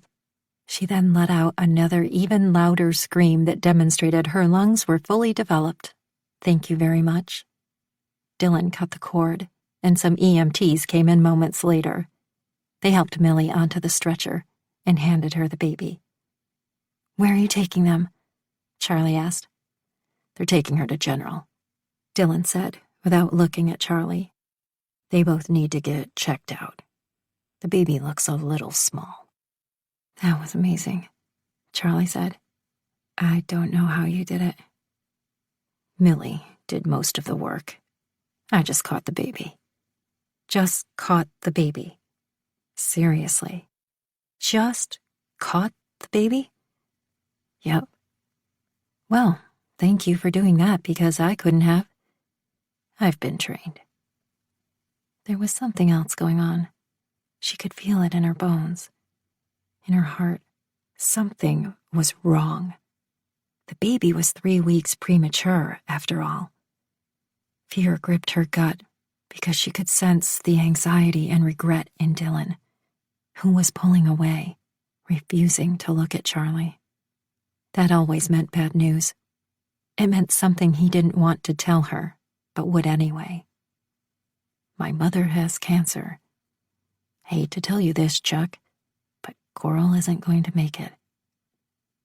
Hand on Dylan's forearm, she forced him to turn to her. What's wrong? Please tell me. Is it the baby? Is there something you're not telling me? I told you. She needs to get checked out because she's premature. His eyes were hooded and unreadable. There was something else, and her body knew it as her brain attempted to catch up. Her stomach churned, and her throat closed up. Why won't you look at me? He met her gaze. What do you mean? But it was far worse when he locked gazes with hers. I'm worried. Don't worry. The baby is going to be in good hands. I'll be back tomorrow night when I end my shift.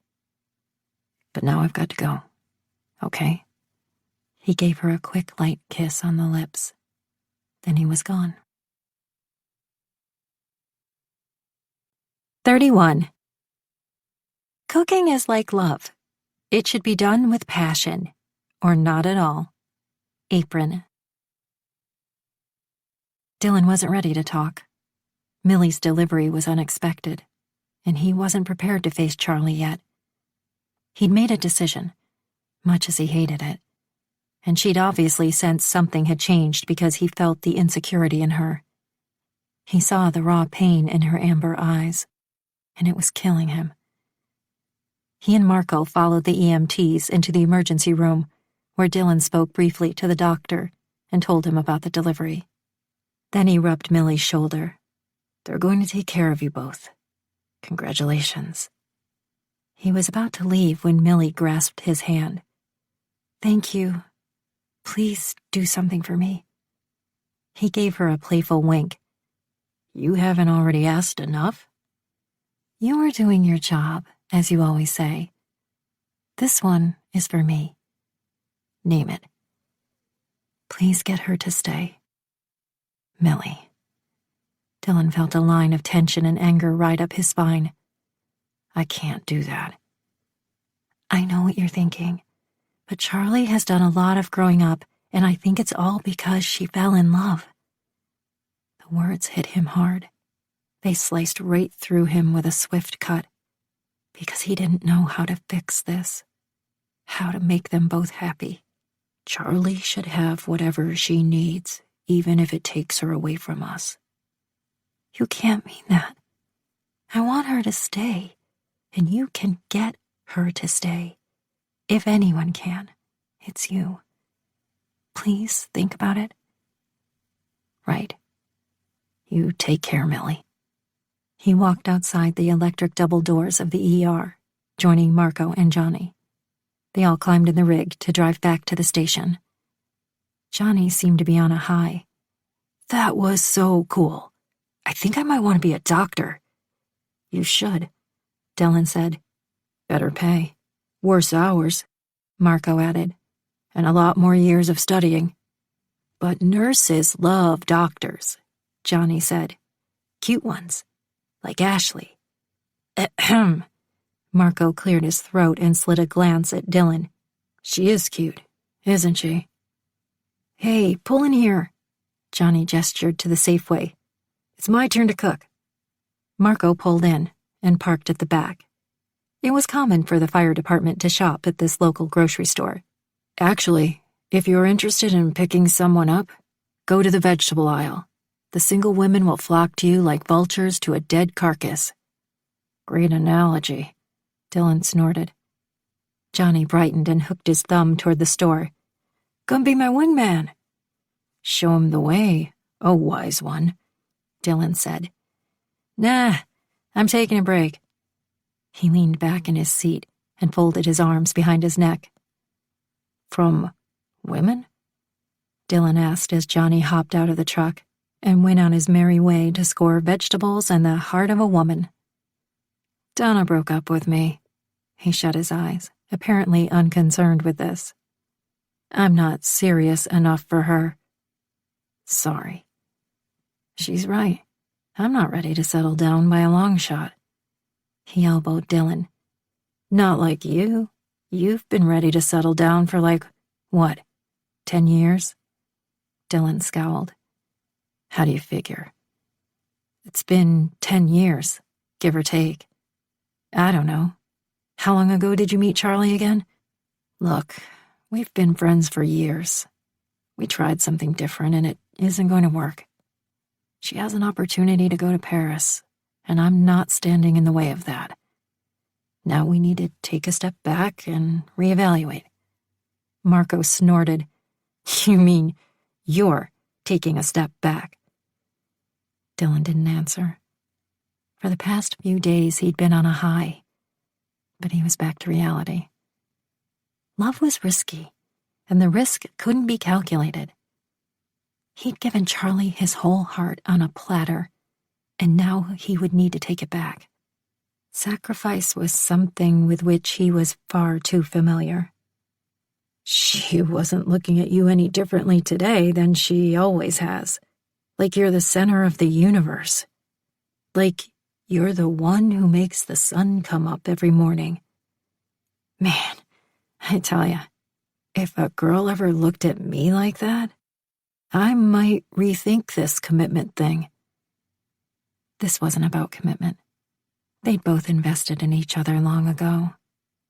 But since he was now both friend and lover, he had to think about more than what he wanted.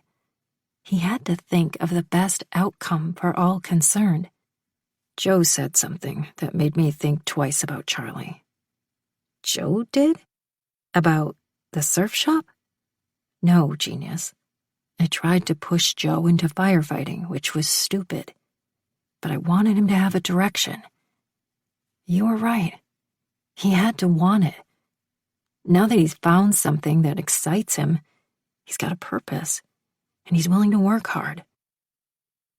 And Charlie, she has a chance to go to Paris like she's always wanted to do. Oh, crap. Even I know how much she's wanted that. She's telling me she doesn't want to go now. You don't believe her? She's only telling me what I want to hear. It's not true. If she doesn't go when she has the chance, someday she'll blame me. Or maybe not. Yeah, I can't take that chance. He rubbed his constricted chest. Sounds like you need a break. Time off to think. Take the sailboat out. They're not just for Sunset Kiss. Don't remind me. Charlie made me feel like Bernie Madoff for wanting to make a quick buck off the couples who want to sail that weekend. When she saw me working on the boat to get it ready, she got ideas. That doesn't surprise me, Marco chuckled. You should have seen that coming. Just then, Johnny opened the passenger door and climbed in with a paper bag. Guess who's got a date for Sunset Kiss? You guys want to tell me what that is? Marco howled in laughter, while Dylan started the truck up and drove them back to the station. 32. Never trust a skinny cook. Apron. Early Monday morning, Charlie closed up the bakery, annoying some of the regulars who were waiting. She hastily wrote up a handwritten sign and taped it to the entrance. Closed today due to baby. Please come again tomorrow. I heard Millie had her baby, Mrs. Sorrento said. I wanted a dozen donut holes and all the latest news. I'm headed to the hospital right now. Tomorrow I'll give a full report. She went to the garage and fired up the Vespa to drive to the hospital. Sure, Bean was a girl, as they'd suspected. And that was great. Super. But was she going to be okay being born so fast? And on Millie's bed, which they'd never thought to disinfect first? When she had to be wrapped in a couple of warm towels and taken by ambulance to the hospital? If only Millie had stopped stalling and listened to Charlie, she might have made it to the hospital. Then both mom and baby would have received the best of care. Carrying her helmet when she reached the hospital, she was directed to the maternity ward on the second floor, where she asked a nurse for Millie's room number. Visiting hours aren't until 5 o'clock, the nurse said.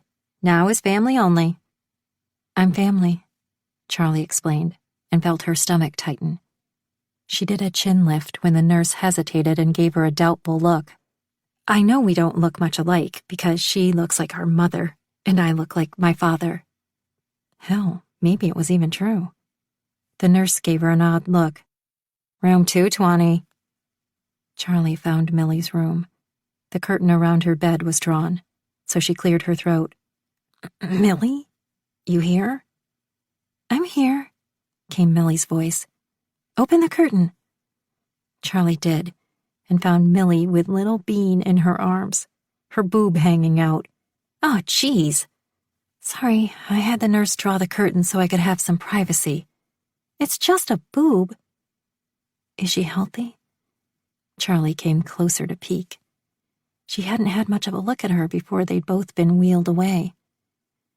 She's perfect. And she was.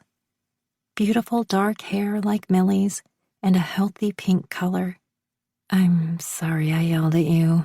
I just didn't want to deliver her. Well, yeah. That's okay. I'm sorry I was being so weird and lost my mind for a bit. I should have listened to you and gotten dressed right away. She could have been born in the hospital instead of on your bed. Or she might have been born in the back seat of the car on the way. Anyway, Dylan did all right. What are you going to name her? I've been thinking about it, and I have the perfect name. Coral, they both said at once. Jinx, Charlie pointed. But what about her middle name? Millie scrunched up her nose. Not sure. Maybe I'll let Henry have a say. Coral Henrietta? Charlie bit her lower lip to keep from laughing. Don't even joke about that. He's a smart man. He won't suggest it. I am nominating Charlotte for a middle name, though. You know, Cece. Pretty cool. And it's even a good nickname. Up to you. Millie smiled. I already called Henry, and he's really bummed he missed being here. But he hopped on a plane and should be here in a few hours. That's good. Charlie took a seat on the one chair nearby. I'll stay until he gets here.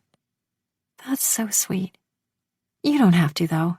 There are plenty of nurses here to take care of us. I want to. She settled in, placing her helmet on the ground nearby. She might as well make herself useful. But Millie really wasn't kidding about the nurses. They came in every 10 minutes. A few hours later, the baby had a bunch of tests, and the little overachiever passed every single one. She was already Millie's mini-me. Millie's doctor came in to check on her stitches. Millie had ripped a little during the delivery. Charlie thought it was wise not to ask what or where she'd ripped, and decided this was as good a time as any to take a walk around the hospital. In the gift shop, she bought a lovely bouquet of mums for Millie and a little pink teddy bear for baby Coral. She took the long way back, just to make sure all the stitches and ripping talk would be done when she got back. The curtain was closed again, but this time Charlie heard Henry's voice behind it. Will you at least think about it? That's so sweet, but my sister has this amazing chance to go to Paris. Pretty sure she's going to take it, so I'm not going anywhere for a while. If you moved in with me, we could really give this thing a fair shot. You and Coral could have the spare bedroom, and we'll take this slow. I'd love to, but maybe some other time. Well, I could quit my job and come back. I can always find work in Silicon Valley. I don't want you to do that, but the argument went on, and Charlie disappeared back into the hallway to give them their privacy. She found a chair and sat holding her yellow mums in one hand and the plush pink teddy bear in the other. Another stone lodged itself in her throat. Clearly, she was the most selfish person on earth. Even Millie expected that she would leave immediately because the baby had been born. Because she'd been trying to find the father so that she could feel better about leaving again. Maybe that was true at one time, but she'd changed. If she didn't believe her, it was because of her history and the fact that nothing had ever kept her from traveling for long. Now there was Paris, a dream she'd had forever. But for the first time in her life, she didn't want to go. This time it was Paris that could wait. It wasn't going anywhere. She'd rather stay in Miracle Bay and never see another city for as long as she lived than to live even one day in Paris without Dylan. Charlie saw Henry emerge from Millie's room a while later and head in the opposite direction, walking with his shoulders hunched, hands in his pockets. Millie's eyes were closed when Charlie walked back in the room. The curtain was open, and little Coral slept in the bassinet next to the bed. Asleep on the job? Millie opened her eyes half-masked. Oh, Henry just left. He wouldn't stop talking. How beautiful Coral is. What a great birth weight for a baby 3 weeks early, blah, blah, blah. Proud papa. He's great, Millie sighed. Just as I suspected he would be. But now you have another problem. He's not going to push it. He knows I can't go with him, and I'm not going to let him give up the great opportunity he has in San Diego. Such is life. Our daughter is perfect. Maybe we get only one perfect thing. She sounded so much like Coral. I'm not greedy. But you can go with him, and you should. I'm not leaving Miracle Bay, so I'll stay here and run the bakery. Trying to get rid of me? Charlie shook her head. Not trying to get rid of you. Trying to set you free. You were the one who stuck around and ran our bakery while I traveled.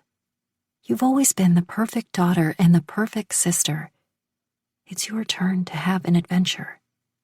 I want you to reach for your dream, just like you always wanted me to reach for mine. Papa, look, I don't care anymore. I have the bakery and the new lunch menu is going well, and I have lots of other ideas. I've never had this kind of creative control. It's exciting. But, Paris, I can't let you give that up. I just can't. I've already given it up. Dreams change, you know? But if I move, you'll still miss seeing little Coral grow up. Millie's eyes got watery and her lower lip quivered. Oh, these damned hormones. Whether you go to Paris or whether I go to San Diego, we're not going to be together anymore, are we? Life is changing for both of us. Heart in her throat. Charlie had to nod, because for a moment she didn't trust herself to speak. You'll come visit often, right? Of course. And you never know. It might not work out with me and Henry. Don't say that. You hope it will. Yeah, of course I do. It would be kind of ideal. Millie grabbed Charlie's hand in a rare gesture and squeezed. I'm scared. This happened so fast, and I haven't had time to get used to the idea. Henry and I are parents. You've had 9 months to get used to the idea. To get used to the idea of having a baby. Not to get used to the idea of living with a man and sharing my life with him. Sharing a bathroom. Not to mention a baby. Being together all the time. I've never done that before. I mean, what if we don't get along? What if I hate him eventually? Maybe. Isn't little Coral a good enough reason to try? 33. Bra off, hair up, belly out. Meme. Later that night, while Charlie waited for Dylan, she cooked. Always good therapy. Tonight, a flourless quiche made with eggs, milk, butter, and salt. Because eggs were highly underrated. Sort of a breakfast for dinner. Maggie used to feed Charlie breakfast for dinner often, except it was a bowl of sugared cereal and milk. Like any 6-year-old kid, Charlie had loved it. But there were some days when the cereal she ate 3 times a day ran out, and Maggie was either not home or asleep when Charlie got hungry. She found a neighbor lady who gave her cookies when she rang her doorbell. So Charlie had ramped it up a bit and asked for eggs one day. As a child, she loved eggs. Scrambled, sunny side up. Any way she could get them, they were a rare treat. That same nice lady brought her inside and fed Charlie at her table. Pretty much a feast.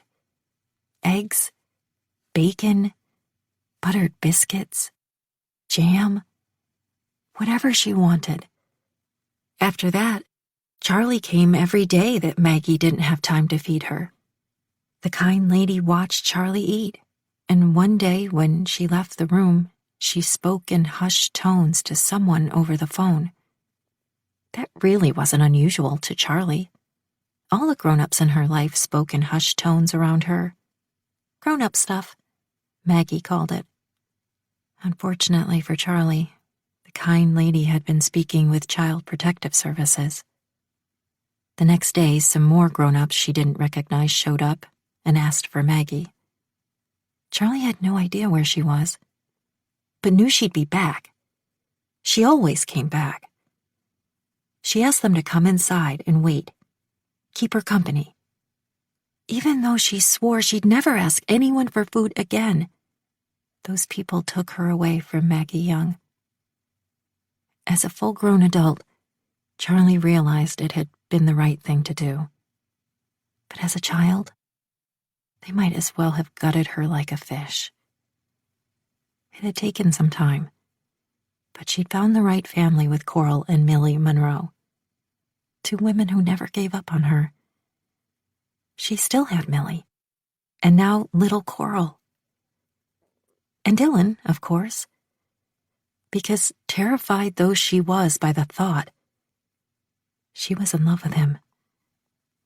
She loved him in a soul-harvesting, bone-crushing way that she'd never loved anyone before. When she heard a knock on the door, she opened it to Dylan. Her basil. They were tomato and basil, a combination meant to be together. He looked amazing, wearing a black denim-type jacket and still dressed in his blue BDUs. A little tired. His dark eyes took on that edgy look when he was worried about his family. Or about her. "Hey, you," she folded into his arms. He tucked her in tight, so much so that she had trouble taking in a breath for a second. When he let her go, he tucked a hair behind her ear and gave her an anguished look that kicked her in the heart. Her voice came out sounding shaky and small. What happened? It couldn't be Coral. She'd just seen Mother and Baby this afternoon, and they were fine.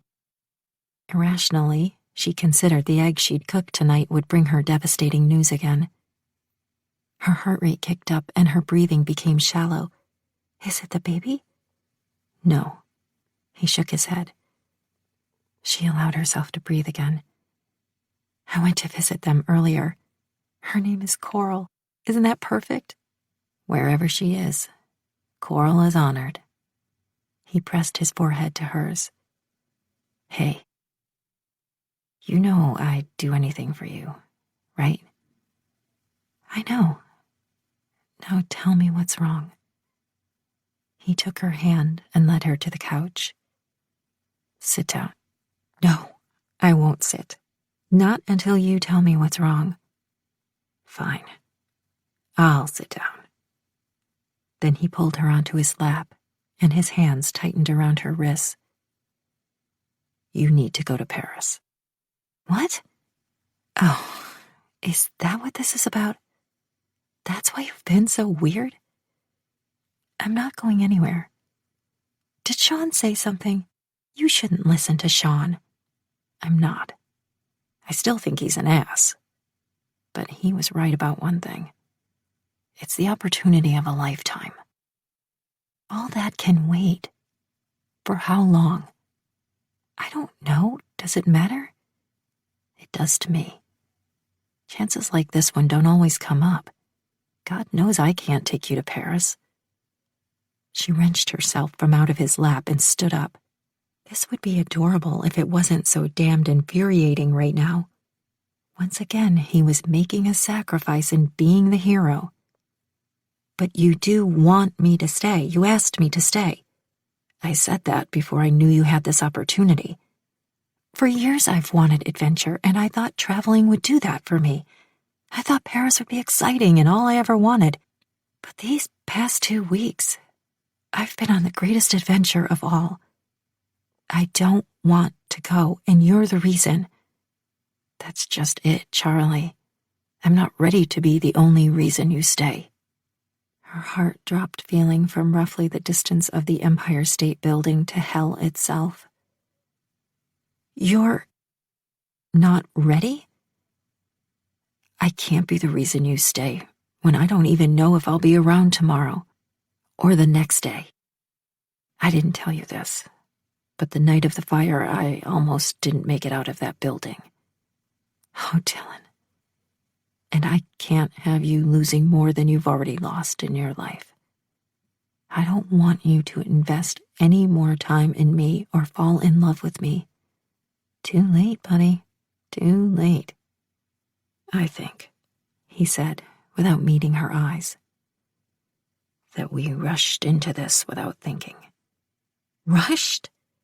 Dylan, rushed? It's been 13 years for me. Trying to find a way to regulate her breathing, she fought to keep her balance while the entire world was tipping over. You said you were in. You were all in. Eyes closed, he pinched the bridge of his nose. I thought I was. Now I know it's my heart that's all in, not my head. She was about to tell him that she'd take his heart and he could forget about the rest. But Dylan made all decisions with his head, never with his heart. And she'd known this about him for as long as she'd known him. We'll always be best friends. He tipped her chin to meet his gaze. She saw shimmering dark eyes that were unreadable. This meant she couldn't even tell if he was as heartbroken as she felt. He was breaking up with her. She pushed against his chest, feeling like a hollowed-out dead tree. But not naked friends. No. He loosened his hold on her. Not anymore. She shook her head, feeling tears wet her lashes. It was too much. Love and pain and grief and longing mixed together so that she could barely breathe or stand on buttery legs. She heard Maggie's voice in her head. We don't need him. And for the first time she understood. Understood why Maggie kept her from a father and why Millie came close to doing the same with Coral. Loving someone deeply was too scary, too risky. It was easier to keep people away. Maggie had chosen not to love or need anyone that much, not even her own daughter. But it was too late for Charlie. She'd never really been given a choice. She needed the man who'd loaned her his strength when she didn't have enough of her own. She needed the flawed and infuriating man with a huge heart. He was hers. He'd always been hers. This is the biggest cop-out I've ever seen, and I've seen and heard some doozies. This isn't about me. It's about you. You're the one afraid to risk your heart. You're the one who's running. For the first time, you can't pin this one on me. You are the one who's leaving. Okay. Maybe you're right.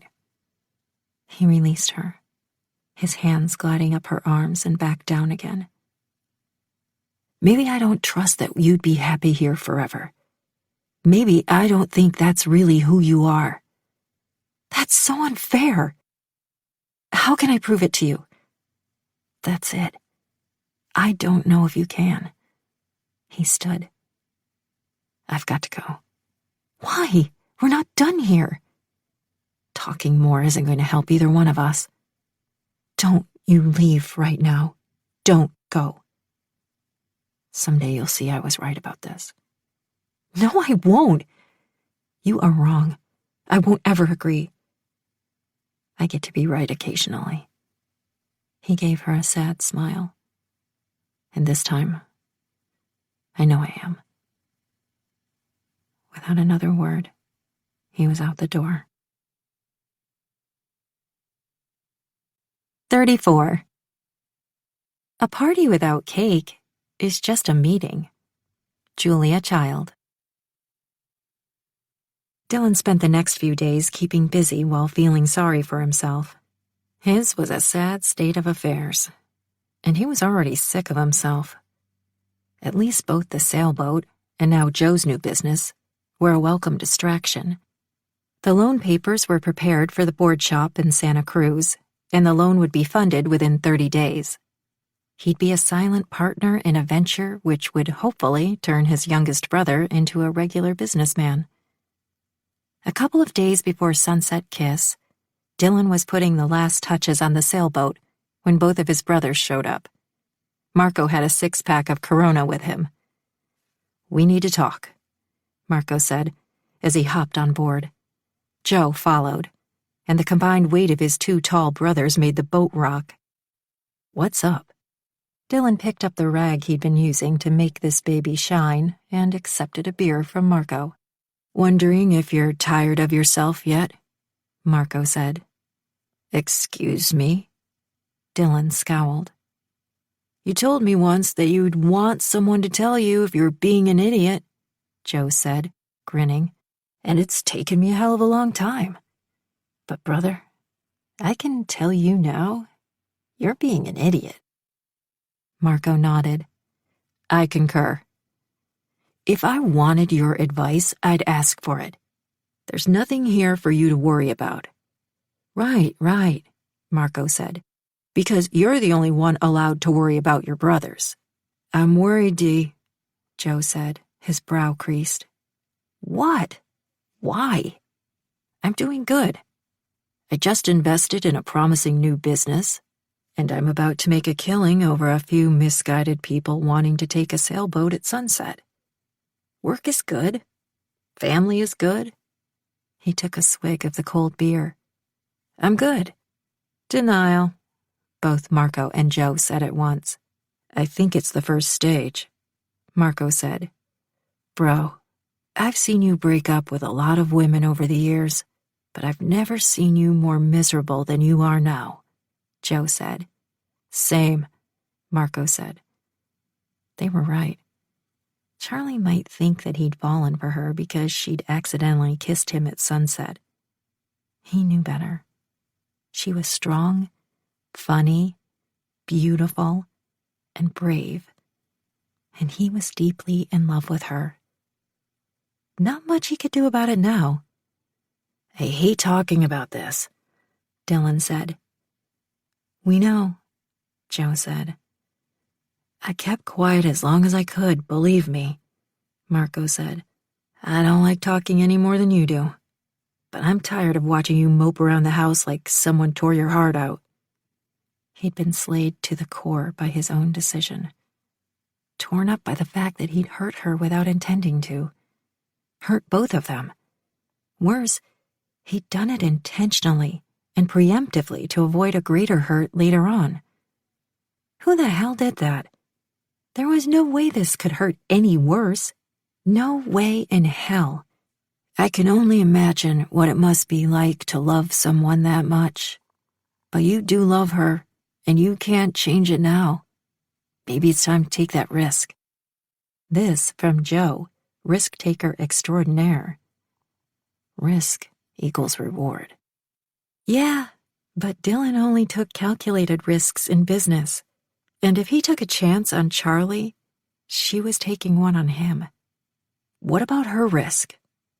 Dude, she's the biggest risk taker of all of us, Marco said. She was born into it. If Charlie hadn't taken any risk, she might not even be alive today. And you can't make the decision for her, Joe said. If she's ready to stick around for good, to love someone who might not come home from his job one night, then you need to be ready to let her. Because maybe it's better to take whatever time you're given together than nothing at all. There was silence, other than the rolling sounds of the tide and the seagulls squawking overhead. Marco fist bumped with Joe. Damn, bro, that was some seriously good shit. Joe beamed, his bright smile lighting up his face. What do you think, Dylan? Good shit? Yeah. His little brother had just schooled him. Maybe it was high time to take a risk. No point in protecting his heart when he'd already lost it to Charlie. If she was willing to give up Paris for now, he was willing to trust that she'd never regret it. What's more, he was willing to work to make sure she'd never have the smallest regret. Guess I've got some planning to do. This would be all for her, and all about her.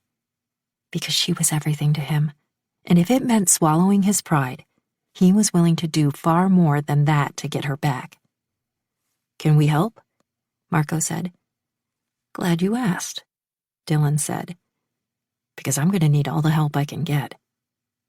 He had one day to get this right. One day to say the right words. One day to ask her to forgive him. One day. And then hopefully, the rest of his life. 35. You're my favorite mistake. Meme.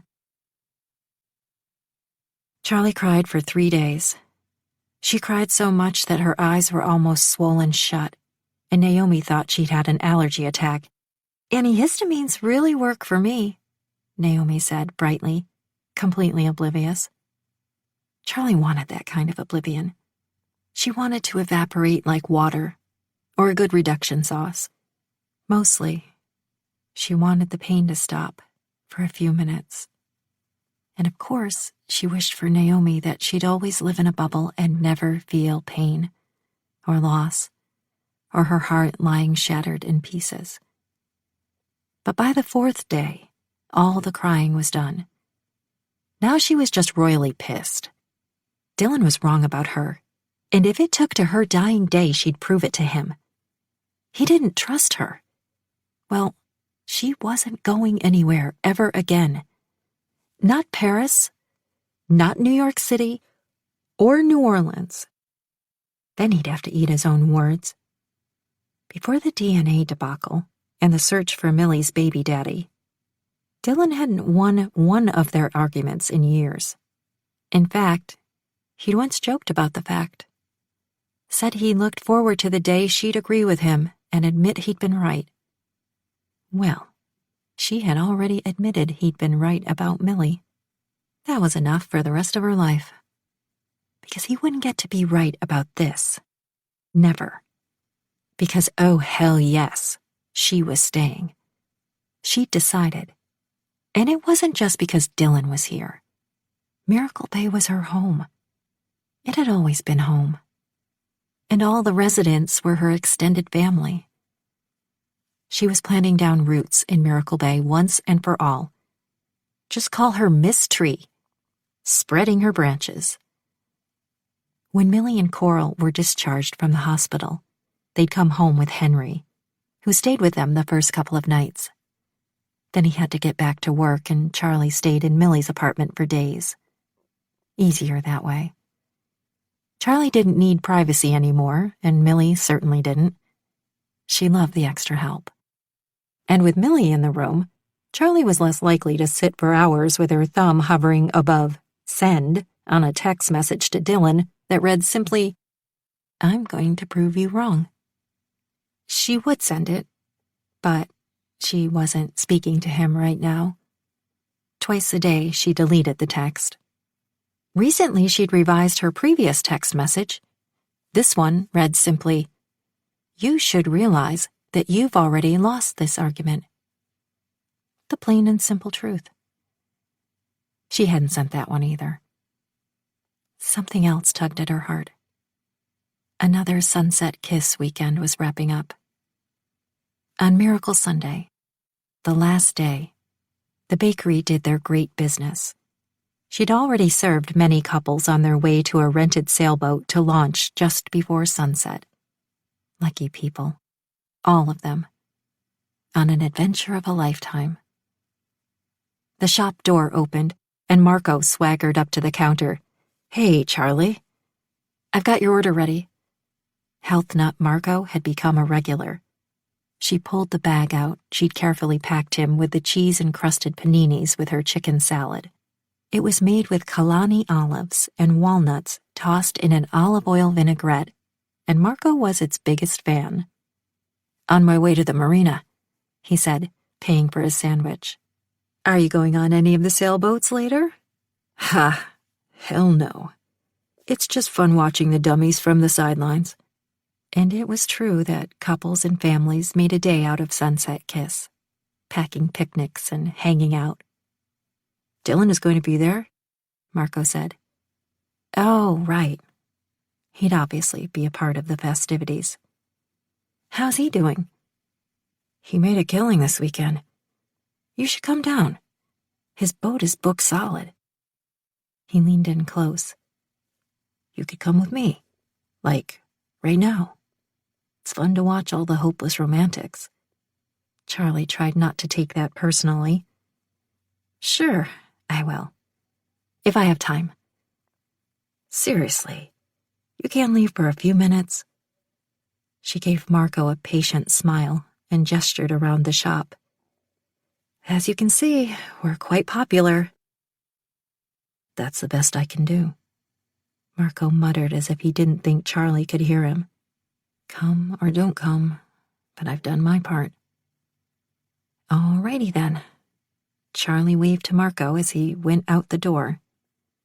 "You look tired," Padre Suarez said as he placed his order. "Have you been sleeping?" "Sure." Liar. She hadn't been sleeping. Or eating. Two basic life sustenance requirements. She was doing okay on the breathing, though, frankly, some days were better than others. "Then there must be some other reason why your eyes are so swollen." This was from Mrs. Perez. "It's allergies," Naomi called out helpfully. "I'll say a rosary," Padre Suarez said, and paid for his donut and panini. "When's Millie bringing that baby down?" Little Coral was a week old, but still hadn't met everyone. "She's bringing her down today." "Well, it's about time. Miracle Bay's very own Miracle Baby. We all want to meet her." "Shh," Charlie said. "Don't call her that. Millie doesn't like it. High expectations or some such thing." She glanced up at the clock. The shop was filling with their regular patrons, and they'd all want to see baby Coral, a.k.a. the Miracle Baby. "I'll call her and tell her to come down." She pulled the cell phone she kept in her apron at all times, in case Dylan called or texted because, face it, she was hopeless. "Oh, no. No!" "What is it?" Padre Suarez asked, hand to his heart. No. It couldn't be. She thought she'd closed that screen, but somehow, in a similar way to a butt dial, she'd just apron texted Dylan. "You realize you've already lost this argument, right?" "I sent a text message and I didn't mean to do it." "My dear, you really have to stop overreacting." Padre Suarez shook his head and shuffled to a table. Charlie slipped the phone back in her apron. He told her in so many words that he didn't want to be the only reason she stayed, that she couldn't be trusted. Only time would prove that she could be trusted to stay. Beyond that, there was little left to say. 5 seconds later, her phone buzzed in her apron, and she was almost afraid to look. Red Hot Heartbreaker. Nothing new. I always lose arguments with you. Here's my secret. It's because I let you win. Oh, no, he didn't. Was he joking? Because it was not funny.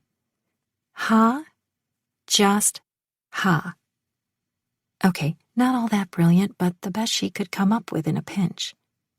Charlie typed her answer back furiously, her thumbs flying. You wouldn't believe what Dylan just texted me. What? You two are talking again? Naomi asked. Arguing again, you mean? Boy, he has some nerve. He lets me win arguments? The ego on him. Naomi crossed her arms. I hate guys. Hey, everybody. Millie appeared in the bakery, holding baby Coral wrapped like a burrito in a pink blanket. Within seconds, Millie and her baby were surrounded. What an adorable baby! Just look at those cheeks. She looks just like you, Millie. Coral would be so proud. I'm going to say a rosary. Our miracle child. Millie didn't seem to mind the reference today. She smiled and glowed with pride. If you want to hold her, wash your hands first. There was a mad dash for the restroom, and Charlie took the moment to text Dylan. You don't let me win. I win, because I'm right. I'm never leaving because this is my home. You'll see. Red Hot Heartbreaker. You're still here? Not texting me from Paris? She couldn't text back fast enough. That's not funny. Red Hot Heartbreaker. It's a little bit funny. Charlie could haul out a long list of times when she'd won an argument, though she wasn't sure how she could prove he hadn't let her win. Either way, this was a conversation better had in person. Naomi, take over for a while? Charlie pulled off her apron. I've got to go. Why? What happened? Millie asked. Everything okay? She's very upset about a text message she didn't mean to send, Padre Suarez explained, shaking his head and waving a hand dismissively. I'm going to the marina to win an argument. She handed her apron to Naomi. I'll be back. Take your time, Millie gave Charlie a huge smile. We've got this. Charlie hopped on the Vespa and drove, a light bay breeze whipping around the long hairs that stuck out of her helmet. She arrived and got lost again down the rows of boats that all looked so similar among the throngs of couples. Then she heard Dylan's low whistle. As she redirected and turned toward the sound, she saw Dylan on board the Miracle One. The sailboat gleamed in the bright patches of sunlight breaking through the fog, looking brand new. Dylan hopped off the boat. It was so good to see him again that her anger faded, and it took everything in her not to run and jump into his arms. But she stayed planted several feet away from him on the pier. Her knees knocked together, so loud she thought they could be heard over the sounds of the seals barking. We don't talk or text for a whole week, and the first thing you do is pick an argument with me? Her breath hitched. Sorry about that, but I had to get you down here. I was going to call you just before you texted me. That was an apron text, kind of like a butt text, an accident. He slid her that boyishly one-sided grin, and her heart threatened to bust out of her chest because she loved him so much. She loved seeing that easy smile on his face, the worry lines gone from his dark eyes. He looked happy, and that was all she'd ever really wanted. Still, I'm glad you sent it. Saves me the trouble of sending Joe to kidnap you. Marco was supposed to bring you here with him. He failed. Dylan waved toward the sailboat. What do you think? It's beautiful. I guess you've made a killing this weekend. It could have been more. She snorted. What, you couldn't find enough desperate people to fill each day? Hands stuffed in the pockets of his jeans, he cocked his head. I found one guy, and he's pretty desperate because he was an idiot. He walked away from the best girl he ever had because he was too scared. Oh, my. That sounded vaguely familiar. But she didn't dare hope that Dylan was the idiot guy. But when he walked toward her and stood only inches from her, the small hope she had left grew like a wildfire in her heart. He pulled her to him the rest of the way. Forgive me, baby. You're right. I was running from something stronger than I've ever felt before. If you want to know the truth, I'm terrified. But I can't lie to myself anymore. Right or wrong, I'm not going to be able to let you go. I'm no hero. Something I've been trying to tell people for a long time. You're the idiot? He gazed at her from under hooded eyelids. So, what do you say? Want to go on this sailboat at sunset? It's available because I wouldn't let anyone else rent it today. There went her heart. It was just a gooey mess inside her. He hadn't rented the boat to anyone else today. Are you sure you want to do this? You don't even believe. Here's the thing. I'm in love with you. So in love with you that if this is what you want, then you're getting a ride on a sailboat and a kiss at sunset. Dylan, but let's get this straight. I don't need a sunset kiss, and I don't need a miracle, because you're the love of my life, and you're all I need. Her heart swelling and tears wetting her eyelashes, she kissed him right then and there as couples bustled about them. Miracles happened often in Miracle Bay, but some took a little more time than others. Hers had taken 13 years, and it was worth every minute. I'm one lucky miracle bastard. You chose me. She went into his arms and wrapped her hands around his neck. I choose you.